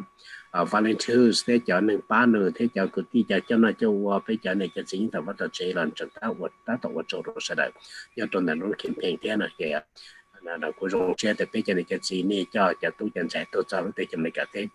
nó là những cho tôi cái chú ở thế là mình nó chỉ là cho chú ở thế là rồi trong rồi to mà nó cỡ mình tao mình tới cái rồi trong cái là hành luôn luôn cái luôn nọ trong cái số tuổi gì lỡ là luôn nọ thì chỉ luôn trong cái mong sợ mẹ bỏ rồi trong lúc thà trả cho lời nhau này cái là cả thà trả đó như con này như con rong cái nhà nó rong cái này cái gì này cho thế tôi tuân sẽ tôi là tôi yêu tuân sẽ được thế thì nó là một chợ một xe cho cái công luôn bền rồi gặp phải số giờ này giờ họ vấn đề là trong này cái gì bây giờ trong này cho vật số lần số tụ tiền trong xe này cho này cho gì cho phong chạy nhiều vấn đề tiền làm long WISK của chỉ cho sự kiện đó của dân trạch kỹ vư họ tuân tông cùng nó là do nên nó chỉ tiêu ba chiang nữa chỉ tụ họ khá nhiều hai lụt ta là dám bằng đó nó chỉ do tiêu lụt vậy giờ oli tiêu ba chiang con này có họผมว่าได้ชิถาเราไปจนในจุดสี Yeah since ไปที่ถาเขานะเราลองตอนเราเนี่ยกูสามารถอัปเดตมันจิตจะเป็นHmong Radio เขานะตอนนี้เนี่ยนี่จะเนี่ยเจอลานเจอตรงจะได้เจอในของวันเกิดเขาตัวไปย้อนตรงมูดังลูกไปลูกแอปเนี่ยตรงแต่ Hmong Radio Broadcast จอดเขาในรูปส่งไว้นี่เนี่ยเขาตื่นเราเนี่ยเตรียมลงไลฟ์ไปชาติเขาได้กูสักเกิดไปจะเนี่ยเขาทวนซีดีเขาแต่เนาะเนี่ยช่วงนั้นไปกูมองจีตัวอ้อชงFM radio ตอนนี้เราเนี่ยลงไปตัวเนี่ยจนเดินในรูเชียอีสุนโจพอยา FM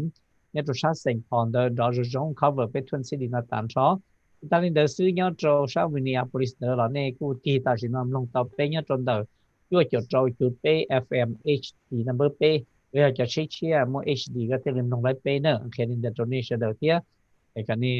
họ một trong các trường em lồng lại pe ít ta phong đi nó rồi nên trả chế từ sáng đầu sức cái em lồng lại pe nhưng hậu chế là em lồng lại pe tạm thời thì sẽ còn là của sản phẩm pha lên để khi đầu pe ít trong sẽ đầu nên cho nhau đầu pe thuần sẽ được nó cái này thì bao hạt thì giờ thì cả tụi cả kiaแต่ไม่ได้ชินอะไรเนี่ยสามารถเชื่อสีเราเนี่ยตัวสีเป้เราเตาหุ่นที่สีเป็นแต่เป้ยารู้ส่วนแต่มองยอดจมินิโซตาเขาแต่เนาะแต่เป้ยามรู้ส่วนตัวมองยอดตัวสังมินิโซตาเขาเนาะเป้ชงวิทยุเขาเนาะอย่าเป้จอเชียบเขาตัวที่นั่งจามอแต่ในตัวสีที่จะเตาจวบอย่างในตัวหายดงมองเที่ยนี่เขาไม่ได้เจอเขตมองเขตเป้รู้ใจรู้รอตัวเป้สังมินิโซตาเขาเนาะสิ่งนี้สีตัวเป้ตัวสูรู้สีหักเนาะกูสามารถฟังตัวนี้เฉยๆเนี่ยchỉ ta nên được sử dụng của sa tiệm họ nói vậy mà rong cơn rồi đi nên cô mua đôi chân nhung cùng với kia nó cho cô biết rồi nhớ li nó là ở đây cô hàng được nên chúng mua đôi time lúc xí hợp cùng với kia nó cho cô nó không nói thế bây giờ nhớ nó có cho lúc xí hợp và hai chị là việc clear hai chị từ từ dân anh chị một số đó off và xa chồng đời kia bé mà đi close nó nên mà nếu nhớ ở chị cô nếu chui cho họ của chị của chị tờ không chỉ của chị một chế thế vậy nên là cũng nhớ là ít bia nên chỉ có tận dụng cho nên mà một thứ giờ lên đó nè lên đó phải chỉ khi kia một cái tàu một chế sao ta chỉ cô xã thì có nhớ tàu không can giờ thì mà cô nhớ chỉ để thế này cho tôi sẽ lo thế giờ thì bên nhau lý do là như chủ lý gia giờ rong xe cho nên cho gì cho phong chơi dư chỉ hay nhớ tích chemical cả nó giờ tan cho tụi lúc tiệt tê nó nè rồi họ cứ bố thì phải cho cái tim mong kia mua nhớ yếu luật xóa tới chờ cho anh nó chỉ thông căn đủ giờ nó chỉ hay cho thì bữa chỉ bố cho thì mong nhớ Brazil thế nào này thì mà lấy thì mua thế nó Argentina là mua thế xử lý thì Chile là tất rồi cũng mua gì bố là chỉ bố là thì mà nhân trong thì BWS chỉ cho bây giờ mua cái sai trả nó nếu nó chỉ trong áp hành năng cầu hay tiền thì cái từ president như là từ between Biden thế nếu nó chỉ Donald Trump mà giờ tụ ít sự upload trong thâu là nó giờ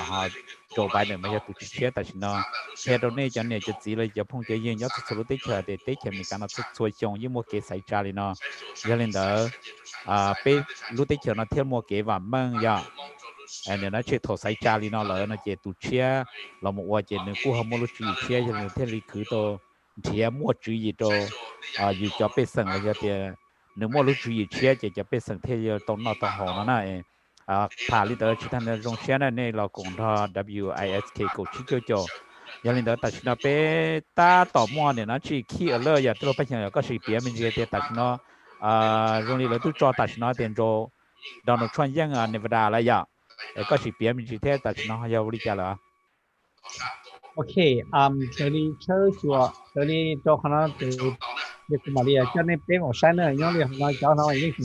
chuyện cho tiền nhất là Arizona mà bây giờ có số tàu đi nành xa chiều trâu percent chưa xa chiều trâu percent những cái chuyện tàu hay là rồi những gì cả rồi là kia mà cái tiền nó Michigan là ý giả thì có ta hay để dù lò thì lấy cái lò dây dù nữa này chị giờ thầu tư chọn tụi lấy ít bộ mà lấy bao thì tự nhiên thì ý ở Pennsylvania này bảo hay chị để chỉ cho hiệp percent thì lấy để cho nó nhiều lò thì tiêu ít biệt tụi nó có những lý do này chị cái bảo cái này cái đó này cái này bảo tụi number tụi nó lông liệt ở đó là chị cái đó chị này nó nhớ trôn từ cho để là lúc sáng để tự nhiên chỉ là mất tụi number để cho một trò đồ họ tận nó nè hiện tại tụi này bây giờ thấu là thả bằng chừng thả cho để là lúc kháng tỷ nữa thì tụi nó nhớ lúc kháng tỷ nó mà tụi nó yên đi nó tụi nó lúc kháng tỷ nó mà thổi im mà lông đi nó tại sao nó lông đi cha rồi kia này chị họ này họ mất thả lên được khi được biết sẽ được thì lúc xưa tại sao nó mình biết chừng sẽ bao để lên tụi yên ở thì họ nó lời của họ Joe Biden to make a statement shortly nó lời của họ nó thế thì mà cũng sẽ bao thì有用力讲gì nữa, ít tiền này giờ cái bỏ cái tụi number nữa thì cái tụi đó là này cái đi hay không bấm nó, họ nói hiện Joe Biden thì hãy cho lưu trình chính hiện cái sai thì nó lo luôn này giờ bây giờ nó bắt đầu cho họ nhận được cái mà cho cái chuyện gì chừng chúa khi hở này nhưng chừng cho ta đâu lúc kia ta nó ok rong xe này chúa nơi chừng chúa tôi chủ chi khó vô chúa tôi chủ chi khó vô này chúa tôi chủ là sao electoral đó. Dạ tôiอยู่ชี้cái à. Ở buổi xa chỗ dạ tôiอยู่ชี้เขาvô để mà nhưng chừng thế dân. chừng chôn tế nè. Xin rồi, xin đó. cũng mà muốn cam bia là hậu tỏ thế 我哋得啦，嗰度呢，即係講Oklahoma，嗰度有冇風雨中住嗰河呀，啲老百姓有nhớ tổng không cần họ cũng nhớ hỗ trợ chỉ quý lương là và nó cái phong cảnh đó nhớ đồ giá sau là nó là nó chỉ có hồ ngam biệt đó của nhớ đồ luôn ok này yeah ok ok state chỉ này tao tôi là của nhớ là nó giờ là lấy giờ thì nó chỉ giờ tổng thống là chỉ ít về chỉ nhưng lâu là chỉ của tuy chọn tăng đi tăng rồi là chỉ của chọn cái music chỉ của party la vong còn sao yeah bác sĩ la vong nó phải sai ok cô đã khá lắm này cái chỉ thả vàเราphải sai cho nên là giờ trong xe này cho nên cho chỉ nên thì làm long WISC của chỉ cho giờ anh nênพอเราไปไปกู้ya thìร้องเสียก็เท่ๆเนี่ยนะชิลตึเท่ยโตเราไปถูกแต่นะอย่างนี้เดี๋ยวไปเที่ยวจอดตันนอนเนี่ยนะกันที่ya thìเนี่ยนะชิเนี่ยเจอยอดรู้ได้เจอตื่นยอดได้เจอมีการนอนยอดโตเรายิ่งเหมือนเราไปยอดไปมาลิถากก็เราเร่เท่เนี่ยยอดนี่ที่จริงกันเท่นะอย่างนี้เดี๋ยวโรงเรียนนี่เราคงเกเราเร่ WISK กูชี้จ่ออย่างนี้ที่เราไปเสียงก็เนี่ยผมว่ารู้วันเราไปจะให้รู้ได้จอยก็ถ่ายก็ไปหลอดเร่เราไปรัวเท่อย่างนี้เนอะcho họ nó máy cổ xe máy cổ các bộ máy chỉ update cho trong đờiไปcho nó sẽ sang cái chẳng chỉ tao lông à xin được nhiều khoa hai lô ta đâu này cho nên nhớ lô tỏ này lô hai thì xin mà chỉ tao tía thế để cho bị phốt chỉ tao bị phốt tiếp được cũng đã khá là này cái chỉ thả nàyวันนี้นะโรงเรียนน่ะจะนี่จะสีวันนี้เนี่ยนั่นคือเราคงทอเนี่ยนั่นคือตัวไปเชียงมาลิถาก็เราเจชาติทอเนี่ยนั่นคือมัวไปเปล่าเรื่องอะไรไปเรื่องเงี้ยโอเคหน่อย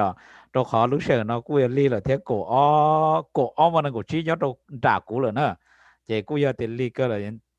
ตื้อยาศึกษาตอนนี้ย้อนเท่าศึกษาปอกเขาจังนะที่รีย้อนตัวตอนนอนยังเด้อเนี่ยเราว่าเช่นเตะต่อเท่าที่เราไปเชียงก็มัวได้ชี้ท่า我估计报的要理解了哈，做好 statement 啊 ，breaking news 呢，可能到咗可能係點 Joe Biden to make statement shortly 那個可能嘛估計報的要理解來聽你學做嚟看到做我要做到被報看到你錯啦今天因為日本嘛學可能聽說太見到些好容易理解咗呵，就理解好咯，那麼我就成唔了話。可能因electoral 的引導在那搞差的時候，你被暴露成的中國的叫成個 swing state 那個中國的影響，但係做Donald Trump 是估計包的要為你講了好啲 ，Joe Biden 要落海路實在可能就被說到呢，有啲到可能鬧多天嘛，但是嘛估計包的路上的要路要那麼你注目在那追求去可能gì呢？tôi cho chiếc khả năng gì mà theo dân á, nên chẳng chuẩn tôi cho chiếc khả năng nó, Donald Trump mà chẳng chuẩn đâu đi của hai cái ít bộ theo, blow nữa, ít bộ blow mà nó theo nhiều dân một sốคนđó,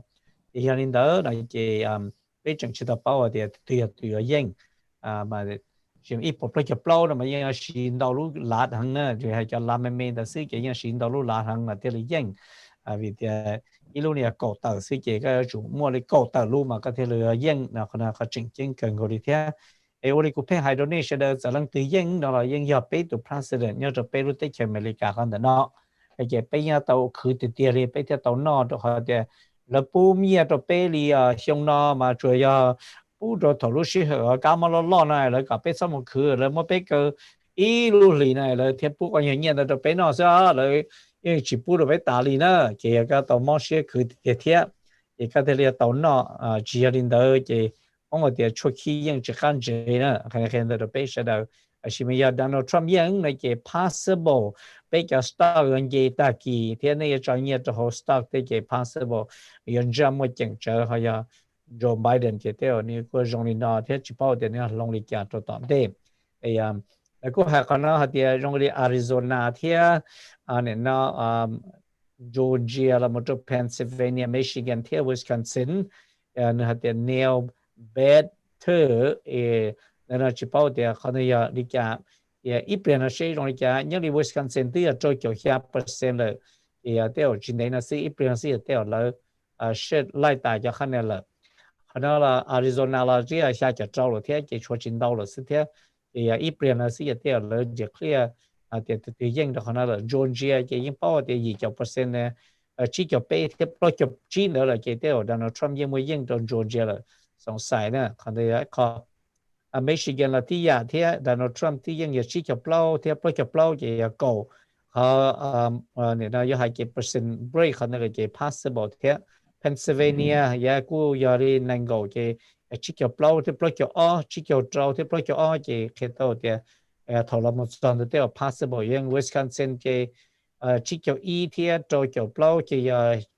actually 3% chance จะ maybe tooถามมาถามเลยเนาะที่น่าอยากตัดสินมาเนี่ยนะเช่นโจไบเดนกูโต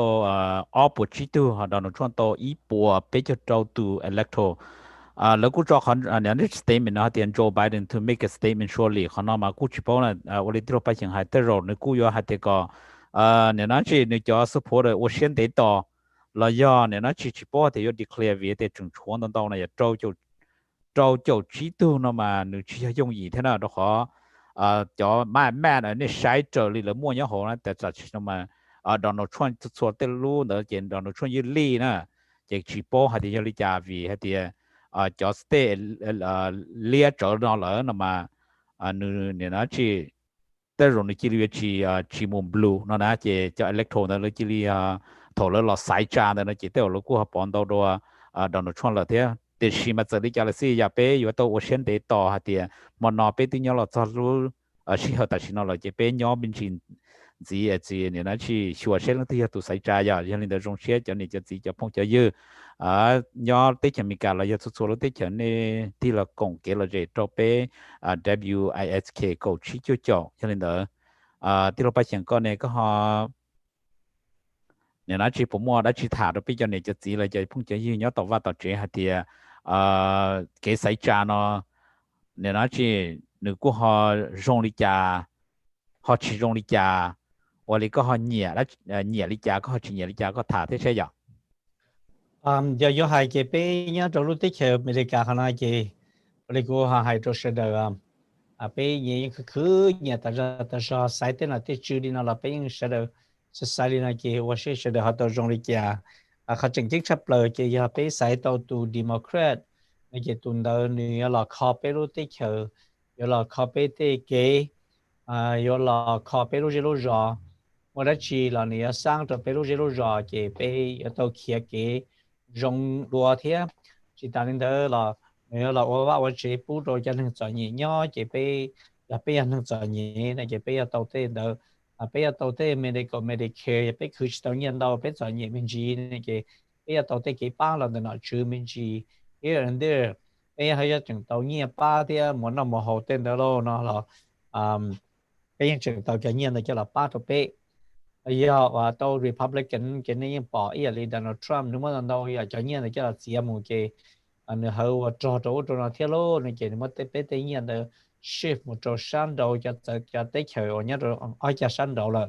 bắt đầuจะที่ไทยตัวกับก็รู้ได้เขียวสักตัวจีเกกุนซอตัวไปรู้ได้เขียวอย่าให้จะในช่วงนี้เดี๋ยวจะทันทียังไม่จะเงียบอย่างนั้นเม็กซิโกเต้สอนละกันได้จะเราอยู่ตัวประเภทซึ่งเดี๋ยวเขาจะมาสอนให้ละกันเลยก็ไม่สักตัวหรอกเถอะนั่นเองเขาเนี่ยเขาไม่ปอดเจตรงนั้นซื้อไม่มาเก่งเนี่ยไม่ยี่ก็ตัวเลี้ยซื้อละไม่ยี่ทุกเจนตับเปล่านะแต่เราทรัมป์จีบเอาซื้อนะเจแต่เราทรัมป์จีจะมาสอนละกันเลยละไม่ยังชินใช้เนี่ยไม่ยี่ยี่เราเนี่ยปอดแล้วจอดได้จอมาปอดไม่เนี่ยโป้โซ่คนเนี่ยเก่งก็โป้โซ่บ้านเฮโรชาต่อซื้อนะจีบเอาเดี๋ยวไม่ยี่ละก็เก่งหมดเลยนะชีตานี่เด้อละแล้วยังจะเจนเลยเจแล้วยังมาเลยจะขนาดว่าเมื่อจะเนี่ยเท่าต่อเต็มทุนได้จะเห็นสื่อตัวที่เจนี่แต่ตัวจับเป็นอะไรลีถอยไปจังก็พอเต้หมดเราไทยเต้เท่าไหร่มานี่ไม่จะหนึ่งอ๋อหรือย้อนเงี้ยเนี่ยเท่าหนึ่งชัดต่อย้อนเงี้ยเท่านั้นเจเราทรัมป์จีบเอานะเนี่ยต่างกับคนเราที่จะหนึ่งจีบเอาเจนี่ภาษาเดียอย่าไทยละกันเดียรอเต้นเรื่องเลยเจตัวจีบเอาโลนั่นนะแต่ชิมา anywayไม่จีบตัวเจไปจีบเอาจีน่าไปจีบเอาไก่น่าไปจีบเอาจีมาจีนตรงน่าเจนี่ที่ป่อเดียเอาไปเห็นเราจีเต้นที่กี่หังเลยเท่าง่ายละกี่เท่าวิธีจะเขาหรือว่าเจที่ยาวว่าง่ายโลเต้เขาหรือว่าเขาจีมาจีนตรงโล我เรียกว่าเต้โลนะเต้นะเจปัวเรื่องยาห เลยจังแต่ตัวฉันตัวเลยอีกรู้ที่จะสอนเจเลยยังว่าของว่าลงอย่างเลยตัวเลยก็เก่งฉันแต่ที่จะเลยตัวว่าเจไปเที่ยวต่อนอเลยเนาะเดี๋ยวใช่ไหมแต่เราทำอยู่นอสิเจนึกชิ包着那อย่างนู้นเลยchỉ thế จเลยเคลียร์แต่ก็แต่ที่จ้องเลยเจมันไปก็ของเราของเขาไปนั่นที่กี่เจไปเขามาอยู่บนเมตเราบนนักการเตะตัวที่เจอันนี้ขอเนอะกูไปจะเนี่ยจะซีเดี๋ยวใช่ไหมจะยังต้องรีจ้าเราเกี่ยวรีจ้าเจ๊เขาว่านู้อัปเดตตัวเซนเตอร์ฟงเฮอโอเคแคมเปญเซนเตอร์ฟงเฮอเนี่ยต่อนั่นน่ะ下就被碰到有分拨呀到那个200拨就有vote 呀นั่นน่ะตันทอยานั่นก็ปลอด present ซื้อ report ตัวเลยจะช่วย present ซื้อจะเลยจะละเสนอฝั่งเฮดเนี่ยนะครับตอนนี้ตรงเดือดร้อนเนี่ยชาติไปจงเนี่ยจะก็จะทุ่งเปลือกเขาเสียเขาเจอเป้าเรียนได้ยังเรียนได้ยาว่ารอเนี่ยนะที่ฝั่งรุ่งเช้ากูจะเขียนหลังด้านนอกแล้ววันละกว่ายืมลงหาเดียววันนี้จ้ะในย้อนไปก่อนในการนอกเกี่ยวในเกี่ยวเขียนวันวันจุดในหารุ่งจ้ะนั่นรอฝั่งรุ่งเช้านะยังเรียนได้รุ่งเช้าในไปจนนี่จะจียาในที่ลำลง WSK กูชี้เจ้าหัวนอไปมันอเนี่ยไปกูยังหาเดียว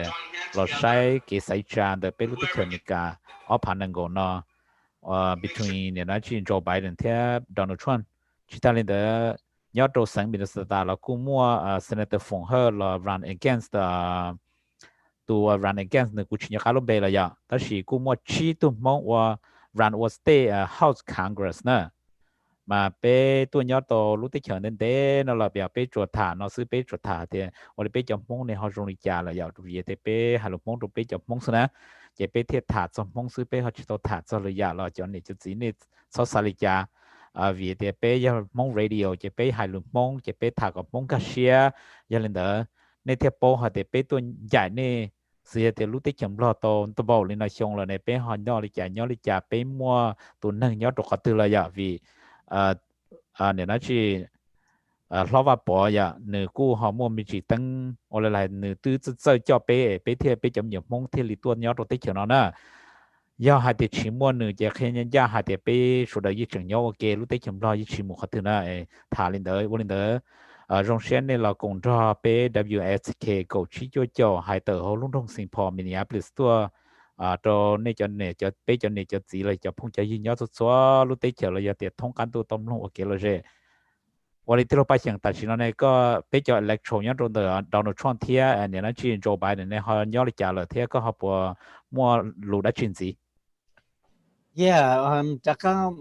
refer Ramadan the call breaking news and Joe Biden to make statement shortly. Còn nào ở khu nó to thì già thế này thì mà đi sai khỏi nó là chỉ để bên mặt to thế nhưng mà không nói giờ lò đi chặt rồi đi chặt thế bị xử lý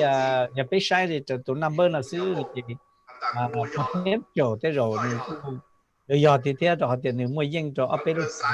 lo nhưng để biết sang Minnesota họ nó lấy cái tàu mua được number họ có khả năng có point thì cái đó nó lo cho thế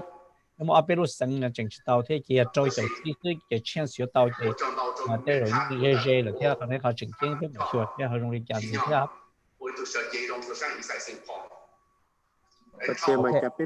Michael, you wanna put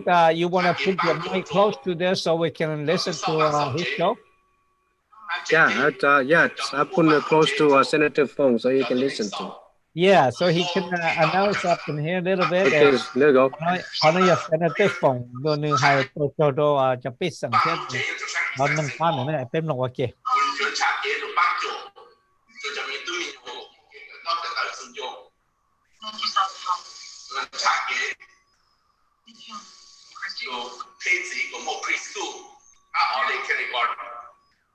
ai của cha kia của thân là cho làng lộ bị ái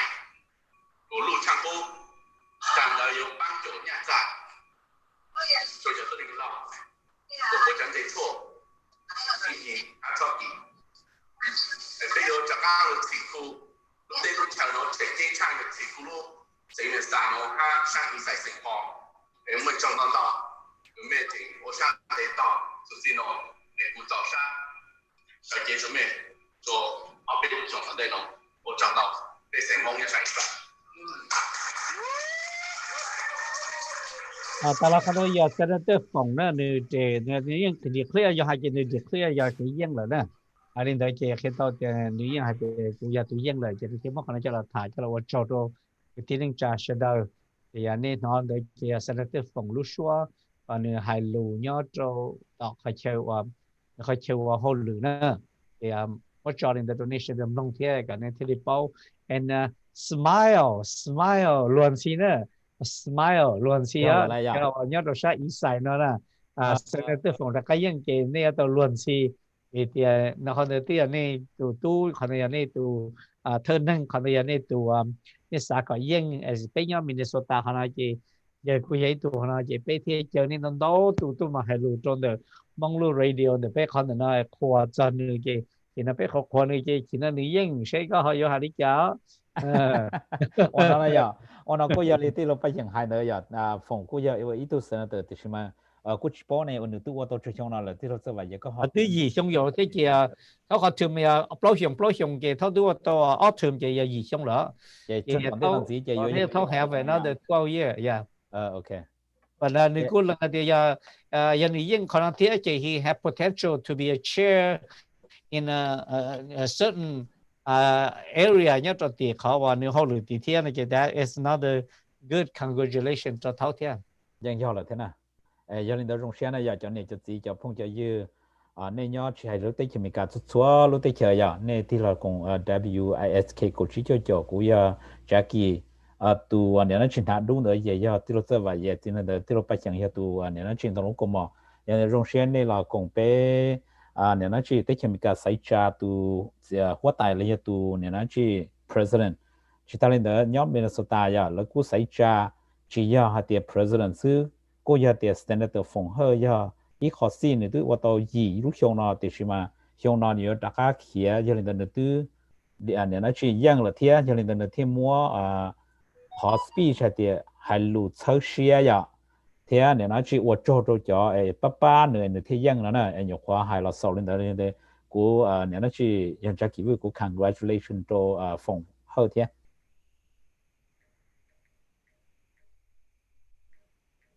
ที่เราไปเชียงก็ผมว่าได้ชี้ให้เที่ยเนี่ยนะชี้ที่เราสบายในกูหาแต่ถ่าเที่ยยาวโอเคจ้ากี่เราโจขนาดยี่กูจอดไปแต่ก็เรามาคุมว่ากี่โจขนาดย้อนให้กี่เนี่ยโจชาววิสคอนซินเลยแต่ชินาวิสคอนซินที่ที่ชัวร์ตอนนี้เนี่ย59%เนี่ยขนาด59%จะชิมาตอนนี้ใช้ขนาดที่วิสคอนซินมาเช่นตัวในยังเดียวป้องโดนัลด์ทรัมป์เนี่ยโจฟิลาเดลเฟียเพนซิลเวเนียดาวในกี่ย้อนให้กี่เราช่วยจะโจจะ1%chance อยู่ตัวยังเดียวดันโดนัลด์ทรัมป์ที่ชี้จะโจ0.9% over โจโปรย1.2บริโภค5%แล้วในกี่ chance อยู่อีกตัวเราไม่ยังได้ตัวมาเดียว very little จะเจอกันก็ได้ชิมันยังเดียวขนาดที่โจไบเดนแล้วก็ยังเนี่ยโจอาริโซนาที่อยู่ให้กี่ที่ตัวขนาดที่โจเนี่ยเขาอัพว่าโจ point ในกี่ที่ตัวเกมว่าอัพว่าที่ก็เจ้าเลยที่อัพก็เจ้าที่ที่นี่กู只是不知论gìที่สิ่งนี้กูยังเลยที่เรากูจะเป้าเลยที่จะเขาที่ breaking news ขนาดโจขนาดอย่าเจอที่จะกูสงสัยขนาดที่ possible ที่เรายังพอจะเจอที่โจไบเดนอยู่ยังเลยแล้วที่จะขนาดเรากูจะเป้าที่นั่นจะครับจอลีน่าจริงๆว่าตัวเสดลูกเชียยังเทียมไม่จริงเจอที่จะเขาได้ย้ายขอ possible ที่นั่นกูสามารถจะถามเราเนี่ยไอ้กันนี่ครับเป้าเขาเนี่ยแต่ชินะเขาจงได้จ่าเลยอันนี้จ่าลิจ่าเทียนะเขาเนี่ยเขาจริงๆอย่างนั้นที่เราไปเชียงเนี่ยนะที่เต้าเนี่ยขอเนี่ยก็เนี่ยขอทีวีเนี่ยก็เต้าเนี่ยนะที่เนี่ยกันชัวร์เลยแต่ชินะกูใช้หัวอินเทอร์เน็ตนั่นนะเจ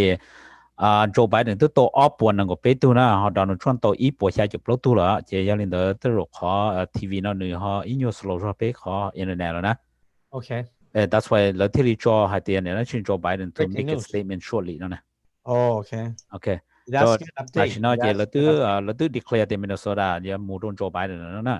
แต่ that's why เนี่ยนะชีsenator ฟงเทลีเนี่ยนะชีให้เนี่ยนะชี speech แล้วนั่นนะ chế tế lộ giờ lên đó là nó chế cái tàu thì xem tụi những chế tiêu Joe Biden possible nên từ tàu cái thì tàu đi cho nó up nếu tôi up one năng cái tu electoral đó up one năng cái là nó chế minus xa cho tàu cho nên处理杯就下肚子呀杯就下肚子cho nên dân lời chế họ là giờ hai là chế lấy những bảo vệ hay tiêu Joe Biden possible ya tụ new elective và tụ ta xin nó là thế nào chế giờ hai họ thì có potential là thế thì cho họ cho tận họ đó thì giờ hai cho nhiều khả năng mà lấy những chỉ bảo thì thiếu dân thì xem mà chỉ là từ áp bộ cổ chí họ tới là họ ý kiến ra là lý giải tên đó thì possible họ thì hiện đó là thì giờ trong hiện đó là bên trong xe hay thì trong bài điện dân cái tới rồi bên tên này tên gì này cho lâu nhớ tao tao chế tới rồi này chẳng tao rất tao món nó thế chỉ ta lên đó là yêu ba rồi chơi rồi này thế giờ này họ muốn chỉ tao kế thế à thì cho nên cho nhiều là ba rồi này cả tao mình chỉ tao tên rồi chơi rồi này và exercise lo tên đó hay là tao anh này nó bây giờ lo anh này nó Donald Trump cái thế rồi cũng chỉ bảo thì tên đó mà possible này trong quan những hùng gia cho cái là cái chỉ bảo thế đó rồi nó bây giờ tới chơi khả năng gì rồi của hai đó giờ mà giờ những bài giảng của xin là giờ thì chỉ Apollo ya po rồi mà giờ thì cứ chỉ thằng củaเราkhả năng mà bây giờ Apollo ya mà nó bận đủ nữa bây giờ qua đó khả năng tí sĩ thế này cái giờ những kinh nghiệm của thế giờ là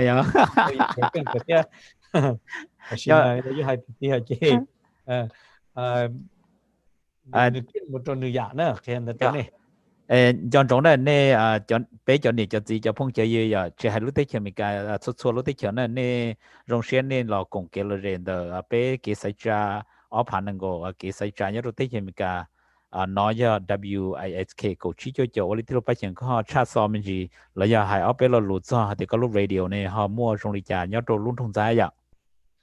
Yeah, mỗi khi đó này sẽ được họ thì bé xong là bé của chỉ tàu bé lu ít trong radio station gì nhớ trong đó bây giờ nó từ mà ba là thì hopefully xong nó chỉ tới rồi bé của anh đó tao làแต่สิ่งนั้นยันนี่มั่วจะชี้เจถึงอีตามอนี่นอเลยเราเนี่ยยังคงเล็บเป็นนะเป็นดอนนึงกับเราสมองนี่จ่าเป็นหมดตรงเดียวชั่วจดเราตุดเป้ FM เจนี่ตีตัวอีอเจตุเล็บเป้ต่อการน่ะมั่วเป้ตึงเนี่ยแม่เรียนเนี่ยตอนนี้ตีตัวเล็บเป้เจเนี่ยหอมห้องไห่หลุยเนี่ยจะโหนรังขาเนี่ยจะโหจิตานี่เด้อเราที่เราจิตโฮชงนอสิเจเป้กูขอตัวช่องอีส่วนโจพ่อยชาเนี่ยโจสิงพอ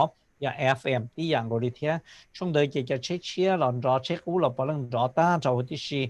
เนี่ยเราใช้สิ่งพอนเดอจะเป็นว่าอ้อช่วงเนี่ยเราอ้อรู้รอขนาดจะทวนซีดีจะทวนเรดิโอเทียเนี่ยนงตัวเป้เนี่ยเราอ้อขอเชิญเดินตามเราที่ชีcái chỉ tới giờ trong này nó chỉ tới giờ chỉ có ป้เนี่ยก็มาเชิญเนี่ยเชิญจงก็เป้วันนี้ผมหาเดียวมั่วขอเชิญเป้เกียร์เชียร์เรานะก็เป้ชอบวันนี้ผมหา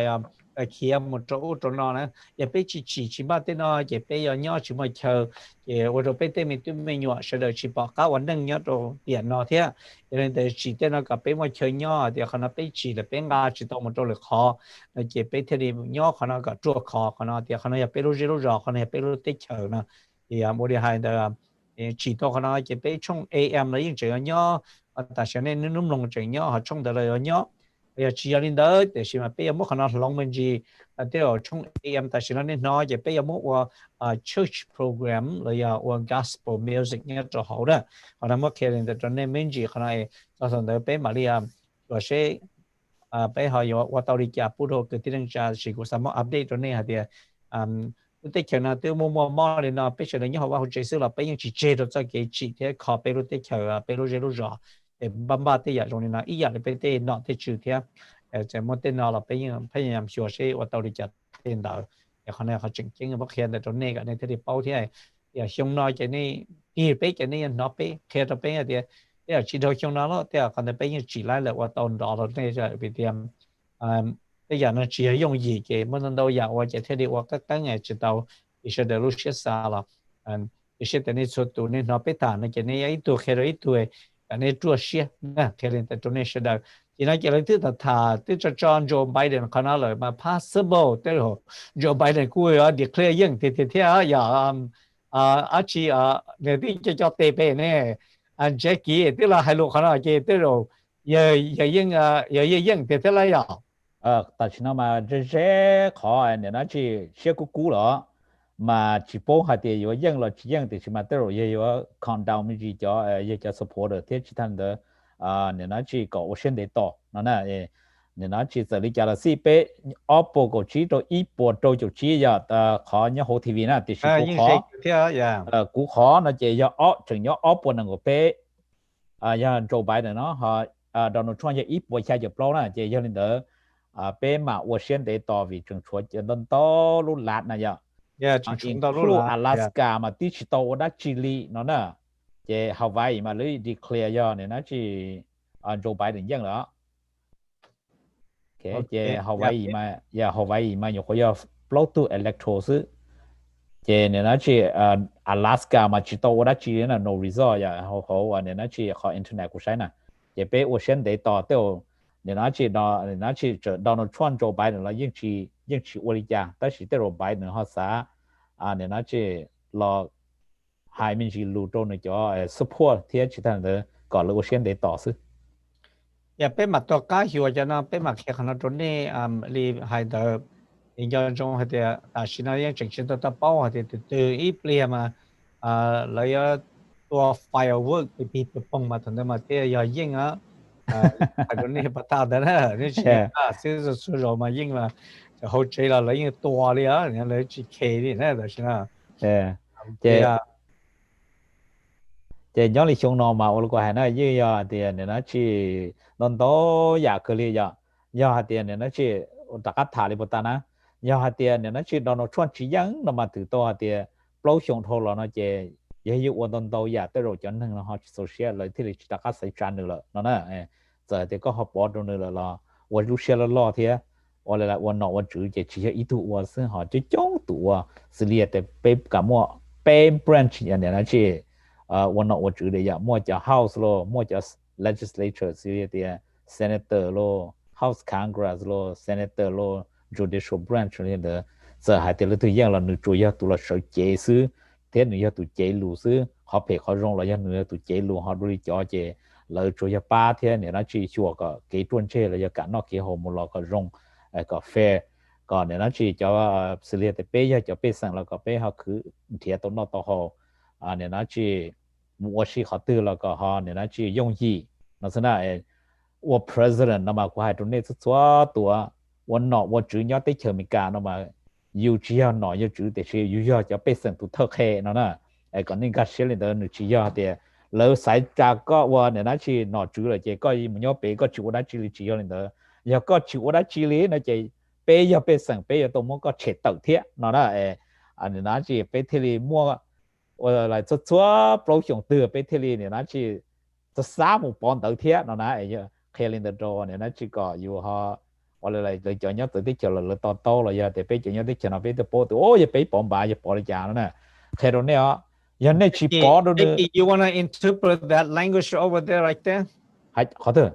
เขาว่าเนี่ยนะแล้วมันชอบกันนะโอ้แต่ชินามาเลยฮะเตียเนี่ยนะชีเนื้อเตรียมไปเนี่ยนะฮะเตีย usually on track to win this election นะเจใส่ตัวฮะเตียโจไบเดนเราให้ตัวหนึ่งจ่อเธอหนึ่งเทียป้าหนึ่งนะอย่าฮะเตียเป้แต่เราเป้อยู่ยังยอดตัวมันนอนนะเจนหนึ่งรอรู้เจนหนึ่งจ่อให้เราพอตาหนึ่งเราให้เอาไปลอนมากุศลเดี๋ยวหนึ่งรอฮะเตียในโอเชียนเดต่ออีมีเปลี่ยนนะเจเป้ยโป้ฮะเตียเนี่ยนะชีเป้ยังหรือเป้บริจาคเนาะนะเป้อยู่ยังนะซึ่งหนึ่งวันหนึ่งจ่อให้เราเสื้อเต๋อนะก่อนในโอเชียนเดต่อนะซึ่งหนึ่งให้เราจะsupportนะจะเป้ยอด the radio นะเราเป้ยี่โอเชียนเดต่อเทียเนาะนะเจเนี่ยนะชีแต่ชิโนมาโอเลยก็ให้ยอดที่ก็ยอดตัวเขียนเดินนะเจเนี่ยนะชีก็ยอดเยอะละยี่เชื่อกุ๊กก็ยอดซื้อละนี่ก็เชื่อกุ๊กแก่เนาะนะยอดเลยเจเนี่ยนะชีเขาไปจอใช้เนาะหรอเทไปจอหมดสายจานหรอไปเอาอะไรไปเยอะที่ว่าจากกูตัวจียังแท้เนาะไปมายี่มั่วเชื่อกุ๊กแท้ยังเดินไปเที่ยวสดตาเนาะนะยอดที่เราเจอมาเยอะๆนี่只要古典头啊，逢了 celebrate 啊。哦啦，係知啦嘅，嘅不行，個好咧，個好咧，唔使記個好先啦。咩啊？個問啊，好多檔色嘅，問啊，個考，結果係度咩啊？ cũng thế nó sẽ được phòng để celebrate à nó hay có rồi làวันนี้นะนอนในโรงเรียนนะกูตัว โอ ต่าง เคแล้วสนุกกูมาเคยยังจะเดี๋ยวกูมาสาวเกิดแต่ชีกูมาตื่นนะเจ้ากูหกจนแต่ก็เจ้าอีกทีกูตัวเกเลยตั้ง tao chỉ vừa đi ấy có hồ chở rong xe có chở này chở chỉ tao chỉ vừa đó ยังยังเลยก็หายแต่ชีกูตัวนั้นมายังหกนั่นลงเสียจีจียังอยู่เสียเนาะ cái cháu ô này nó và cho hai cú à thế bây giờ tu này này gì bây giờ lo gì tao nữa giờ là giờ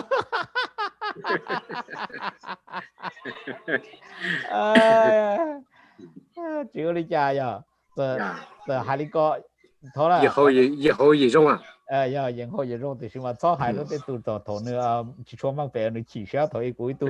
giờ lo hai đứa cuối tu sư cuối tu chỉ sẽ là vậy cái sự rong xe cú à đó senator là celebrate à lúc bia rong xe là giờ lấy trả lời này yang này là khá tổ trong này cái sự làm là bê trong này chỉ cái điều chăm không cho lần cho tụ mua xe tàu xe thì nó mà sao mà bên London này nè ok câu hỏi chuyện lúc nào ở đây này cả chị hồ AC nè ok Senator Fong, we celebrate for you over here at the Southern KDW na bây giờ tàu là WISK this year yes gia đình đó là nó nó chỉ Senator Fong hơn rồi xe Nice plus and celebrate for Senator Fong here for Joe Biden. Trump, they are trying to steal the election. Michael, có interpret how the bên không sao? Có thể. How on the headline news đó nè. Oh, like the Trump that we are trying to steal the election as the bên là nó chừng ta tại vì để nó lỡ nó chiều we are they are trying to steal the election nó chỉ trong là chỉ cú chỉ xe không cú hải thì giờ lấy giá ta cú hải lấy đa số mà tiền lấy nhiều cho cái sai lỗi đó là tại sao nó lúc nào giờ celebrate Senator Fong thì celebrate rồi này ở tù này tôi được cũng nhớ ít mọc nó từng đó rồi này nó ở tù thì chúng ta lên để cho mọi những món nó tan đầu thì gì thì bây giờ họ một bỏ má thì gì thì chỉ những là bây giờ bỏ giờ khi đó thì bây giờ những tàn thọ này nữa. Ở đây nữa nếu các chị họ kể rồi là celebrate bây giờ những món nó believe hạt nó chỉ tới là possible rồi nữa, possible rồi nữa. Ở đây nè các chị này nó chỉ các chị họ cũng tụi nó mà móc cái tờ vừa đi qua này chứ hay lo luôn ok luôn share nè bây giờ các bộ này cũng được học đã rồi lại ta cái là cô đã senator nữa yeah right here little cup lại ta tạo hậu là rồi thế này thì chẳng là nó sinh được cho bên nhau sẽ tán nó thế hả yeah rồi sẽ cơ thế này rồi Senator, this is for you and listen to you are still here so good and Thái Yên you too ta nói chuyện này tôi đã cũng nhớ ok stay nữa. 我那那呀，叫你叫自己叫碰叫伊，但是呢，对了这话也天，对了不整个周末 celebrate， 人家公那那说的他们去被人家的钱呢嘛，做做像一模的呢，人家被天里莫给了人家天，人家古么的刀呀天，nhớ lúc đó sáng mình là start ya, là cú sai trả bé chỉ phòng hơi cú ya to what senator turn thi bé rồi nè, chỉ ít turn qua này nó chỉ stay senate nằm mà ya lâu xong. Chỉ nếu tôi to và ở xong đây cho gì xong chỉ là tiền to elect đua thiên chỉ nếu đã có bao xong chỉ là có ở xong cho nên đó nếu mua đó nếu rong xe thiên họ nếu nó chỉ rong xe rồi bây giờ nhiệt chỉ mong cho tôi luôn trong sinh hoạt và tôi sợ nữa chỉ ta nên tan cho tôi xua hay nên cho tôi luôn trong sinh hoạt và tôi ba thiên sai trả nữa là và nên tôi nếu nó chỉ senator cho tôi thì chỉ đỡ họ sang mình start cho nên đó nên rong xe nè cho luôn nó mà giờ pha trâu phồng tới rồi phồng như bó là dù giờ ít thứ mi nhộn mông chè cho nên đợi dù tàu qua ba dù cho nhiệt xí mông thiết chỉ ta nên đợi tan trâu rồi cho nhiệt cho xí và nhớ trâu có khó district nữa giờ tàu ba luôn trong sáng mình ta còn thiết tốn nó to hồ cả nên nó chỉ qua trâu dù cho nên nhớ trâu hồ còn muốn thiến non thiến hồ là còn thiến dâu gì xử lý thì khó thì ít chấp lực của xã có biết cho mi tung mông qua mà có deregulate mình chỉ thế họ cho mua chạy đun tru là đồอยู่cho nâng nhớ đồ hồi lúc sáng đợi có mua chạy mua lưỡi khi khó đợi chạy nữa chỉ cho rong mua chạy là mua họ cho còn tru mình chỉ là giờ thì mua deregulate mình chỉ có nên nó chỉ cho mua họ thì ya cũng mà cũng như ít tuổi sang mà cũng nhiều có hai tiền nên nó chỉ nhớ lại bé cho chỉ hai nên nó chỉ mình nói đi đó tan cho nâng nhớ đồ sáng người ta giờ có nên họ reform na ya reform criminal justice na more accountable mình chỉ cho nên nó chỉ cho tầm luôn nó thế còn là thế thì họ cho nên nó chỉ để thầu lấy thì choตัว有kỹ năng là do thì còn là một training tàu mình chỉ thế năng mà cũng đã thả thì define ya là ya dismantle nó mà còn nó mà biết chỉ cho bỏ rong là chỉ biết sao có biết cho nó cho chữ nó nó là qua cho để biết cho biết sang là nữa tàu nên nó chỉ khó tự do nữa tôi muốn khó đồ nên nó chỉ xử lý thì khó thì ít chấp lời bây giờ mong mà nên tự cho một cái gì nhỉ ở rồi là được tầm luôn là nó chỉ bé nên nó chỉ chạy mong sự bé xuất xua giờ thì bây giờ cho bé sang nhớ đồ lá tư là giờ thì thông tin chỉ mình cả nó bé xã có mua nên nó chỉ criminal justice reform là giờ ai có mua khó có rong rò có mua tầm luôn họ mua kỹ cỡ đâu rò có tấm luôn họ mua cái đồ rong rò đồ cho năng ở nhớ đồ ít chứng trạng đấy có lỡ tua là theo chuyện trai là do tiền mua tiền giặt giá là giờ lỡ theo lý chỉ là tôi là uo đồ bây giờ năng là giờ nếu nó chỉ lỡ bỏ sang giờ law enforcement lỡ từ bỏ sang chạy chấp lỡ có lỡ kho có rong có bé nếu nó chỉ cho nhiệt chỉ bé sang mong số đời là giờ tan thôi cho bé sang theo lý chỉ mua cái chân trai thì giờ vì giờ hồ tấm luôn từ tấm luôn tôi xong mà mua tấm bằng xứ nó chỉ bây giờ rồi thì bé chân trai thế này giờ nên đỡ và thế chia sẻ thì có giờ bé ít tu nếu nó chỉ sở chế thì bé cho nên chỉ có giống một lúc số tự là một sự khó của nhiều khoa hai tan nó nè đó có một xe lần tàu nè nhà nó chỉ phồng nè chỉ giờ nên cho nè cho chỉ cho phong cho giờ rong xe này thì là cùng đó bé radio nè nó chỉ WSISK cổ chỉ cho này giờ thì là bây giờ con này nhớ thì con này có họ thả mình chỉ cho thì có大家谈mình chỉ cho thì có lúc radio nó họ có chủ sĩ lý cha chỉ tận thế là từ bây giờ này cho chỉ tụi họ chỉ tao nó là những con lò nó là thiệp bao họ để có mua đã chỉ theo đó chỉ nào này vậy. Giờ lý của hai đứa này bắt đầu từ theo hai tất cả hai đứa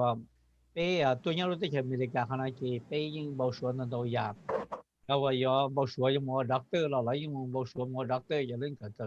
doctor họ cho vào bảo số những mua vào bây khả năng li sản xuất phòng lơ và họ cho lúc giờ là lấy những món xe đi về mà nó thì chỉ chống tụ cụ trong linh đạo bây giờ và là lúa đi nó chỉ bây cũng món xe thì dùng bao đi trả cả món thêm một cái sản phẩm chiều đi bây và nó chỉ cả món mua đó họ món ít chỉ những chỉ mua họ luôn đi tên là món nhớ là tên trong bọn đó món nhớ số tên món nhớ bò món nhớ thái tên Pama tên trong bộ linh đạo là những chỉ mua lần từ on Ilo radio station đi rồi là một cái luật tên đi cái luật sư thì giờ nên đấy chỉ biết tôi cho tới cái America hắn nói là cái thiết lý hạt tiền rồi chỉ tông ba này cái nên nó thiết lý ba chỉ tàu lúc AM chừng lúc xưa chẳng chỉ tàu cao thiết thì tàu yếu cả tàu lúc FM này có thiết lý cho lúa ta xin nói yêu tới America hắn này cái tàu lúc FM này cái rồi tàu xe đua thiết này cái thiết lý ba cả tàu lúc FM bút rồi bây cái tin năng trả mong chữ sinh bây giờ trong Minnesota hắn nó cái bây qua tàu hắn này mong chữ chung nhớ hắn nói chỉ cái bây mua họ nói chúa phong lưu giờ bên mà đi xa mà trong lượt họ vì tiền của bao tiền nhất trong lượt họ đều bây giờ chơi chỉ tàu lưu sản trong chuối nông nghiệp lần đầu thì chỉ bây giờ chơi chỉ tàu gì giờ bên mua nhất trong Minnesota họ nói là nó chỉ nhiều dòng hàng phụ đồ bây sẽ đầu là giờ họ nói có chỉnh chỉnh hàng nữa của sản phẩm thảo lên được sẽ đầu bây cái tin anh trả mong sẽ đầu giờ bây chỉ tàu chỉ lúc nào bây nhưng tỷ lúc bây giờ Hmong Radio Broadcast nó chỉ Hmong lưu xua Hmong hải lưu chỉ Hmong tôi họ đều tôi là bây giờ sao cái này tôi hải lưu tàu ta chỉ nó để technology dùng gì nó chỉ nên lúc nào bây giờ hai lúc có tìm loตัวbên là từ thả là bây giờ thả to hai to đón khá nhất họ nói chứ họ này họ cũng rằng cái dùng hàng đi bây giờ chúng mình cho cái từ làเนี่ยnó để technology cho bây giờ cho cái điอย่างrồi chứ bây giờ mình tàu lúc thấy nhung họ nói thông từ luôn để họ nói chứ bây giờ mỗi lúc nó xưa nó là bây giờ hai tàu thông từ lúc căn tu họ nói sẽ được nói giờ cho còn sắm long bây giờ nó cũng cái nó rồi bây giờ họ nói có chỉnh chỉnh cái dùng xe cần gọi đi thì chúng nó bây giờ mình không hay thì rồi dùng sông thiê mua mông thiê bây giờ thân năng đi sản xuất phòng đó tên này tên gì đó tên thân năng của họ cho bây giờ chơi lên nó là thế rồi là những phục phòng có mong có bên nhau Minnesota nó có bên mua vả trong này nó thiết nó có chỉnh chính thành để của sao mắc hiện được bên cái tin chăm không sẽ được thế let's this rolling to Michael. What do you say up on after the celebration? tôi sẽ bé chồng này chỉ cái tên trả cho lần cho tụ nó này nhau để rồi này cho này nó và nhau rồi tây lửa tây chờ sự tây chờ là trôi chờ trả nó tây tạo sự đó này là để sự bé cho mình cả tây vậy tây trả nó tây vậy ta mò là nó vậy vậy bé chồng bên tàu bé cho cái sản là sẽ chữ sẽ thứ tàu xóa tàu đi trả thì dùng đi trả này bé nhau chừng nhau cho ta nó thì xin là hai trăm để bé cho tuân chạy mong nó sớm sâu ta và là ship to one nào what chữ nhớ được thì state capital này thì là chi tu này nào và state representative hiện trong tàu họ tiền lợi bộ lên giờ tàu nữa trong ta lợi senator phòng khơi là của tàu nữa trong đặc các lợi dầu là cú lợi họ nhớ cho họ là nó broken park to city council sử dụng cái những panel là của tàu dầu đặc ăn tàu nữa trong đó lợi họ nói giá họ rồi dùng được bây trồng để chỉ cứ tin là chậm mong cho nó cho tuổi già thì cũng ít sự hại nhau được để cho bây giờ tôi cho mình nhỏ sẽ tôi tới chờ mình cả tên rồi để tôi cởi chu sĩ cả chín nụ tới cởi chi sĩ cả mông kỳ để rồi nó tuân sẽ lên cho rồi sĩ mông kỳ thì tia cho là chín nụ thì tia là ý cho sự lên phòng hơn là cái sử dụng cái những pha là mấy cho mà giờ bây giờ tôi lo được tới chờ nó thì sĩ mua cho nên mới ý cho rồi lo mà giờ cho vô tới chờ nó chỉ thứ sợ là qua bên này biết chỉ thứ sợ là bên chờ cho sợ là nó nhau thì chế đỡ state capital nó là một nào vào và bên này bên chỉ được tỷ lệ cho họ này họ sử dụng cân cầu quân sự tôi thấy này cái chỉ nên thực chế tuần chỉ nên chỉ bảo chế kia cho là tôi là nó dùng lên nó mua cho dùng là bên này bên chỉ họ dùng cơ chứ sang chấp lại nhớ được state capital mà này cho chỉ bảo trái này cho đi bảo lại thì sẽ chạy thì state capital nó mà hay cho nó cái mình cho do là một trong cho cái trồng bông sự đời bên tôi mua là trồng lần như tỷ chỉ lấy những tí cái tại do chỉ bố gọi là trồng bên sự lấy cho chỉ trồng bên chỉ như cái chỉ tàu lợi nó nè, đồng thời một cái nhà xử lý thì một cái nhà nào vào bê bọt, nhà ta đâu là bê bọt đó này chỉ giờ chỉ mua lấy nhau được thì chế đâu này chỉ thì rồi xử lý mong nu ở này nó lúc trước thì từ cục lâu ấy cái giờ ít cho chạy chỉ sau giờ học proclamation thì tôi xong đã có một tháng cái này còn bê đuôi bây giờ vậy nu nó nè and chỉ proclamation này vậy học resolution là thì ít cho chạy là thì tiền giữ nhất là state capital thì tiền cho chạy là thì cho nó chỉ lên thì cục lâu và mong vài tuần mong tu trò anh cho khu tu trò này cho họ nói giờ làm được mua cho tu xử lý nè nó chẳng chạy xử lý nè state representative for tu xong dễ xong nè nó câu lê là một tổ Samantha là một phương lì là chỉ tu như là house như là Senate cũng mua xử lý Senate phòng hơn để cho nó cho nhau tiền thì chú sĩ tây nhà nó như của nhau mình số ta trong ít xíu cho bồi xa cho gì là cho nó ta xin nó ít xíu cho bồi xa cho gì là cho nó ta mà nhân để cân cầu của bỏ bé họ grow bé họ cái lo nhưng hồi nào là một cho đồ nếu nó chẳng cái dùng cân cầu lại thì sẽ không nào bây giờ làm được cho này cho chỉ tụi sẽ tụi gì thì làm được bây giờ thế cho thế làm được ta là bây giờ muốn sẽ là chỉ cho chơi sai cho tôi chẳng sai một tí là sẽ được đâu sẽ mà bỏ nó xóa đầu cần được đâu vậy là bây mà cho spin vô bên nâng chơi bên spin cho vô thì xin nhưng mà luôn là hai nâng ba thế lấy cho bọn tôi vậy bây cho ban gì thế thì tàu cho tôi là rất là vậy còn này khỏi dùng này đấy tìm khỏi dùng này cũng dùng sẽ cân cầu lên nó mà nói cái bé ta cũng biết một lần giờ celebrate nó là cho cái dùng xe nè bây giờ nghe đã là được không? Yeah, go cũng bảo thì giờ thì cho khán dùng cái gì cho là chúa giờ cho hai cái Donald Trump chúa là ít bộ khả năng mà Donald Trump thì là những họ được coi giờ này nó chỉ tôi bây giờ họ được coi giờ tỏ cá là nó tại nó cũng khó nó chỉ Donald Trump là ốp bộ cổ kia đó chị Biden nhiều có giờ ốp bên ngục bé nữa ok chị khó hổ internet nó agreement gì nè ok chị khó được con run behind là ốp bên ngục ó thì ốp bộ xa chỗ bây giờ ít bộ xa chỗ ốp bên ngục bé thì ốp bộ cổ Joe Biden giờ ốp bên ngục bé ốp bên ngục bé ok chị Donald Trump giờ ốp bộ cổ nữa ok chị giờ chị khó cũng bỏ nhớ khó nói chị hay gì chuyện tỏ cá bé khó TV anh này nó chỉ tỏ cá rồi cũng khó là nè thì chỉ xử lý cho là bé mà chỉ thả nên nó chỉ sai một thế sẽ không được họ dùng đi chả này giờ. Yeah, we want to know exactly how the share bây nhiêu còn sao nó một tuần the share này họ dùng đi chả. Yeah, từ rồi yếu bỏ ta nên nó chỉ khó lấy cho hạt tiền nên nó chỉ Joe Biden lo mà vì tiền Joe Biden to oppo của bé này giờ. Chỉ đó nó chuẩn nhiều quá tôi ít bỏ xa nhiều bao xứ nó chỉ lấy tiền cho lên đó. Cũng song sai từ rồi nếu cho lên đó là chỉ lấy phức xã nên phức xã thì từ rồi Joe Biden nhiều dân nó chỉ lấy tiền cho lên đó vấn đề sẽ cho nên Joe Biden thiết lý lo hay còn nếu cho support của Washingtonต่อที่họ nên nó chỉ nên thế hai từ rồi lấy dân nó nè. Yeah, we'll see how they go. You know, they are saying that họ有係嘅管住 Donald Trump 咗話那 swing state 那嘅你淨 keep 那 very strict 嘅嗰啲。Yeah。佢只包啲有種做學兩個nó那嘅。Trump 英 Michigan 英 Pennsylvania 英Florida and another one Texas here yeah it could be possible you know you don't know. Yeah, tại nó cho swing state mà cho swing state na. Thế đâu phải chẳng. Cho swing state trên Nevada trên Donald Trump tới dân tàu hàng là luôn đỡ mà tới Donald Trump dân nữa nè. Donald Trump tới châu chỗ xa percent họ nhiều quá đại nhiều quan năng của lâu số này trên là thứ懂chưa? Yeah, trên luôn đỡ là thứ final nè. Lúc đỡ nhiều lợi nhiều quá count ra 8% sao? Để xin nhớ trong Wisconsin là trên là thứ count ra 2.7% nè, trên Donald Trump tới 2.1% họ Biden nhiều quá bao nhiêu xa sao? Yeah, lấy những cho nó kinh nghiệm đầu cần. Trên này nó chỉ nhớ trong Michigan trên lấy nhiều quá count ra trâu cho 1% chứ, để khi mà Trump họ li chỉ cho 8% cho bao nhiêu bao, nè, chỉ họ lúc bé chúng to tại nó kia do nên nó chỉ Pennsylvania thế nào nhiều quá count ra bao nhiêu, họ nói gì của bia nó mà giờ, vì thì họ nói họ update mình chỉ nè. Bé bia là một cái nhỏ này nó chỉ North Carolina chỉ từ là từ declare tại nó cái na North Carolina giờ là từ count cho cho bao percent report là chỉ Donald Trump li giờ chỉ cho percent họ này nó chỉ bài này bao nhiêu gì nè chỉ nhỏ cho này nó chỉ Georgia nó chỉ Donald Trump là từ count gì cho 6% chỉ Donald Trump li giờ chỉ cho 8% cho bao nhiêu cho chỉ lúc chuẩn gì mua ở Pennsylvania lúc đó mà lo lúc đó năng够từ electoral thế này à,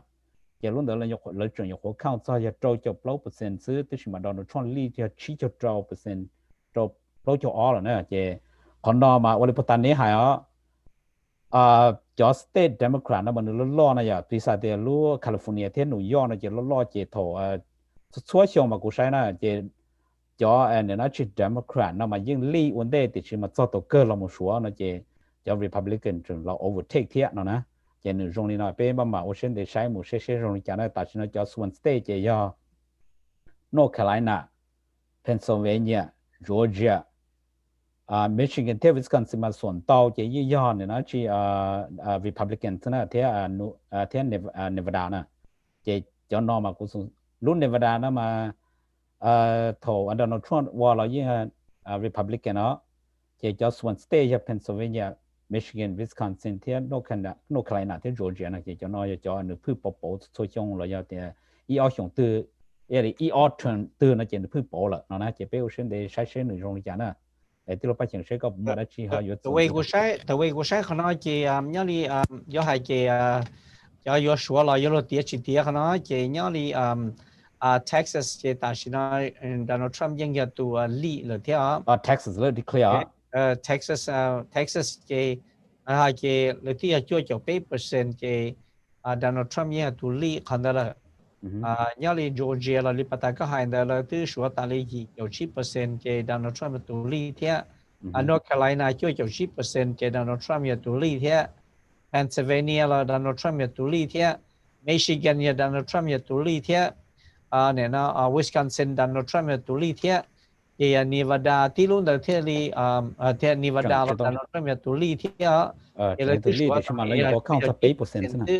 Arizona ที่ยัง Joe Biden ยังตัวลีที่สิคนเนี่ยเก้าอี้ขอ electoral ที่สิเกี่ยยัง Joe Biden เขายิ่งคนเดียวที่ยัง Joe Biden ยิ่งแมงแค่ไหนเกี่ยยังเก้าอี้จีจะเปล่าเกี่ยให้เกี่ยแต่เรานี่จะ possible แต่ว่านี่จะต้องยิ่งที่เราให้ยังแต่สินะในเกี่ยเจริญคะแนนนับซื้อมานี่ยิ่งจะต้องจะเราให้ยิ่งที่นั่นเกี่ย thế rồi possible Donald Trump cũng chừng tụi yên thế là cũng chỉ bao thế rồi họ thì Donald Trump ở bên đó sang là Donald Trump chừng rồi họ thì Donald Trump này nó chừng potential họ có yên cái sang đó na yên cái sang đó là chỉ này could be electoral winning thế chỉ này hay chỉ này cũng yên cái nó tạm thôi là thế là cũng chỉ bao Alaska it's có hay cái Arizona no Alaska cái lỡ tới được tàu được clear đó chỉ Alaska lỡ chỉ tàu đó chỉ kia này giờ thật kỳ mà thế bố này Alaska này đó họ xua xong mà giờ tôi chủ yếu rồi là in hút tàu cá với thế bố cho Alaska này với một căn thủ này chỉ sẽ giờ thì bây giờ thì Puerto Rico Puerto Rico lỡ cho nó là mà nên nó chỉ Puerto Rico mà cụ bố thì lỡ vô nè thì sẽ lỡ chuyển chỉ tàu khẩn cấp Dominica kia thì lỡ một electoral đi trả nó nè. So you had Donald Trump could by maybe win another term because possible ni could win another term theo đó họเลยกูใช้คนนั้นซื้อมันยังจริงยอดตัวเขา potential นะคนนั้นนะวันนี้ยอดตัวแต่ว่าแต่เจนี่จะว่าบริหารเดิมลงไปคนนั้นเจยอดตรงหัดเดียไอ้ยังจริงยอดตัวเขาใช้บริจาคนั่นแหละเห็นแต่ตรงนี้นะ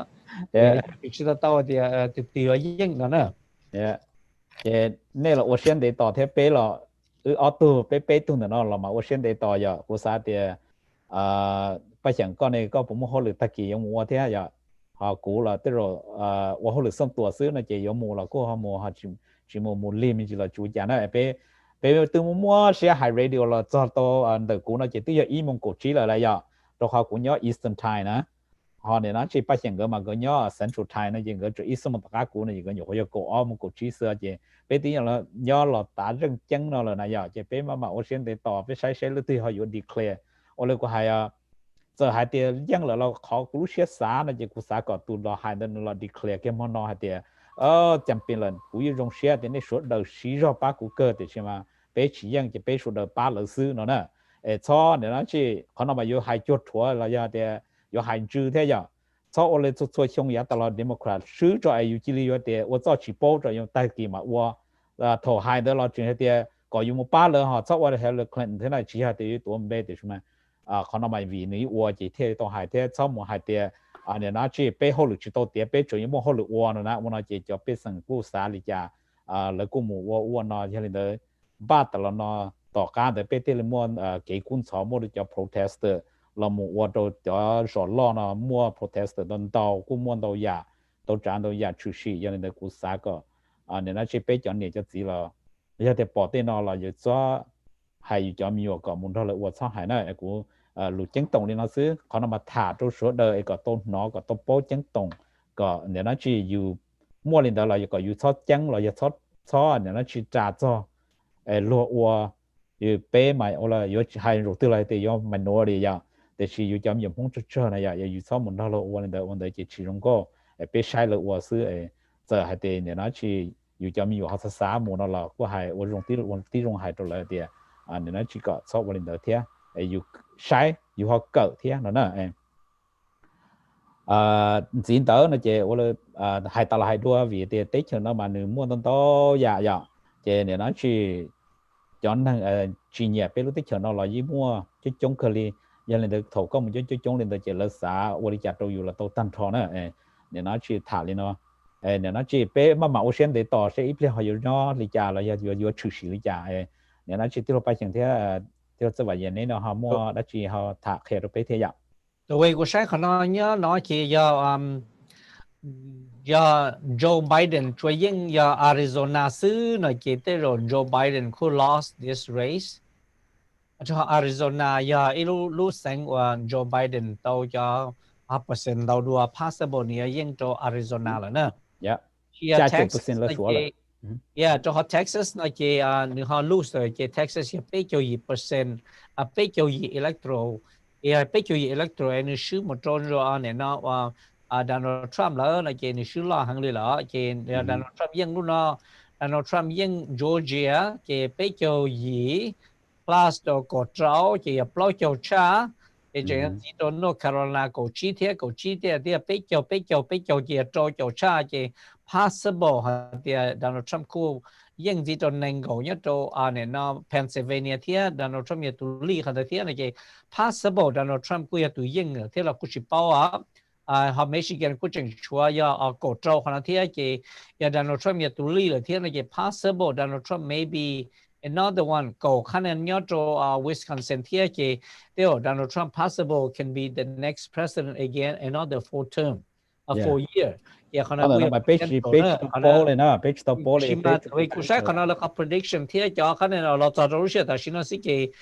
tới rồi Donald Trump yếu yên là thế cho họ thì cú yên chia khả năng chắc chắn là cái này mất nên là thì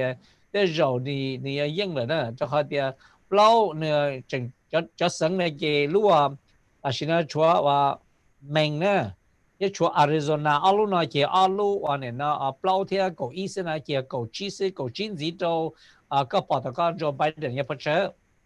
但是呢 Joe Biden 要不能够包了要不能够包cái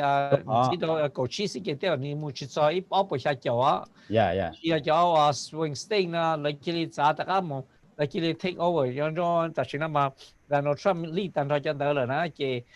possible Donald Trump could be at the end Donald Trump could be declared to win 可能เรากูชิ包呢可能กูสามารถถาม就อันนี้จะเนี่ยต่อเจนี่จะใช้ไปขนาดนั้นการนี้เทียบเป้าเขาเดียวควายนั่นแหละไปปอกเคลียร์นั่นแหละเว็บใช้ขนาดมา that's Donald Trump could be another term for year นะจะขอเนี่ยนะใช่พอตาโจไบเดนต่ออีตัว electron นั้นจีนะมาตัว electron นั้นย่อฮาวายอ่ะจะฮาวายจะเริ่ม declare อันนี้นะที่โจไบเดนยังนะยังจะในที่ตัวอีตัว electron นั้นจะเป็นที่ off วันนึงกับเราละพอตามาจะ off วันนึงกับ base นะจะถาเรียเนี่ยนะที่ตัวไปถึงถานะแต่ชิโนkiaจะยอดตัว Georgia จะเริ่มตัวชัวร์จอลี29%อยู่เดียวเหรอจะโดนชวนลีจะชี้จะ opposite versus โจจะเปล่านะเปล่าจะโจนะจะมั่วเช่นจะโดนชวนยังรู้สเตนอะไรเทียนนะจะนึกตัวชาโดนชวนตัวจะ off มีเหรียญตัววอลเลยฮะโจไบเดนเขาจะ off มีเหรียญซึ่งจะนึกชา off ตัวพาตัววอลนะจะนึกคุยจะยี่จุดชานะแต่เราเนี่ยจากการรอเทียแต่ชิมากุชิโป้ที่นั่นแค่ขนาดนั้นแต่สิ่งที่ก่อนลีเลยนะจะยื่นยาแต่อินยูเชลล์มันชีhọ nhớ lúc nó khai nào nó chỉ là tứ số cho chúa chọc lâu % tiền là chỉแต่เราเขา different rồi màแต่เรา declare เรา declare saiแต่nóแต่เรื่องที่ตัวอย่างนะจะชี้เจ้า% versus เปล่าเจ้ายี่นะจะแต่เราkhai nàoจะเราตัว declare sai nó là thếอ่ะเขาเนี่ยก็ยังเขาจริงๆยังเขายอมแล้วโมเดลแต่สิ่งนั้นจะที่เจดีเดอนั่นจะเรื่องนี้เจดีเขายิ่งเลยที่สิ่งที่ possible Michael, the way you look at it, possible Donald Trump could be another 4-year term. Just to let you know. ตัวปตาเนี่ยนั่นคือตัว electron เนี่ยยังไ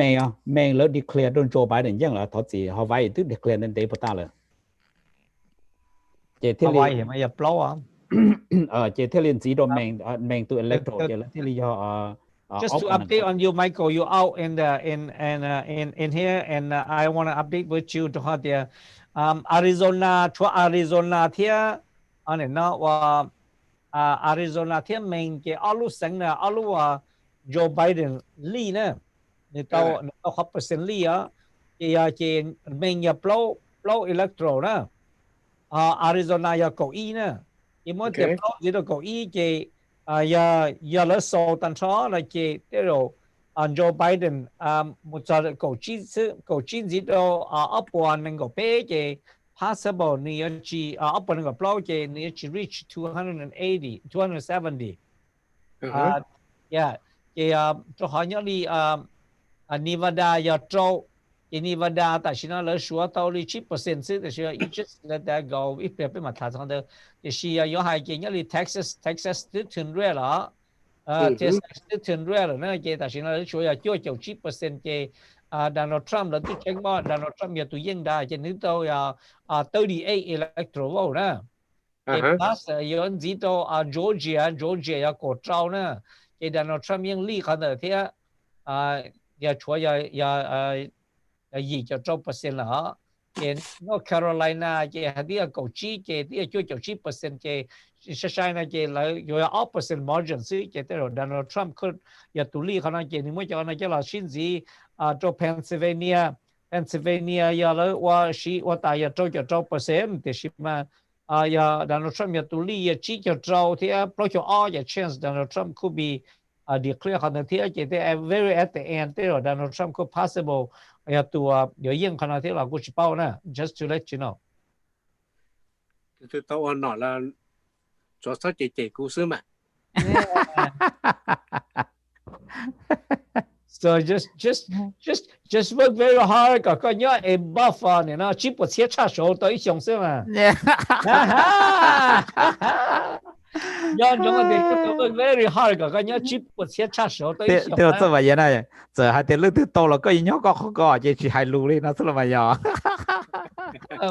我個到只不切插手對象嘅，個去處理嘅個就衰啦，個什麼麼的doctor單車的事就好啊。你那 Donald Trump 當然到我們 Donald Trump 可提下不是就是啦。咁啊，個人呢使要你啫。呀，個到晒你要到免除，個我個晒你錄主意你啫，個個到了就個貼到叫落去到啲老百姓啲股貼你你那去到我貼那那個。然後佢都冇提，起步的啦，冇弄的，他一路一直弄上來。呀。到不同的到人拿咧。呀。個都冇到來個貼你nhau你個咧。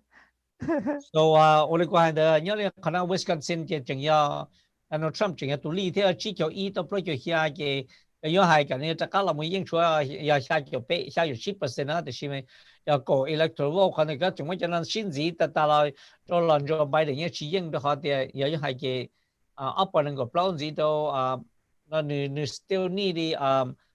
只叫8，只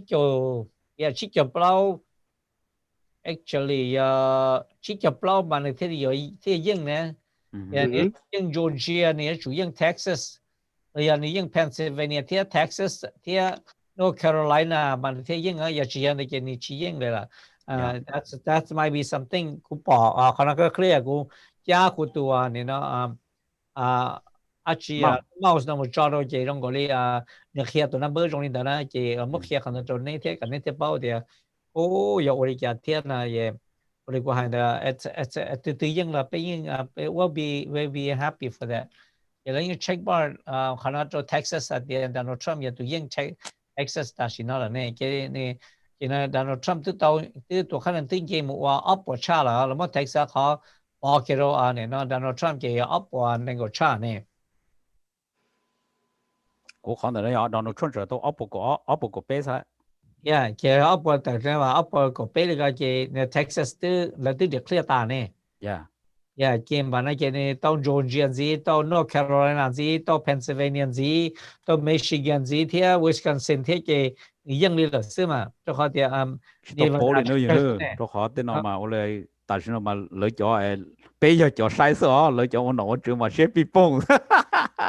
Because 有係嘅Donald Trump 應呢當到你呀只叫差啲 block 咗頭先嘅睇到嘅嗰樣事了呢。大家冇應嘅啦，都話到你做下做啦，個幫你到你 chance 個應幾樣做呢。這邊嘛，我現在在西摩呀，用現在啲諗咯WISK 個只叫做係到響東新坡 Minneapolis 度呢，但係古人就幾乎係其他人都到安東公民都有啲咯不像。啲人呢不幫了，睇其他人ตัวnhau học cá họ ya啲lo做vậy cú nhau đồ sau cái nào họ啲lo bắt chừng nhau đồ Singapore啲lo做vậy nhau đồ Oklahoma ya bé tụi nó cũng hay số nên là chỉ radio nó thì sẽ bé nhau ý lần ý khó nè cú chỉ là để rồi tiền chơi tiền môn sai là do tiền hay radio theo cho nên là rong xuyên đi thì làm long bé WISK cú chỉ cho hai tờ họ long trong Singapore Minneapolis Minnesota tết chừng mình cả tờ tôi nè tôi saiว่าเกี่ยวกับที่ที่ท่านเดินนู่นนอละยามอนนอยาอิมอจังจังยอดเราไปรู้ที่จะมีการนะไปตัดต่อสายจ่าไปตัวเนี่ยนะที่ president ยาหัวตายอยู่หล่อว่าปลุกชงตอนที่นอนสีเชยยาลังตื้อ between เราจะเป็นยอดตรงเตอร์อันโจไบเดนที่โดนัลด์ทรัมป์มันเนี่ยยอดตัวอีตัวว่าปลุกชงเท่าเราเลยยาลินเดอร์เนื้อขอชนเราตาตัวชงเสานอเลยเจที่โตชงเชียนเราที่ตะกัดสายจ่าเชวันนิวยอร์ก choไปสั่งเราจะcho thiết chỉ thằng đấy cho electro bỏ tổ hay tiền lương tư thế rồi lo choไปรู้ที่เชิญเราหมู่เปล่าชงเราอย่าตอนเด้Joe Biden ตัวออฟปัวกูจวดตู้ electro ยอดตัวทีวีนะฮะเนี่ยน้อยชีดาวน์ทรัมป์ตัวออฟปัวจวดตู้แต่ชีของเด็กน้องมันนี่อินยูกันจ่อหัวเขาอินเทอร์เน็ตอย่าอินเทอร์เน็ตมาอย่าออฟปัวนั่งกับเปล่าตู้ยอน Joe Biden ออฟปัวกูไปตู้ย่อดาวน์ทรัมป์จะยังได้ไปมาโอเชียนเดต่อหมู่เช่เรื่องตื้อเขาอยู่ตู้有到了手机，比如的前面个我拿到么保险当地นั่นสิ比如 radio 那嘛，你那去还得好路通信พอ那ตัว电视那个好么นนโตขอยมลงโตอีจะ Facebook อย่าเนี่ยเนี่ยนะชิมัวอีขอออกขายอีเพื่อที่เราไปเชียงมาเราเปียชิตันเลยแต่ละกูมันนนโตอย่า events เนี่ยสาตัวเนี่ยนะชิ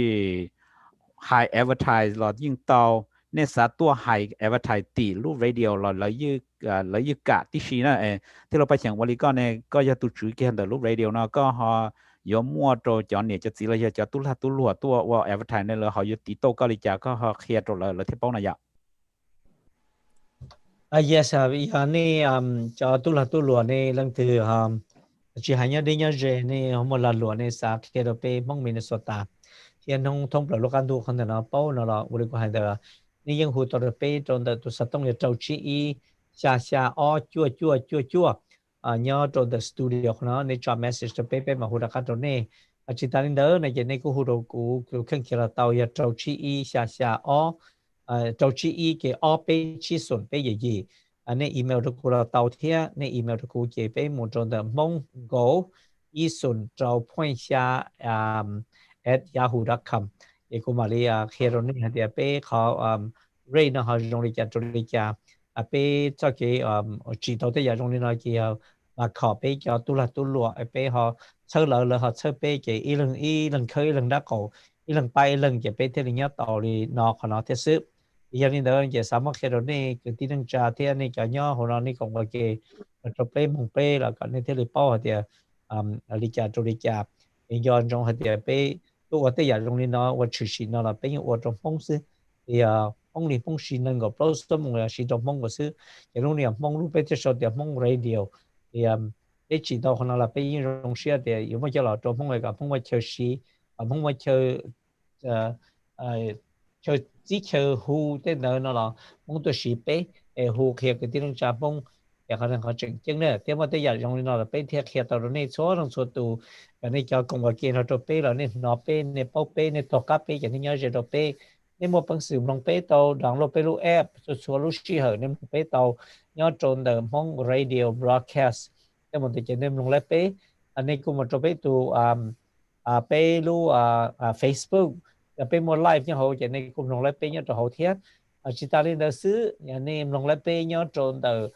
YouTube นี่มันตัวการตรง Hmong Radio Broadcast Channel นี่จะเน้นลงเล็บไปเนี่ยจะต่อลูกเชื่อแต่ชินะไปไลฟ์ไปขอไปไลฟ์เนี่ยจะเขาไปทวนซีดีเขาเนาะจะเขาจะต้องจัว radio เคียไปกูไลฟ์แต่เนี่ยจะ Facebook ไปกูไลฟ์แต่เนี่ยจะเขา YouTube tàn hậu tí xí thia em lồng tập pe cho khó xí chơi là em lồng lấp pe tàu tàn hậu tí xí nữa hiện tại chỗ này này cái nhất là chân thông cái tổ cho Minnesota họ nói này sao xí pe nó là chỗ này tên là luộc cái đầu pe Hmong Minnesota nó là we are here for you guys pe chỉ họ này chỉ chỗ này sẽ đỡ nữa hiện tại chỗ này sẽ đỡ thia cái cứu cho nó dễ nhau cho Michael sẽ Michael họ bỏ ra chỉ mua ra chuyện gì thia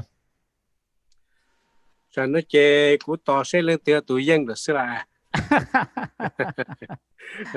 ta sẽ tự nhiên là biết được trời yếu mù hôm biển được xưa. Lo. Yeah, actually, ya kupau ya Joe Biden là những Texas thì những Florida na, cái thì như potential thì declare chỉ nó nữa, ya nên tao muốn đến cái này, ya alo sang là gì cái tao ya pay cho gì tao pay cho gì thì pay cho cái như lúa liệp mà,แต่是嘛alo sang là chỉ những cái possible he will not win. Ta nó giờ tiền Joe Biden có dân nó mà Joe Biden chỉ dân Arizona dân Nevada là Joe Biden chỉ tôi dân ở chỉ tôi dân ở cho họ thì alo là nếu tôi chủ dân either Wisconsin là nên nó chỉ nếu tôi chủ dân Wisconsin gì mà thì dân nó nè họ chỉ lý nó mà nếu tôi chủ dân Pennsylvania là do North Carolina mà nó thì dân á ta chỉ mà dân trong thì ta chỉ nó mà chúa cho Swan State là xứ nó chỉ chia sẻ nội dung cho 路 Arizona 嘛，选到也都瞩目着Joe Biden 了，那都好89%说大了那样。但是嘛，今要干了不大嘛，对Joe Biden 离 Kansas 那得什么做到个那了 declare 要，你那去Donald Trump 这样了跳，也别嘛我身体ใช้หมู่ใช้โรงยานะโอเค 我sai的 vote 那么这 take 啥么定个概念论章我就老出那种东道了呢，概念论章定个都不比较把列单车还得点了，刚才刚出那种老。có yếu tố chủ phố thì cho nó cho hãng xưa là tiêu tư vậy để chủ đấy rồi lo rồi chơi như yếu tố giá su su nữa họ nói về thọ tiền này giờ họ nói về cho đam mình xưa nữa chỉ giờ mỗi khó khăn mà chỉ hai đứa này cho tao vào tao chơi thì phải chỉ thả hay thì chỉ nhận尊重了对那个phải cho đa chứ có cho đa nó tiêu tư vậy là trái lên mình cả hai trăm mình cả thì phải尊重cho lỡ nữa lấy cho cái này chủ này rồi alley nó hòคนนี้เรายิ่งฝนตกยิ่งเราป้องแต่เท็กซัสเนี่ยเนี่ยเนาะยิ่งเราป้องตรงนี้นะแล้วเราเกี่ยวกับตรงมาที่อาร์คันซอสเขาด้วยเกี่ยวกับตรงมิสซูรีเท็กซัสเนอะเนี่ยที่แล้วก็ตรงเทนเนสซีเกี่ยวกับตรงนี้รอนะก็บอกเดี๋ยวนะที่กันจะถ่ายอ่ะกันจะถ่ายเดี๋ยวกูมาเปียกแค่นี้เยอะก็บอกเสียวด่าลองนะโอ้หล่นเปล่าหัวเป้าน้อยเยอะหายเตี้ยแต่ที่จ่อจัวหลอดจ่อหน้าหลอดจ่อหลอกเคลียร์เลยเยอะ你说了好搞啊，就那种案例呢，你要贴上么定个手的个大号。应有个啊。你那么干那么你很多。có tới phố đi có tới kiếm một lô mà có tới trùng hẳn nhàเลยcó tới hẳn là tới chỉ hẳn cha còn được. Cụ tư là okay stay đấy. Okay stay. Okay stay là này na. Donald Trump ยิ่งเที่ยวโอเคสเตย์จะให้Joe Biden อยากขวดตัวอยากไปเกี่ยวอ้อสิเนี่ยเกี่ยวอยากให้เกี่ยวลูกเชื่อแต่สิ่งนั้นอยากที่ต้องช่วยเขาหน่อยเกี่ยวนี่ยัง for sure แต่ Joe Biden ยังอีกยิ่งอยู่นั่นแหละเที่ยวอีพอไปรู้แต่เป็นมาใช้มาใช้ตรงนี้นะเป็นตรงนั้นก็ใช้เขาต้องสิเกี่ยวนี่ยังซื้อเดี๋ยวเขาใช้ปัตตาอย่างนี้ยังรู้แล้วนะนี่ยังเขา ratio เนี่ยระหว่างที่ชี้มันตัวเสียเกี่ยว chance เนี่ยก็เรา recover เกี่ยวcứng nữa chờ là nếu kia chỉ to cái chén là mình chỉ đi dân bể nữa so that might be the key you know quý là phố cho bà rồi mà bắt ta cũng phải dẫn thì cũng chỉ phố nữa phải trái dẫn phố nữa thì chỉ phố của là có phố nữa chỉ phố có tiêu rồi vậy nó khó này nó chỉ có những một người chọn ra này nó chỉ ra liền to thì mình chỉ phố có cũng phải dẫn là lúc này chỉ đâu cũng phố à có phố mà tôi no thế à tôi phát hiện à đàn này mà bông một té là to mà đàn nó giả chiêu họ đàn nó lúc một từ thế là có một từ thế mà con này xin giờ một từ là cái này cái té à mấy có bảy cái tí sinh sống nó ít qua từ yếu cho từ nhớ tỏ khen tả đó mà nên nhân đã lưu mua ít qua từ à từ bây giờ tôi nhung là cái số tôi nó từ tụi cái cũng tụi xin giờ sao he's out there ở bên cái tí bọn nó là có nhau Missouri tháo nhớ ít gì nhau Missouri á chỉ tháo kia là có sáu luôn thế từ cái tờ chỉ cho lư này chỉ này kia là nhớ đã có đó cũng đến drive by cho từ mà đó cũng mới cho ai nhớ trên đó này okay that's pretty neat bên mới cho ai này gì cũng tức là sai drive by cho từ một nó cứ tìm muốn sao cũng bỏ từ cái sự cứ tìm muốn kiểu sai kia của lúc phong là bỏ cái bê để dò luôn you trả lại cho nó những kia tờ không okay ngầm kia này chỉ có này nó chỉ có một些nhỏ khó chơi là tức là这么严của nhớ mình sợ ta sự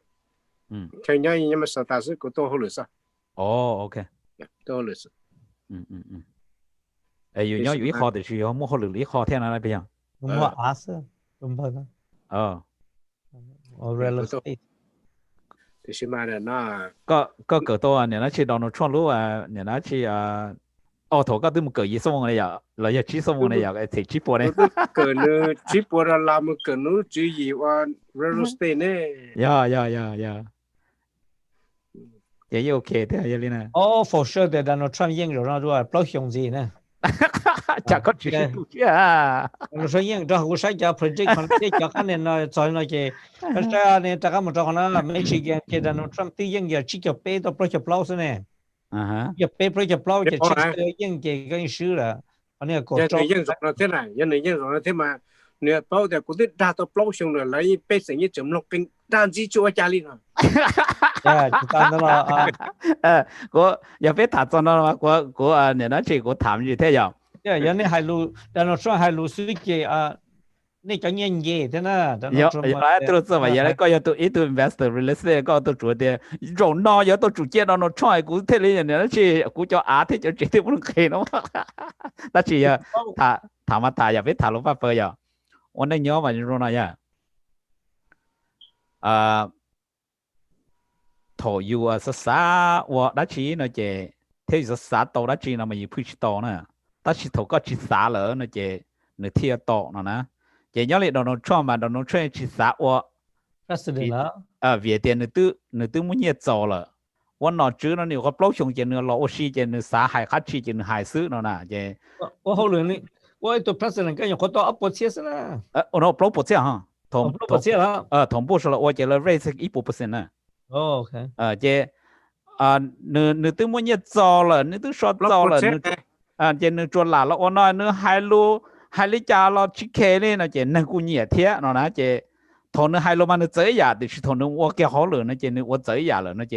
cho nên bây giờ nên chia to thì ô nên nó này hai lúa đó đi nó giữ thì xin uống qua to lại nó chỉ uống nó chỉ cho nên cũng nhẹ được thế nó nè chỉ uống này nhớ tập bếp mầm nông này hai lúa nữa nếu hồi rồi ý xong president tập lúa bớt xe bếp mầm hai lúa này hai ít mông to ít lan nè chưa cái này chỉ cho cái gì nó nên mà nó hai chỉ kén nó từ nó chỉ kén nó từ lần chút có tôi cái ta nó chơi cái kia lấy số là một video số nữa thì cũng tao hay tụi nó tụi đã một số đâu có nữa chơi trò thứ là bốn châu thế này nữa đấy chỉ cho cá thì đã chơi cái tin là mình cả cái chuyện nhiều tụi nó rồi có một xã thì thầu nó tôi khen này tàn bốn cho cá thì nó khen này chơi à có xã thì nó chỉ cho cá đấy lúc xưa nó nên gió lúc xưa nó chỉ tao muốn được lúc xưa thì gió có một tôi say còn nó biết thả về mình gì thế giờ có một tôi say ở trên bà hai mà thổ bí ấy có một chỗ đã xử lý này chỉ có chỉ hai mua là nên chỉ chân có tu chọn nhẹ lấy chỉ chân có họ tu mua lấy chỉ chân có để khi thổ có mua lỡ nó chỉ có là tôi là hai lúa là nên chân để do lỡ nó là chân bà thứ hai nữa nè yên giờ lên đó mà chỉ tại chỉ nói chỉ giờ bây giờ thả cho con nó là chỉ đó nó cho nó容易的呢Khen Joe Biden nó rất dành tớ bây giờ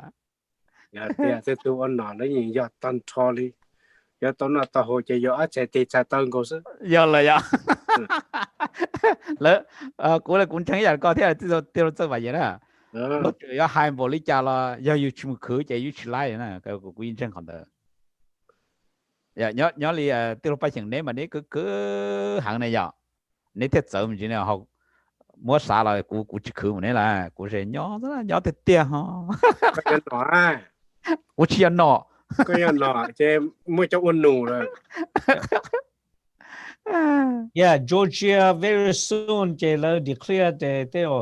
Donald Trump ยิงเท่านั้น Yeah, Georgia ที่9% แค่นี้ Yeah, Georgia is very soon เลย declare ที่ North Carolina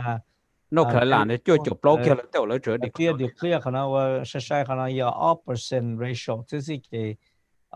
actually อย่า1%แต่ว่าตัวตามเนอะแต่ใช่ไหม1%แต่ละยิ่งจน到เกินกว่าที่เกจริงๆแต่จะ possible Donald Trump ยิ่งตัวเขาแต่นั้นเนี่ยแล้วก็ไม่ใช่ชัวร์เขาแต่นั้นเกยให้เกจริงที่สาระแต่เราJoe Biden 要是做熊那了，但是这边都要二熊马里岛不熊子马里岛里安尼那我阿去阿巴马只么在阿去了也拉岛đó是呢 ví dụ cái ngồi nè dạ rong xe dạ cho nên cho chị cho phong chơi gì vậy nè nhỏ lên đó bé xử lý để cho nhỏ tới chỉ cả nó là cho nhỏ tới chờ thông căn tu nè là cũng đó bé WISK cầu trí cho bé hải tử họ lúc trong sinh phong Minneapolis nó tôi nè tóm long ok là gì nó là nhầm nó cũng như nuôi sinh nhật bé tới chỉ cả bé ta tỏ sai cha tu hốt tài là do để bé tu president tu thi đó nó do tu ý dự của bao chung thôi là nó do Donald Trumpตัวยอละแข่งตอนหนึ่งชิสังชิตื่นตอนหนึ่งเด้อเราจะยอโจไบเดนนะยอเป็นมาชิเจ้าใช้มุเช่หาโรงเรียนตัดสินมาขั้นเด่นจะเช่โอเคเลยนะออปวันนึงก็เปล่าเที่ยวออปก็เป้นะสิเจยิ่งจะเช่โอเคเลยเนี่ยนะชีเป็นมาชิเจ้าใช้มุเช่โรงเรียนได้วันนี้เนี่ยเอาตัวตีเนี่ยเนี่ยเขาผมว่ารู้ยอถ่ายได้ชี Michael, you want to say something? กูเจชั่วโมงรู้เลยจานนั้นเจก็จิตตัวเสียคือซะละbây giờ này just gì nè sai rồi khả năng này sai rồi khả năng thì từ giờ yên khả năng là chỉ bây mà hiểu sẽ rồi chứ xa cho %% nhá Nevada cái Joe Biden giờ yên %% nhá được hoàn tất theo Joe Biden yên cho khả năng gì cho Arizona có ý gì cho Maine cái có ý cái mình kia plau chỉ nên có cha xứ nó chỉ nên có cha xứ chỉ cho nên chừng xứ bên mẹ thế này nên có cha cái sẽ trâu gì trâu có ý kia có xa gì trâu plau chỉ nên có ý gì trâu ấp chỉ plau cho tàu thế này ấp plau cho cheese này dạ thì những cái lúc stay thì có hàng nữa chỉ ốp lấy chi ốp lấy chi chứ tiếp bây giờ stay nào là nhiều dân người ở nhiều dân cái cho nên những dân người họ Nevada là từ suối tàn từ tàu khả năng từ tàu ra là mình là tí à thế cái giờ thì dân cho nó cái này bây lúc sinh là nếu mà potential thì sẽ lên đó là những chứng sử cho họ thì nếu chỉ tàu cho tàu nè tàu yêu như là Michigan lo là Wisconsin là nó supposed to Michigan sa là Georgia là North Carolina cái này những thế North Carolina cái thứ Utah ta chỉ nói là cái thứ declare cái nó là cái Donald Trump thứ những cái nó là thế cái possible thì thế rồi alo sang là very tight hàng nữa North Carolina thế và nó Georgia là very tight all nó mà dễ hàng lên nó dễ khó liệu nên nó chỉ khó cái tài nó nè cho bao thế cho bé nó chỉ nhưng họ mở chuẩn sự chỉ như giờ thế như dễ khó liệu khó liền thế cái tài nó different để cho nên để chỉ li hai cái 1% nữa chỉ như dễ khó liệu khó liền nè chỉ bé mà mạo sinh để sai một số họ dùng để chảo ít bên là cái lời code declare khả năng thì giờ lý giải rồi trả lời. Michael, you want to talk about all those in Minnesota here, but ta có một nhớ được cái là cũng chỉ mua được mà chết là. Rong xe cho này cho chị cho phong cho yêu vấn đề chỉ từ là cùng là giờ số là cùng đó bé cái là gì mà nó lại bị chỉ thắt cho nên nó chỉ cái sai cha là giờ cái sai nọ nhớ tôi tích cho mình cả của nhân gia kỳ đó tôi tiêu phải chẳng thì tiêu cho vậy giờ lên đó tiêu phải chẳng có lúc radio này giờ có họp tất cả thả mình chỉ sẽ họ dùng giờ tất cả đó nó chỉ biết là tất cả là biết cho thì oli giờ thì lúc thứ dân này giờ lý giải này thế dân họ lúc thứ sáu này giờ lý giải thế sáu giờ biết tất cả muốn thả mình chỉ có họ nên nó chỉ cho nên cho tí thế bao cho thì oli trả nó nè the way của chỉ mong lưu với thanh nhục khả năng mà biết mất tiểu Hmong Radio thế, giờ biết tiểu Hmong Radio mà giờ mong lưu mong chỉ nên gặp lâu số mong lưu mong, giờ biết very hard cũng very hard cái nó chỉ gặp mong mua biết những mình số tàng như vậy, rồi có chỉ gặp biết những chỉ kia là biết tới mình nhiều một cái là có từ là nhớ khả năng, lúc sáng mình số tàng này lúc sáng giờ hay cái lúc sáng Democrat thế, biết những khả năng mà giờ chua khó được biết vì biết những cái chung cái này nó ta chỉ nó cho nó chịu những họ biết gì rồi nó lên bao tiền mong nhà mong đã trở số ít chăng đã từ chỗ lúc giờ xứ là lấy mua đã mong ta đi là thì lúc sáng như chỉ tao mua tới giờ trong này họ nó là chỉ cái sao mua và tên là cả mong mua lợi thiệp bao bê thì bây giờ ít chọn mong thiệp bây giờ mua tới giờ rồi nó thiệp này cái lợi mua đã chỉ là lợi cú cho tôi khi rồi bây đi bắt tao nên governor team tu tua khana hai thầu trong mong sang de ku tua nào khana tu mu hu ka sẽ de bom ba na de mong lu shuo mo cheng ken go de mong tu mu bom ba ka ta na ku tua si pe khana i pre sin ne ku chi hu chan tong su chu tua de chi有多时实动叫呢，那个那个其实动叫到那时个梦里梦时个，如果还有做梦贴，那咖啡吧贴，就叫接受在见吧可能其他人的老百姓包括的，梦也只么个得了，比较人民说大个比较可能，比较里呢，当地那个梦这只能比较中了多天，给老师呢能神经，那个比较可能也被死了。giờ bây giờ mình tôi nhỏ là chỉ bảo kia là bây nè bây giờ lâu bây giờ kia rồi đó là xưa này vậy bên trên thì mình tôi nhỏ mà là nhớ khả năng đến đấy rồi tận đấy thì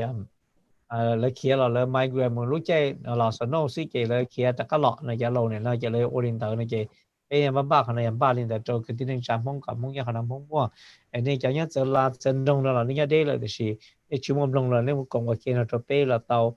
này mua đất chỉ này kia rồi bây là này kia lại rồi bây cái tiếng Trung không nhau nó họ cũng sáng chứng tổng nó này mà cái này chúng lòng bây thì trái gì là nó này nó sinh sống của tàu tới chậm lòi tới chậm mong cái bây kia mà tàu sinh sống nó tới chậm ta là thì này nó này chỉ bảo nó thế sao cái này chính chứng nàyตัวเนี่ยนะที่หายตลอดเลยที่เราไปเชียงนั่นเนี่ยนึกว่าตัวจืดแต่รู้เนี่ยนะที่สต้องจัวไปหายเนาะซีรีส์เดีย WISK กูชิโจโจนึกว่ามัวตัดต่อชื่อสีว่ากับตัวอีอารุนสียาเดียทงนึกว่าตรงเดอเราไปหามันลิมัวชัดสอดในสุดเลยเดียตัวในลงหัวซีรีส์เดียจะย้อนโดนใจอ่ะซีรีส์เดียเซนต์พอลที่มินนิอาโพลิสมินนิโซตาเนี่ยเดียในใจเชลล์นี่เดียตรงลงหอจอเนี่ยนะที่ย้อนโดนใจที่เกี่ยวเราตัวมัวเนี่ยนะที่ Facebook หรือตัวมัว Facebook ที่ที่ทางเดินหรือตัวมัวอีขออาร์คายเนี่ยสัตว์ลงตอนนี้หมดดาวน์โหลดลำลงก็กูตัวอย่างนะไอ้ยันนี่เราลงแชร์จะนี่จะจีจะพุ่งจะยี่อย่างนี้สุดเราคงถ้าไปให้เรดิโอตรงนี้ลงว่าเกี่ยวกับเรื่องจันแต่ไปขอเกี่ยวกับใจหนอจื้อเนี่ยเราที่เคมีกาสิเลียเดียดอนทรัมป์เทียนโจไบเดนก็ถามจริงๆนะแต่ฉันว่าเจียเนี่ยเราจอร์เจียอย่ามาอยู่ too close to call เลยล่ะนะช่วยจะไปเปอร์เซ็นต์เจียขอ different margin แต่มาแต่เรายกขอใช้ที่ชิดแต่มั่วลิจาแล้วที่ลิจิโตขอซื้อหอยเราจอร์เจียจีที่ช่วยจะปลุกเปอร์เซ็นต์เจียเยอะแร่เลยที่เขาทำมาอยู่กดชีเปอร์เซ็นต์นะเจียแต่ฉันมาออตัวเนี่ยนะที่เราเขียนมากู้เดี๋ยวแต่เนี่ยอยู่ชิมว่าอีตัวอยู่ขี่ใช้ตัวเลยอย่าเวียเดี๋ยวจะเป็นสัญญาณอ๋อเรื่องอีอะไรที่น่าเจียเป็นมาว่าเช่นเดี๋ยวต่อเช่นหอตรงนี้จานะอย่าตรงเช่นเนี่ยเราไปเกี่ยวกับกงเกลเจ WISK กูชี้จ่ออย่างนี้เด้อที่เราไปเชียงก็เนี่ยก็หอสาเดียตอนเด็กนะก็ลูกเรดิโอก็อยู่วันล้อมบริการสีอย่าหอถักเฮโรจนเนี่ยจะสีที่ตรงน้อหาเดียวบริการเนี่ยอย่าอีตุลาตุลัวตัวเราที่เขียนนอปีเรดิโอถูกตุลอเที่ยอย่างนี้เด้อเรดิโอมาจะให้เกี่ยวกับช่วงที่กดเรากดยาเหรอเราว่าเรดิโอเนี่ยกูจะกินเชิมกูจะกับเป็นมัวเลยก็กูเป็นมัวเลยมัวแต่อีปอเรดิโอนั่นเลยจะทางอเมริกากับมัวเลยนนทลูที่เรียกอยู่ไอ้ลูกน้อยตายอยู่ลูกน้อยก็ตัวอีปอเรดิโอเจก็ที่เราชัดตื่นแล้วก็ห้องลูกกูลูกหับเพี้ยมาอย่างกับมัวเลยเปล่าชิลูชิจลูเต็นแต่ที่ให้มัวเนี่ยตัวเลยลูกสังเทียใช่ไหมน้องยังรีบไปนอนแล้วนะจิตเดียวอยู่ว่าจิตเตาลินได้เลยอยู่ให้เกี่ยวกับมัวเลยตัวนึงแล้วพอจะรัวใจแล้วเราtake over แล้วเรา run คนละมาเที่ยวว่าเสียไปมุ่งนะสิเก็บไปเนี่ยเอาทุนสิรินะสิเรายังเตาเลยชิวเลยจ้าไปดูมัวเอาไปรู้เนี่ยหัวเนาะเก็บไปสีเอาไปรู้เนาะเนี่ยหัวเนาะสิเกี่ยยังจะไปสีเนี่ยหัวเนาะเลย the only thing เกี่ยวกับบางคนก็ตัวไอ้รุ่น gospel church นะไอ้รุ่นเดีย non-profit เดี๋ยวไปต่อ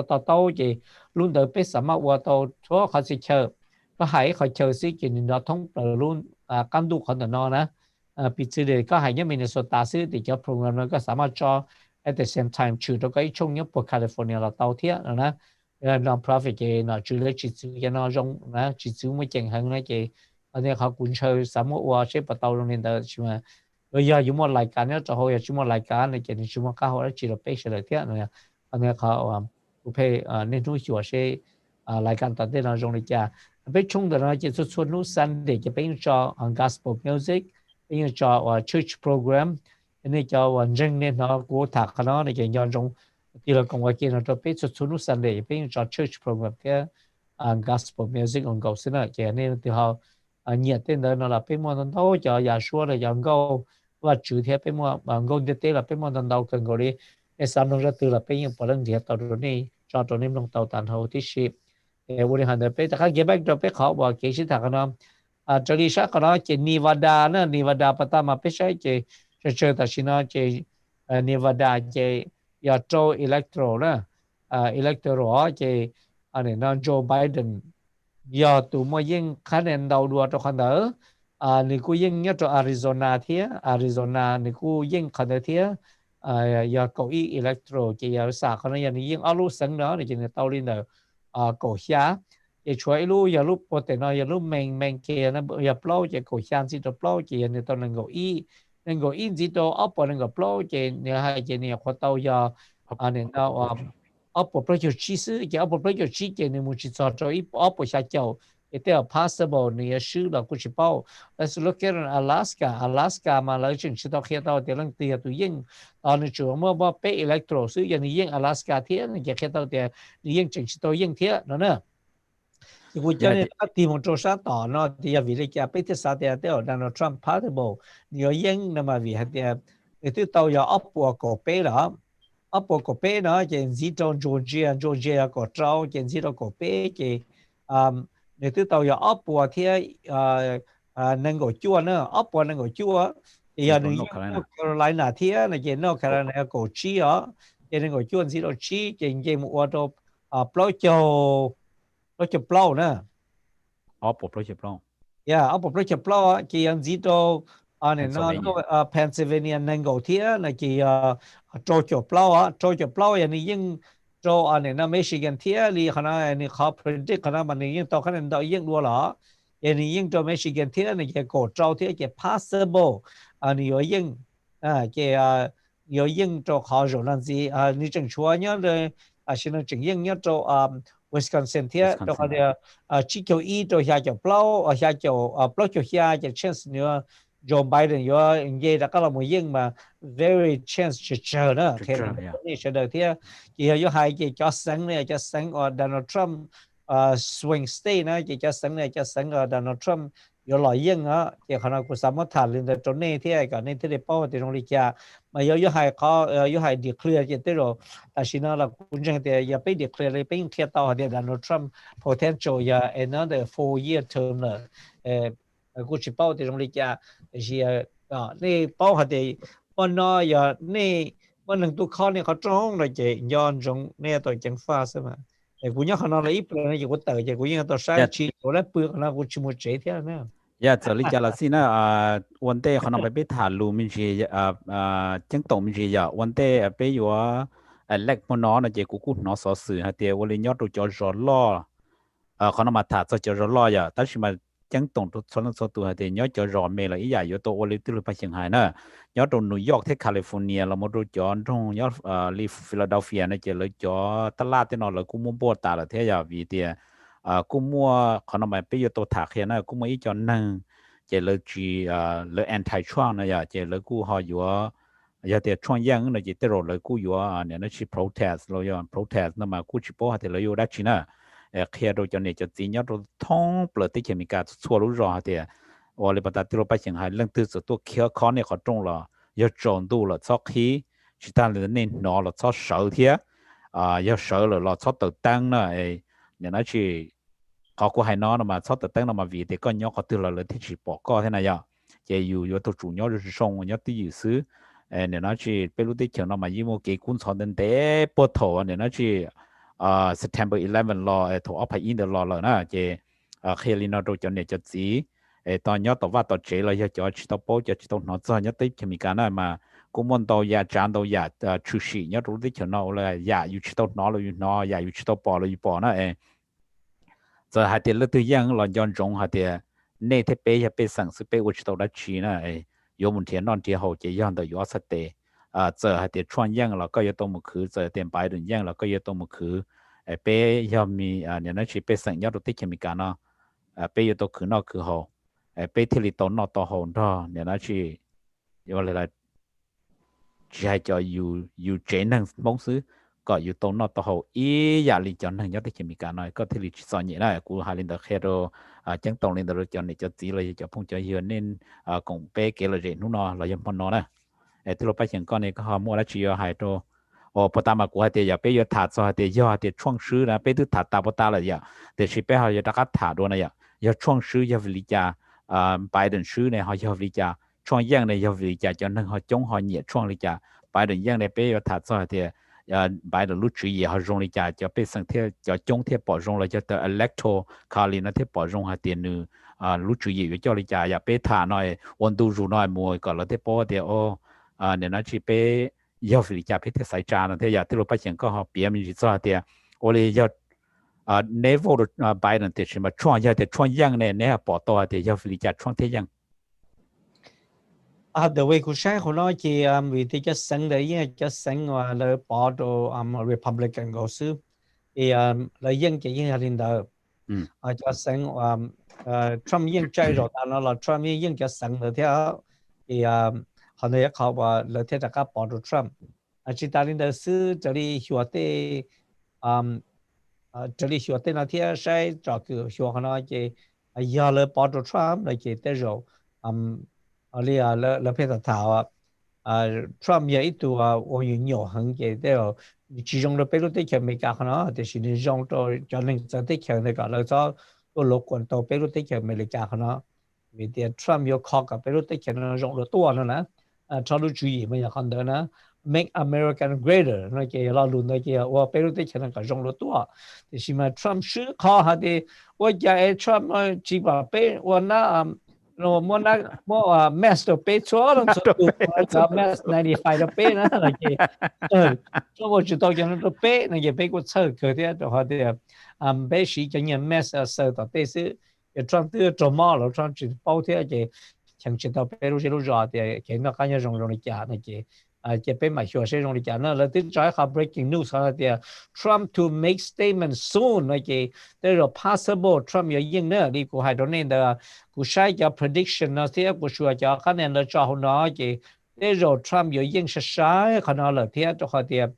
这里估晒可能个被多么叫 stay 哇让 Joe Biden 要做好可能些呢叫了照我给Joe Biden 只赢叫得让 Joe Biden 赢去找到 up 下脚然后 Trump 也应叫你那个，然后 Trump 达到 reach 看到天的镜头上面每天了呢，也来说要一波可能给要 Joe Biden 应年那话，我找你不大关的能够去可能是给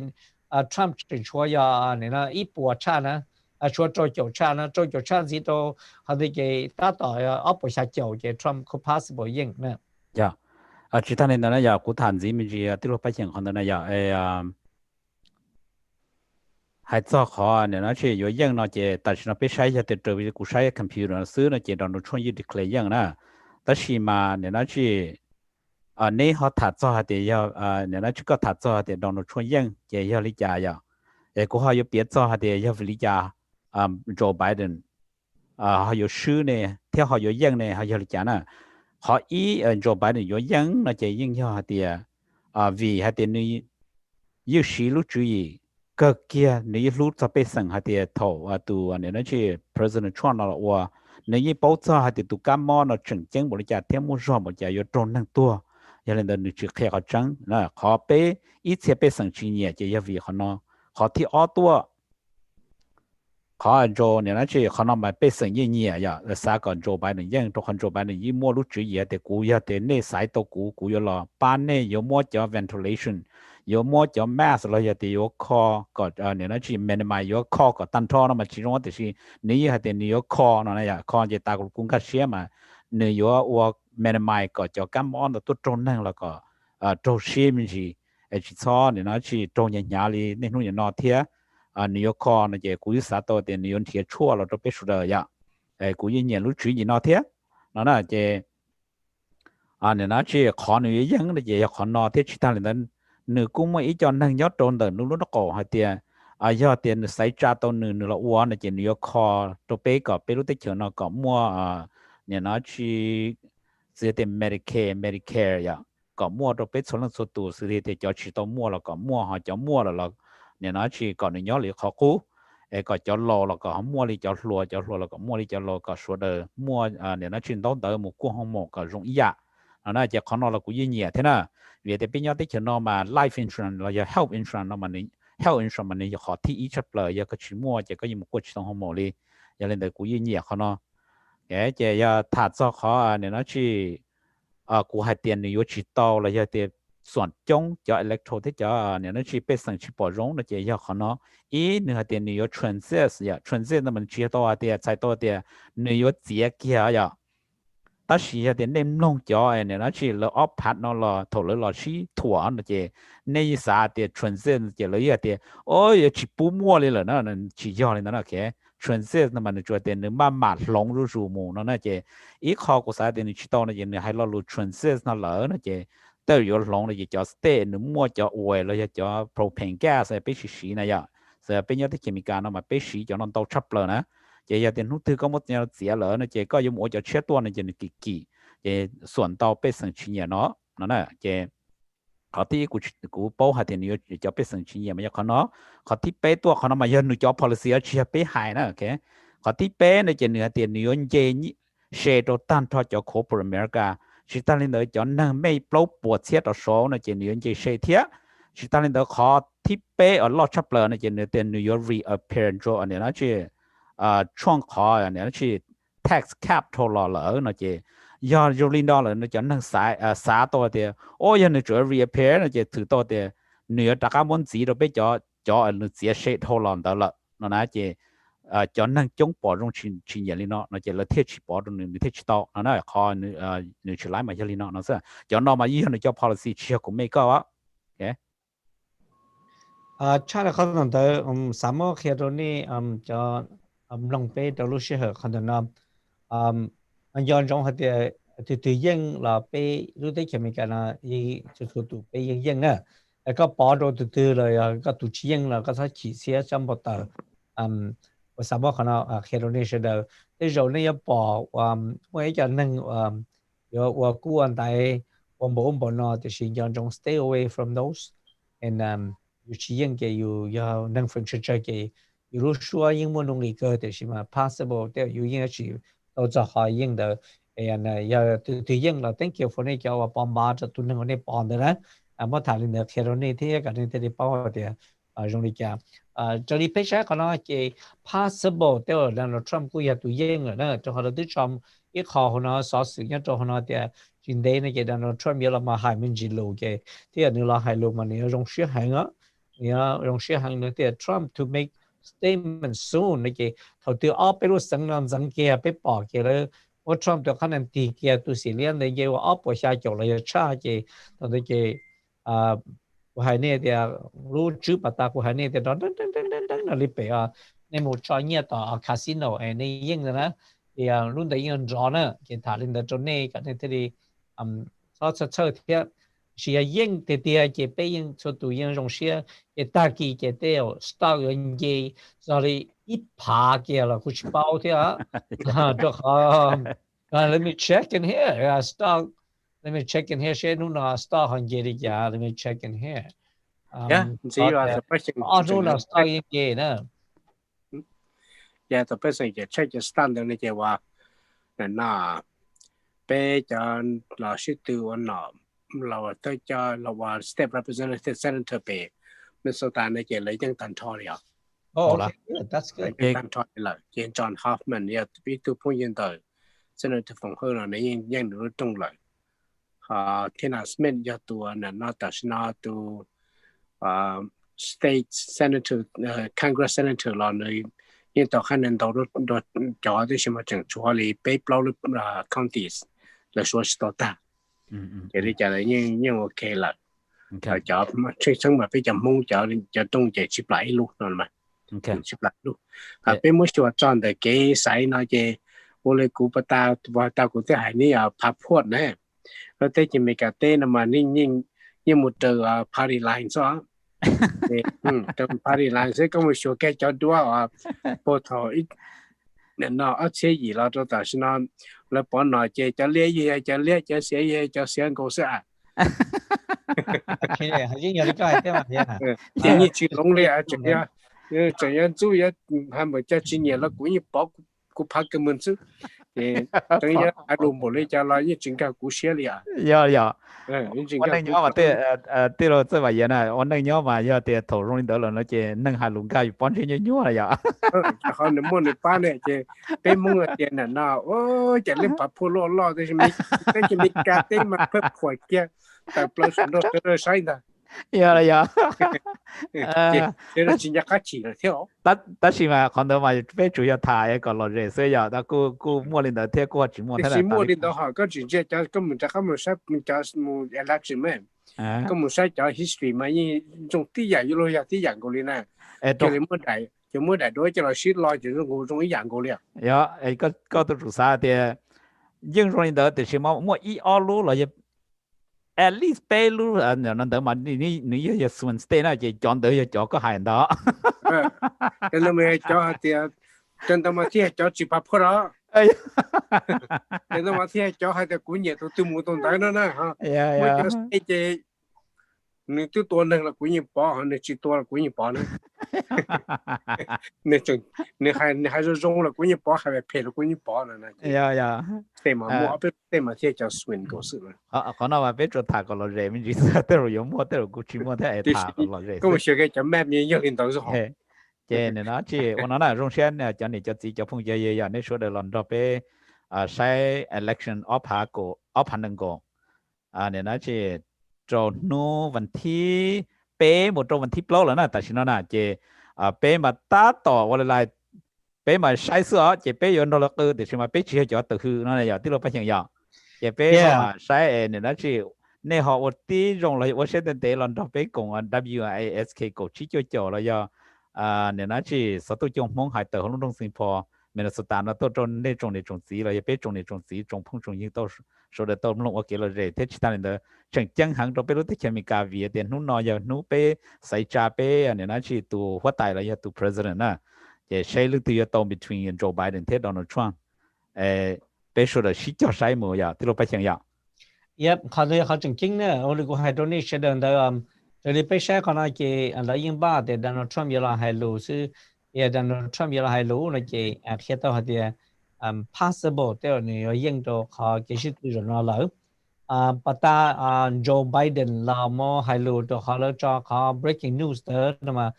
vì thì bây giờ Minnesota họ nó declare hạt thì Joe Biden những trong the bây giờ Minnesota họ nó lỡ nữa nè, nên thì là hai cho lũ đó giờ hai trong Minnesota. Này bao linh đó, thì họ và lấy cho tự nhiên cho họ nó thì Trump speak soon from the White House này cái hiện tại họ thì tới rồi ít tiền nó sẽ cái Trump như là hai lô, bây giờ bên mình thì ở bên lúc sinh khả năng sẽ dẫn đi cả thế nào,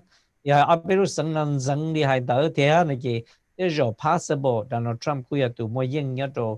nó là, thì Donald Trump yên khả năng là cái cuộc sống khả năng có gì nhớ đến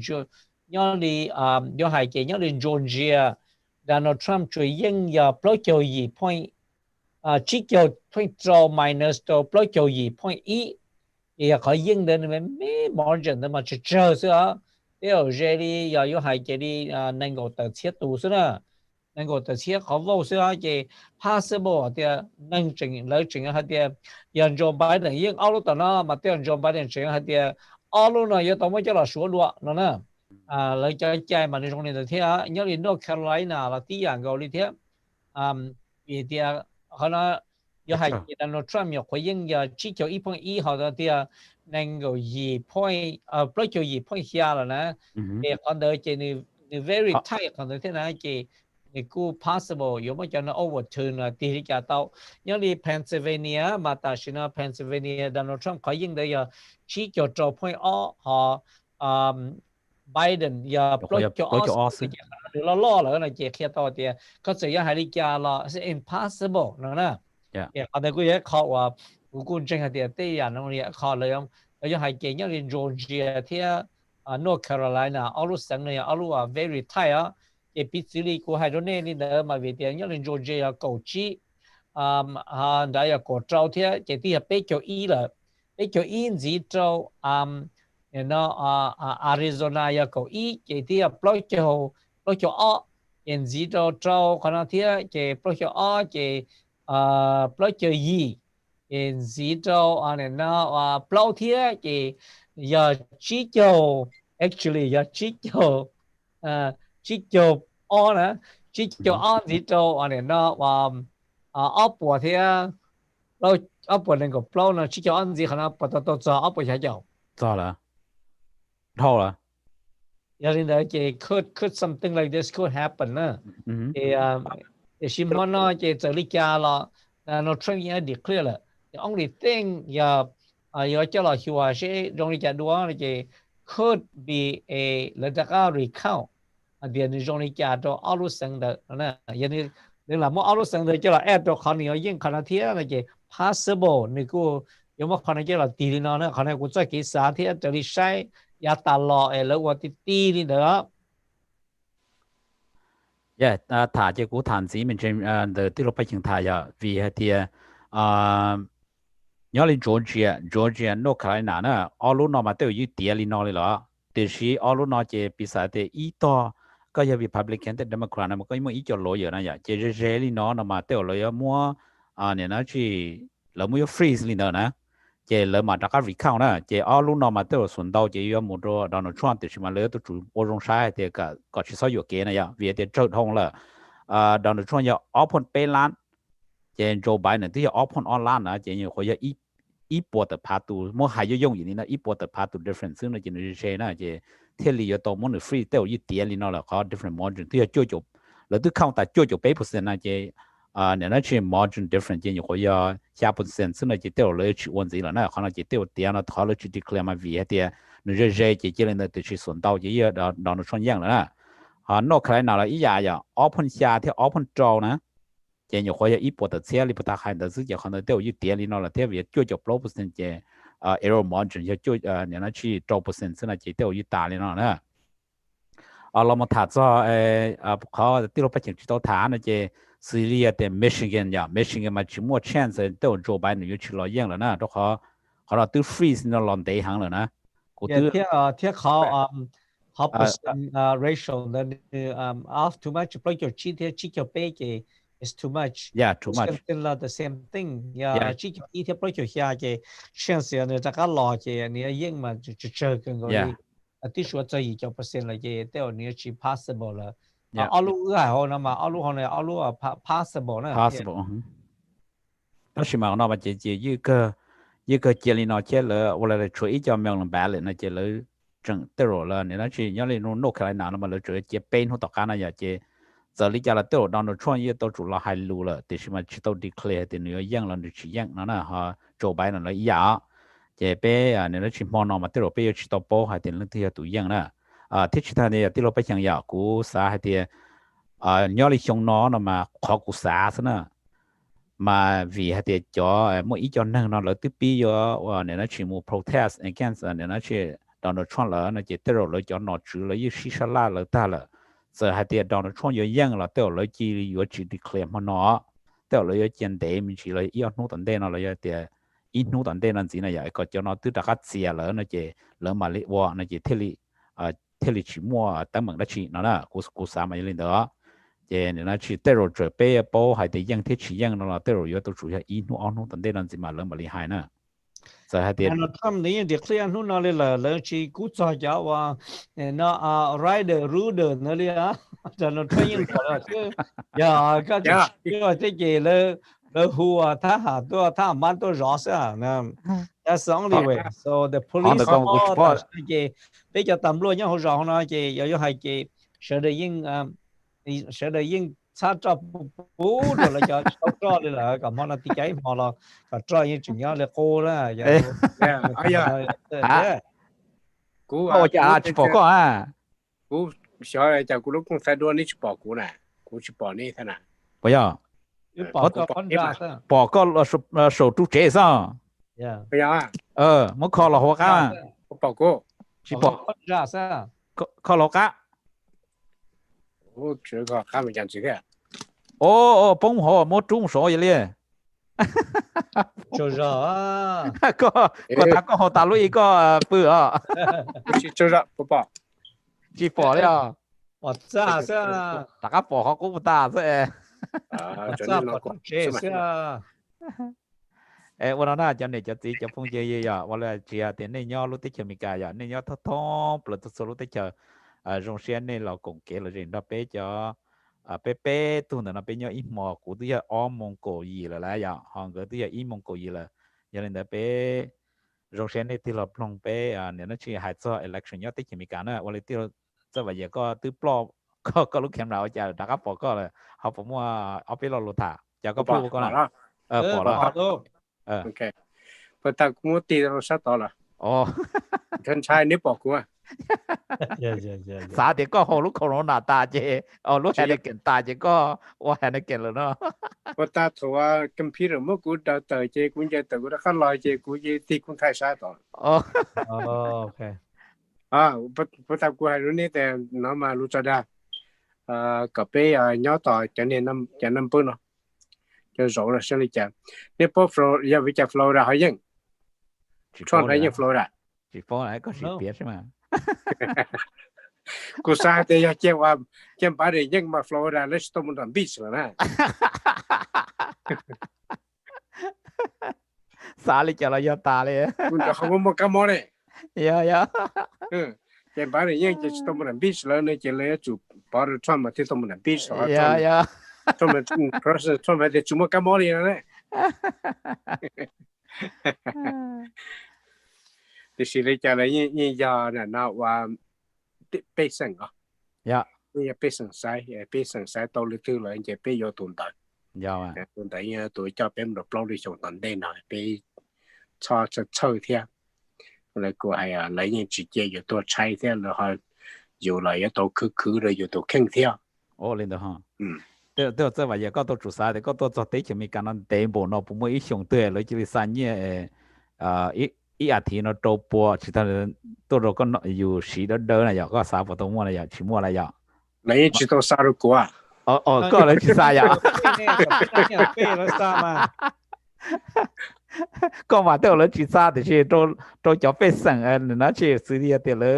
了周thọ tử hỗ lực là tiền trâu là so thổ cho các món nó nữa tôi trâu được biết số đời này ạ có những cái tôi bỏ mấy số này ạ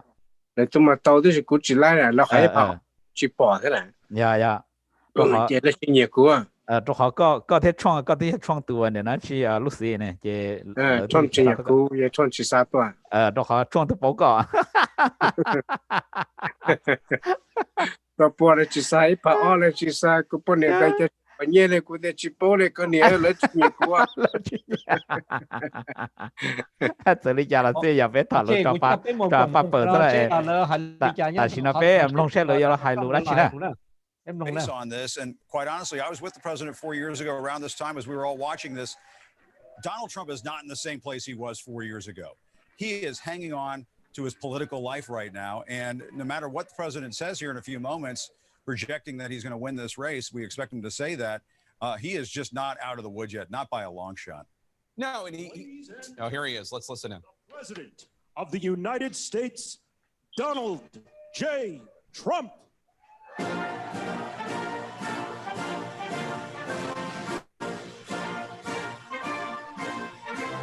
Chỉ nói chuyện đến sáng hôm nay giờ Donald Trump lợi chứng cho thì Donald Trump giờ tụi dân rồi đó cho họ lợi mới cho rồi đi qua này cho là cho kia chị y phó thì cho năm mới từ Joe Biden cho năm mới nhưng gì một chỉ cho nó ấp của sai chiều thìในปอกเขาnói chị lấy những điều kia tiền Joe Biden nó tụi xứ rồi thì Donald Trump giờ tụi dân rồi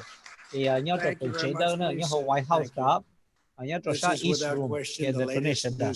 I've ever had.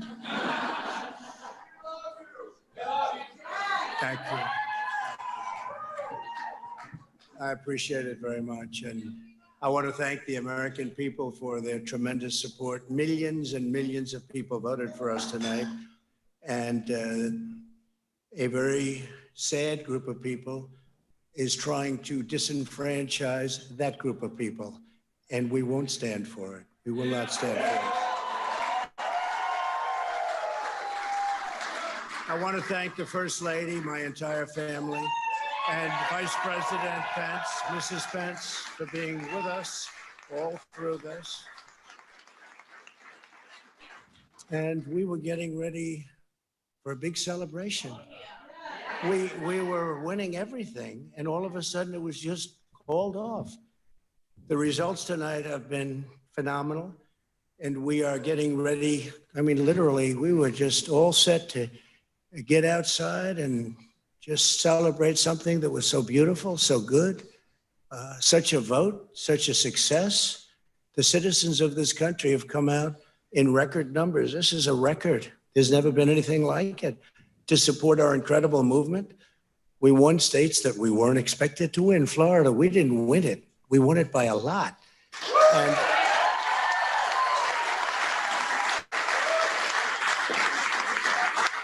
we won the great state of Ohio. We won Texas. We won Texas. We won Texas by 700,000 votes, and they don't even include it in the tabulations. It's also clear that we have won Georgia. We're up by 2.5% or 117,000 votes with only 7% left. They're never going to catch us. They can't catch us. Likewise, we've clearly won North Carolina, where we're up 1.4% or 77,000 votes with only approximately 5% left. They can't catch us. We also, if you look and you see Arizona, we have a lot of life in that. And somebody declared that it was a victory for, and maybe it will be. I mean, that's possible. But certainly there were a lot of votes out there that we could get, because we're now just coming into what they call Trump territory. I don't know what you call it, but these were friendly Trump voters. And that could be overturned. The gentleman that called it, I watched tonight, he said, well, we think it's fairly unlikely that he could catch. Well, fairly unlikely. And we don't even need it. We don't need that. That was just a state that if we would have gotten it, it would have been nice, Arizona. But there's a possibility, maybe even a good possibility. In fact, since I saw that originally, it's been changed and the numbers have substantially come down just in a small amount of votes. So we want that obviously to stay in play. But most importantly, we're winning Pennsylvania by a tremendous amount of votes.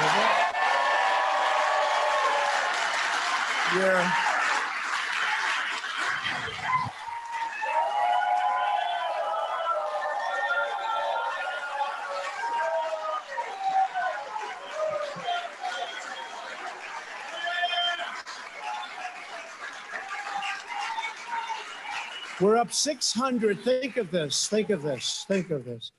We're up 690,000 votes in Pennsylvania. 690,000. These aren't even close. It's not like, oh, it's close. With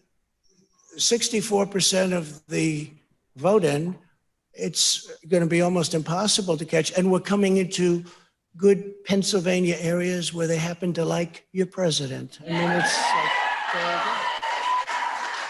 So we'll probably expand that.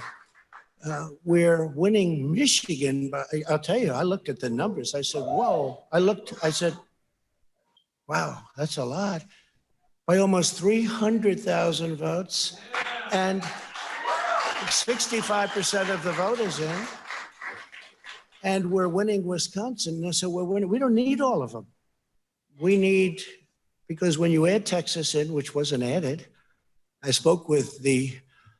really wonderful governor of Texas just a little while ago, and Greg Abbott, he said, congratulations. He called me to congratulate me on winning Texas. I mean, we won Texas. I don't think they finished quite the tabulation, but there's no way. And it was almost complete, but he congratulated me. Then he said, by the way, what's going on? I've never seen anything like this. Can I tell you what? Nobody has. So we won by 107,000 votes with 81% of the vote. That's Michigan. So when you take those three states in particular, and you take all of the others, I mean, we have so many, we had such a big night You just take a look at all of these states that we've won tonight. And then you take a look at the kind of margins that we've won by. And all of a sudden, it's not like we're up 12 votes and we have 60% left. We won states, and all of a sudden, I said, what happened to the election? It's off. And we have all these announcers saying, what happened? And then they said, oh, because you know what happened? They knew they couldn't win. So they said, let's go to court. And did I predict this, Newt? Did I say this? I've been saying this from the day I heard they were going to send out tens of millions of ballots. I said exactly, because either they were going to win, or if they didn't win, they'll take us to court. So Florida was a tremendous victory, 377,000. Texas, as we said. Ohio, think of this. Ohio, a tremendous state, a big state. I love Ohio. We won by 8.1%, 461. Think of it. Almost 500,000 votes. North Carolina, big victory with North Carolina. And so we won there. We lead by 76,000 votes with almost nothing left. And all of a sudden, everything just stopped. This is a fraud on the American public. This is an embarrassment to our country. We were getting ready to win this election. Frankly, we did win this election. We did win this election. So our goal now is to ensure the integrity for the good of this nation. This is a very big moment. This is a major fraud in our nation. We want the law to be used in a proper manner. So we'll be going to the U.S. Supreme Court. We want all voting to stop. We don't want them to find any ballots at 4 o'clock in the morning and add them to the list, okay? It's a very sad moment. To me, this is a very sad moment, and we will win this. And we, as far as I'm concerned, we already have won it. So I just want to thank you. And I want to thank all of our support. I want to thank all of the people that worked with us. And Mr. Vice President, say a few words, please. Please.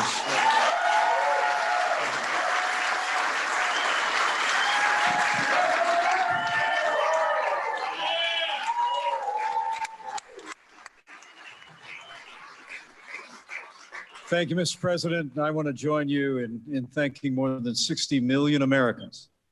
who have already cast their vote for 4 more years for President Donald Trump in the White House.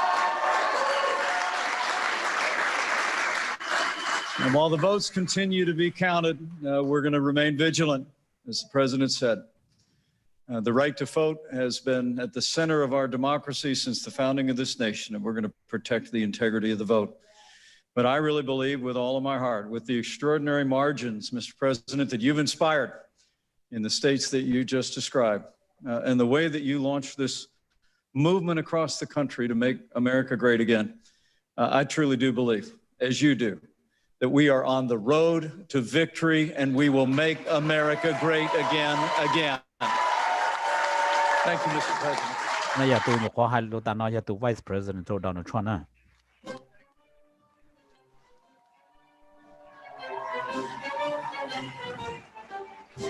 OK, bây giờ thì tôi bỏ nó là nói chuyện Donald Trump kia Vice President All right, President Trump, as we anticipated, falsely and prematurely declaring victory, saying that he won. He did not win. He has not won. The president falsely depicting the counting as of votes as a fraud and an embarrassment. That is not what is going on. What is going on is the normal democratic process. Almost everything President Trump said in his declaration of victory was not true. It is true that he is ahead in the polls right now in Georgia and North Carolina. Whether or not Biden will ever catch up is a matter for Georgia and North Carolina and their election officials to decide. It is not true that he is winning Pennsylvania or winning Michigan or winning Wisconsin, they are still counting votes. They have literally millions of vote by mail ballots that those 3 states are counting. It may well be that President Trump ends up winning this election.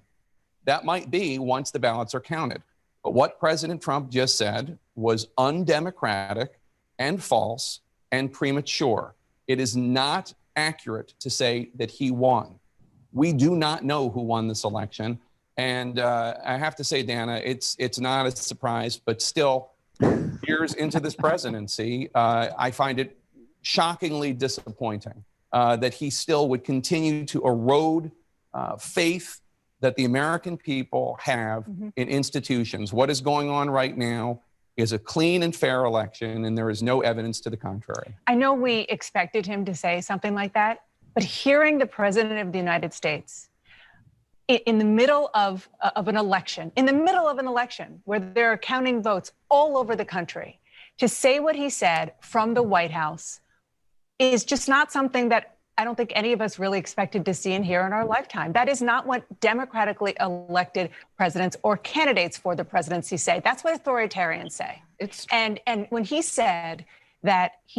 that people are going to be disenfranchised, the only person right now at this stage of the game who is trying to disenfranchise voters is Donald Trump, because he is saying the voters whose votes have not yet been counted in the states that he doesn't want them to be counted in don't count. Yeah, I mean, I think we should really underline what he's saying. He kept saying, I want the voting to stop. That's not what he's saying. He's really saying he doesn't want the votes that have already been cast to be counted. There is no justification for it. It's shocking, and it's really beyond the pale. I mean, he called it a fraud to count ballots in the United States of America. It's undemocratic. It's completely ridiculous. But I mean, notice that Vice President Mike Pence came up just a few minutes afterward and tried to paper over what the president had just said, which is that he does not want the votes that are still outstanding in states that he had not won to be counted. You can't paper over that when it comes from the mouth of the president of the United States from the White House. You know, Vice President Pence tried to say something that is a more traditional idea of we are grateful for the people who have voted for us. We want to be vigilant to make sure that the ballots are all counted, and we're confident that we're going to be victorious in the end, as if President Trump had not said what he just said, which was a premature and false declaration of victory. And once again, let me say, it may well be that President Trump ends up being reelected. And if he is, it will be because of the fair and assiduous and diligent counting of ballots in states like Arizona and Nevada, where he wants the counting to continue because Biden. OK 看到嘛，你那去了叫 news media 那么了还这里了是啥子呢呀？但是嘛，到了创业还得你那去头了还见了见的mỗi ý cho năng mà lời try mỗi page divide này ya trên nó cũng chỉ nền hay thì cho tư ya thế chỉ ta là nó cũng hành gì thì nó chỉ nó sẽ có cho nó stop nó mà stop nó mà nó cũng chỉ bỏ hay thì nếu lỡ petrol trở lại họ lỡ tao theo chỉ petrol phải họ tao thế này chứ nếu thì còn nó stop nó mà thì có số số rồi chỉ cũng sai số thì 我哋就冇人得说吧有选择吧了要去选择了那还那是这了你那去 social media 那么为你到年里家人也产业里头是那就了还得要你还领导嘛你去中国叫能要得强到了呢这你要本身要一度脑都知嘛你上还领导这去中国叫能那是你做他们去领导是 The other part 咪有係嘅你個係因子落論子嘅電梯你做多嘅啦講套你咪落係你做英啲啲啦嘅有係嘅你嘅落係一隻路電梯係英啦 maybe 掉你有英啲啲啦嘛但是嘛 anyway 正式到保證嘅個英啲啲就好到 number 嘢知道做 up 下做啦 that's the real thought about and then you know you don't know yet but you know but 但係通常係he could be win another 4 years but you know actually 你話喺就路啦其中嗰啲有係嘅啲你正式Michael 啦路不打話你啦Michael 經驗你啦 yeah 即係講到嘛我哋個係攞啲你問你要只係呢度 politics 咧，就你如果個啲股先咧，就你去報就係錄咗 professional 啦，就你啲係到領導，就是俾一報係你 blow 上頭啦，你一直係領導，啊就個人嘅 share 就叫 social media 那為可能嘛要係，你就俾塔俾先有，你要 attack 你要 attack 老天啦，就可能係到就你都ต่อชี用你係佢就你都要點樣拖尾嘅，你不係你要 fake news 啲啦，就頭腦我見มัน一直係nói chỉ quý bố hay cho social mediaนี่chỉ cho được một chế lớn chếอย่างหนึ่งthế nào chế lớn thế sao chỉ hay nó đúng nè nên nó chỉ họ nói mà quý cái gì họ nói chỉ do hai lùm cái nó chỉ lớn trash talk each other saoแต่是họ thì nhiều declare thì nhiều mà ya do li nữa hay thế nào do li thâu nó nuôi từ hay thế có xã li cho là do ta có từ li là chỉ tới có yang từ mà chỉ bố là at the end này ya tới rồi lớnก็อย่างก็ชาติอีเอาปวดเสียตูนั่นคืออีปวดเสียตูนั่นคือมาก็คุชโป้แต่ก็ยังชื่อเราก็ยังเท่าแต่ใช่ไหมแล้วยิ่งมั่วเขาเนี่ยนะชื่อ democracy ฮะที่เนี่ยนะชื่อก็มั่วอีปาโลอยู่กูมั่วอีปาโลอยู่ฮะที่เจนะไป recount ในปุ่ยโตนะแต่แล้วยิ่งมั่วแล้วยิ่งตัวจุนี่เนาะเขาต้องมันที่จะ fair check and balance ที่ fair democracy ที่นะแต่กูยังกัดเสียเนี่ยนะชื่อละหายจ้ะ Michael, how do you view on that? How do you think that? Cú sao tiền là nó lấy như về cautious sao lấy cho lùa. Even President Trump là những cautious sao, và ta Joe Biden là những cautious sao cho lùa về họ tiền lấy chỉ bao tiền đầu cơ này trong lịch trả nó này vậy. Chỉ整理整个tiền là nó mua lên đó là nó lấy chỉ đồ tỏ trong đồ thầu cơ sở trong lịch trả đồ lịch trả này chỉ là nó rồi nó Trump President Trump hay lùa mà này những做lùa cơ đấy. Nên做路嘅你只係你係有邊落路啲先嘛？你已經正式到係咗路嗱仲你日達到落啦，然後呢佢有一個用，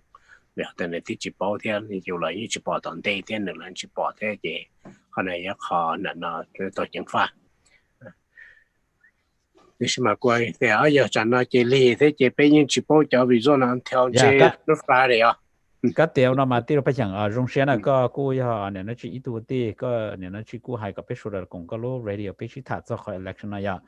กู้คือกู้โรงเรียนแต่ก็ที่ก็จังเนี่ยนะชีว่าที่จะเชื่อกู้เท่ก็ที่ให้เจอไปสุดกู้เท่ยาอีตัว volunteer ยาโรงเรียนก็ที่กู้เนี่ยนะชีเชื่อรอจะไปสุดตัวถ่าวันเลยไปเจอจะที่ไปโปรลิจ่าจะไปหาลินเดอร์เสอวันเลยปตาก็ที่ให้ไปหายตัวรอเชื่อรอกีรอhọ hay cho lưu tư là họ thọ đặt gì theo vì hay để bây giờ yếu chọn là tam mang là để xử lý hay đâu có là hay anh ấy nói chỉ tuần chẳng đâu có nè bây thả luôn là chỉ để thọ bây thả luôn bắt bờ xứ họ xét lưu tư là đặt gì cố sa thì anh ấy nói chỉ họ election là chỉ ở đây thì vậy hay thế rồi bây giờ bị chỉ bảo đâu mà nói vậy chỉ cố trong xe thì cũng đó nè ở thủ thì thả mà nói nè trong xe nè. Yeah, trong sáng đầu này, ở tù của trường mẫu sư hơi chân nhung cùng với chị nó cho cụ bé nhau ít mà cứ can tù là nó chỉ tao có hay là can tù nó không có tiền can tù đá rồi không? Can tù đá rồi, còn là bé này tư có can tù gì cũng mình sẽ xin cái chim sẻ đó, bữa khả năng là to. Họ đâu mà nhớ cái đó chỉ sẻ giờ tí chơi vậy vậy. Này nó tí là quan điểm gì à? Bữa chỉ cho ra, cái bên này. Hữu tuột thì các đồng tiền nó thâu chia các món được khó đó là được thế. But anyway, trong xe và ở đây hai đứa ta xin mà bây giờ chúng ta bảo để lần từ những nữa, thì Donald Trump này cũng tao là hay cho lúc hắn tiền này lòng tiền tiêu song sai mà nia từ những là, thì bắt đầu hai đứa này là nhớ cho South Carolina thì Georgia mà Alusang very tight, very close percent nữa, thì tới rồi là chuyện challenge Alusang nữa thì chẳng chú cho ballot ở đây bắt đầu từ Newcastle nhất trâu xiên này nó hay để cho nó chỉnh chuẩn hơn đâu chứ điều là chúng mới cho nó chỉ là số xe được họ sử dụng để trả là chỉnh challenge cho Alusang cũng bỏ nó họ lúc mà điều yêu trả là cũng chỉ bảo để dùng để trả gì là ya Alusang này chỉnh thì đầu tiên là cứ chỉ bảo để này dùng để trả cho toàn đây á để xem này trả sai cái khả năng này thì số 10% chỉ cái điều bé yên ya mua opportunity yên là này cũng chẳng hay là lui chơi lên máy của hay nữa thế mà thì khả năng ya cho số 10% nữa thì bé cái đó thì bé yên cho nên tự có margin là tự xem một đi nó là possible bé yên là khả năng cái này hay cho luôn rồi, những ông đi tên cái đó ta xin là release được thế cái bé tới can đủ này, chị thì nó nhớ mò này tiêu cô gần là thế này chị